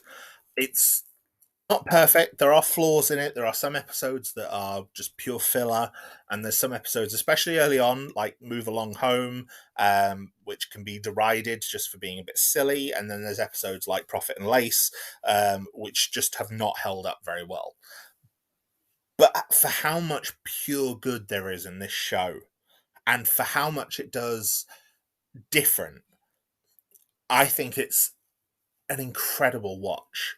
And I think if you only watch a single Star Trek show, even if you're not a Star Trek fan, I think Deep Space Nine is the show I would recommend.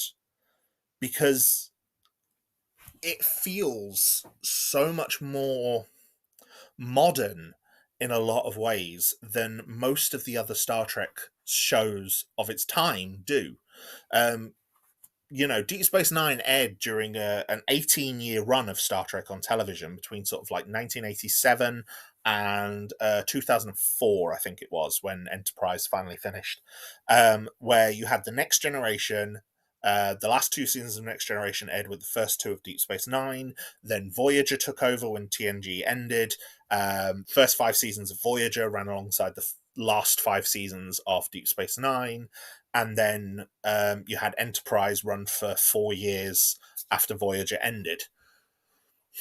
It was an uninterrupted break of Star Trek on television, and that particular era of Star Trek, the Rick Berman era of Star Trek, has a lot of faults, but it does a lot of things very well. And Deep Space Nine, I think, is the pinnacle of what it does well. The serialized storytelling, the realistic approach to characters and conflict, and you know, it changes and redefines so much of what Star Trek was accepted to be in the pop zeitgeist at the time. So much of what Deep Space Nine tries to do feels at once a commentary and a clash on what the Next Generation was doing. A response to what the Next Generation was doing.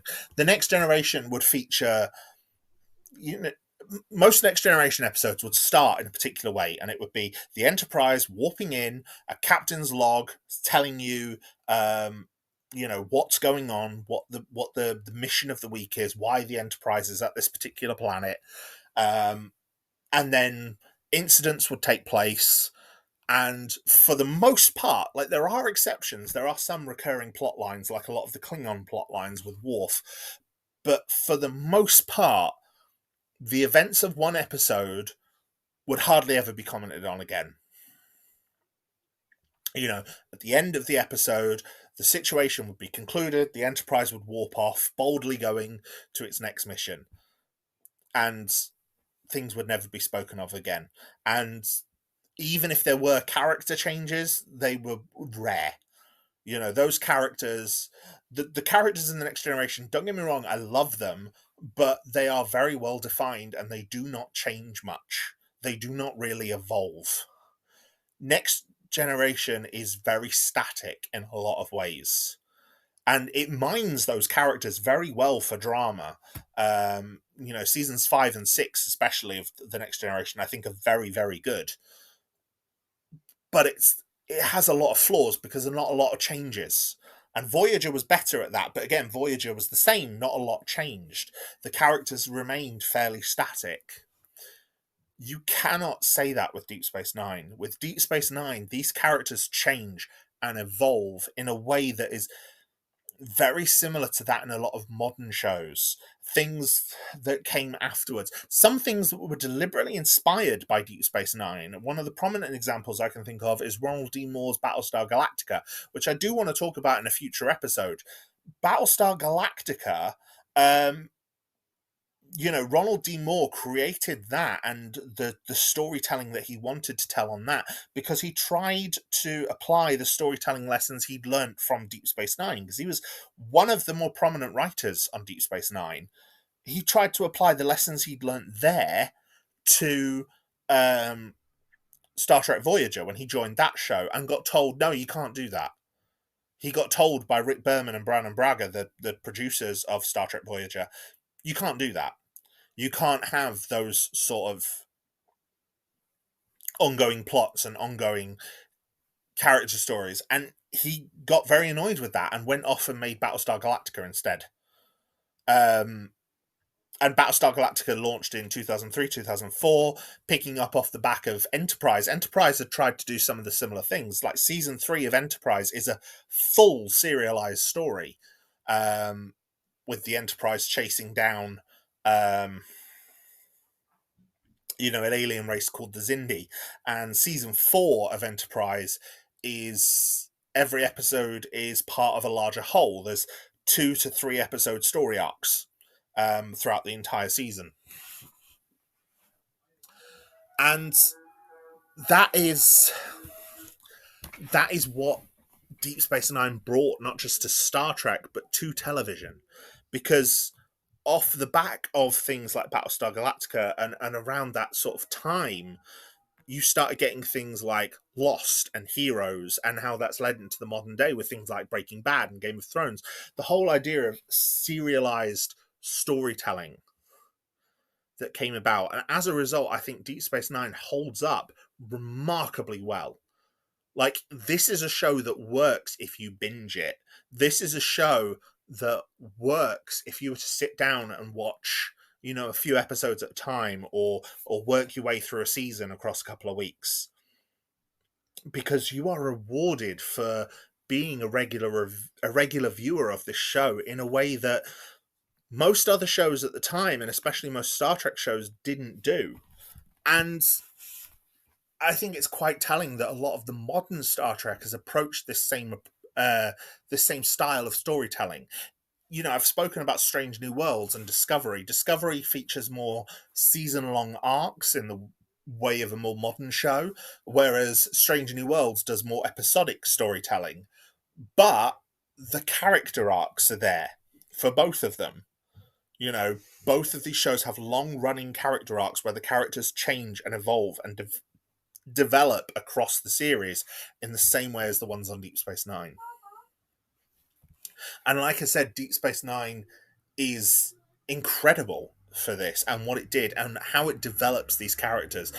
Characters like Nog and Garrick and Odo. Odo ends up back with his people at the end of the show. He goes back to the Great Link to cure them and to leave the people. Something he's been wanting since the start. And it feels earned. It feels like a natural progression, a natural end to his arc as a character. The crew of The Next Generation don't separate at the end of the final episode because they went off to do the movies. And even with the modern storytelling of like Star Trek Picard, they come back together. Voyager, the crew didn't really separate at the end. They just arrived home, and it's like, was Voyager planned for movies? Quite possibly. But then, of course, Star Trek X came out and was a bit of a disaster. Deep Space Nine was never going to get that treatment, and so it ends conclusively by splitting the cast off.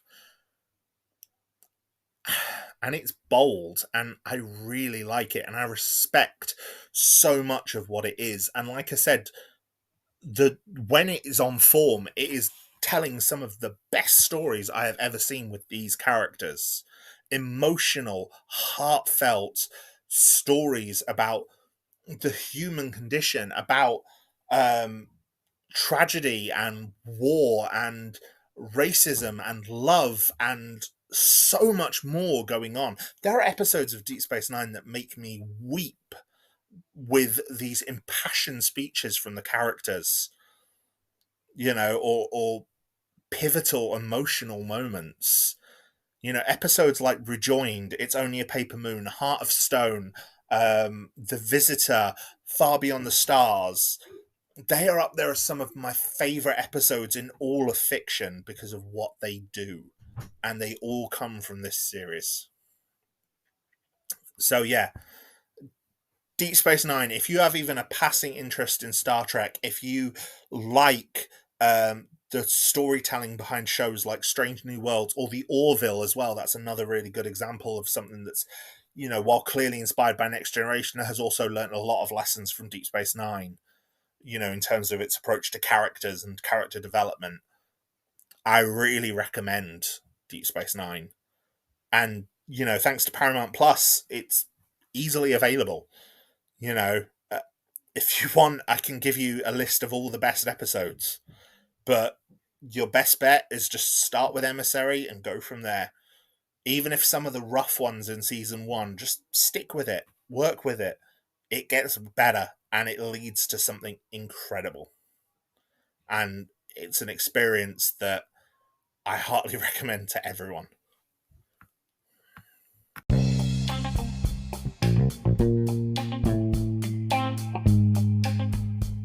So if you've made it all the way through this episode, I just want to say thank you for sticking with it. Deep Space Nine is one I've been wanting to talk about for a while, in isolation from the rest of Star Trek, just because of my thoughts on it. So thank you for indulging me. Thank you for listening. I'm glad I've said a lot of the things that I have about this show, and I hope I've convinced someone out there who maybe hasn't tried it to give it a go. Like I said, I do not think you will be disappointed at all. Now, I will say as well, if you have also seen, once you have Deep Space Nine, if you can get hold of the documentary What We Left Behind as well, that works as a very great coda to the show. It was a documentary released a few years ago by R. Stephen Bear, where he basically interviewed all the cast over the period of a couple of years and got their thoughts on things, and also brought together the writing team again to kind of sketch out a preliminary idea for a season 8, like what the first episode of a season 8 could look like 25 years later. Very good little documentary, with some amazing heartfelt moments and a lot of HD restoration on some of the footage, including some of the battle footage and some of the more emotional moments from the show. It's about 20 minutes all told of HD footage, and for the most part it looks absolutely incredible. So yeah, I highly recommend that if you can.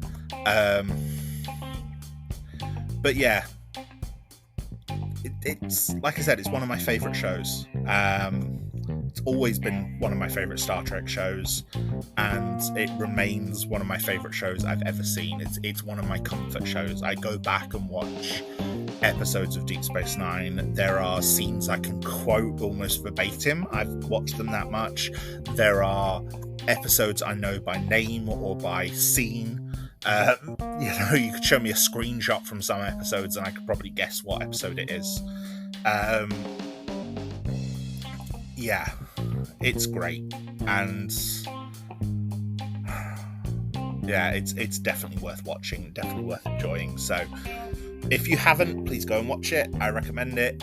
If not, hopefully you've enjoyed this podcast. Until next time, my friends, you all look after yourselves, treat yourself with kindness, look after your physical and mental health as best as you can. I know I've been suffering with mine recently. I have more episodes like this coming up very soon. Deep dives of different topics. But I think this is the last time I'm going to touch Star Trek in this much depth for a while. In fact, after this and the discussion of some of the recent shows, I think I've pretty much covered everything I want to say about Star Trek for a while. So we'll see.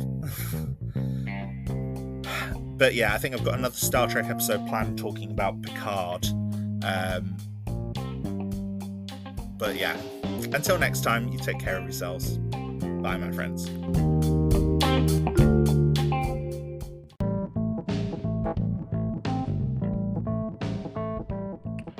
Thank you, my friends, for once again joining me on Garhdo Goes Geek.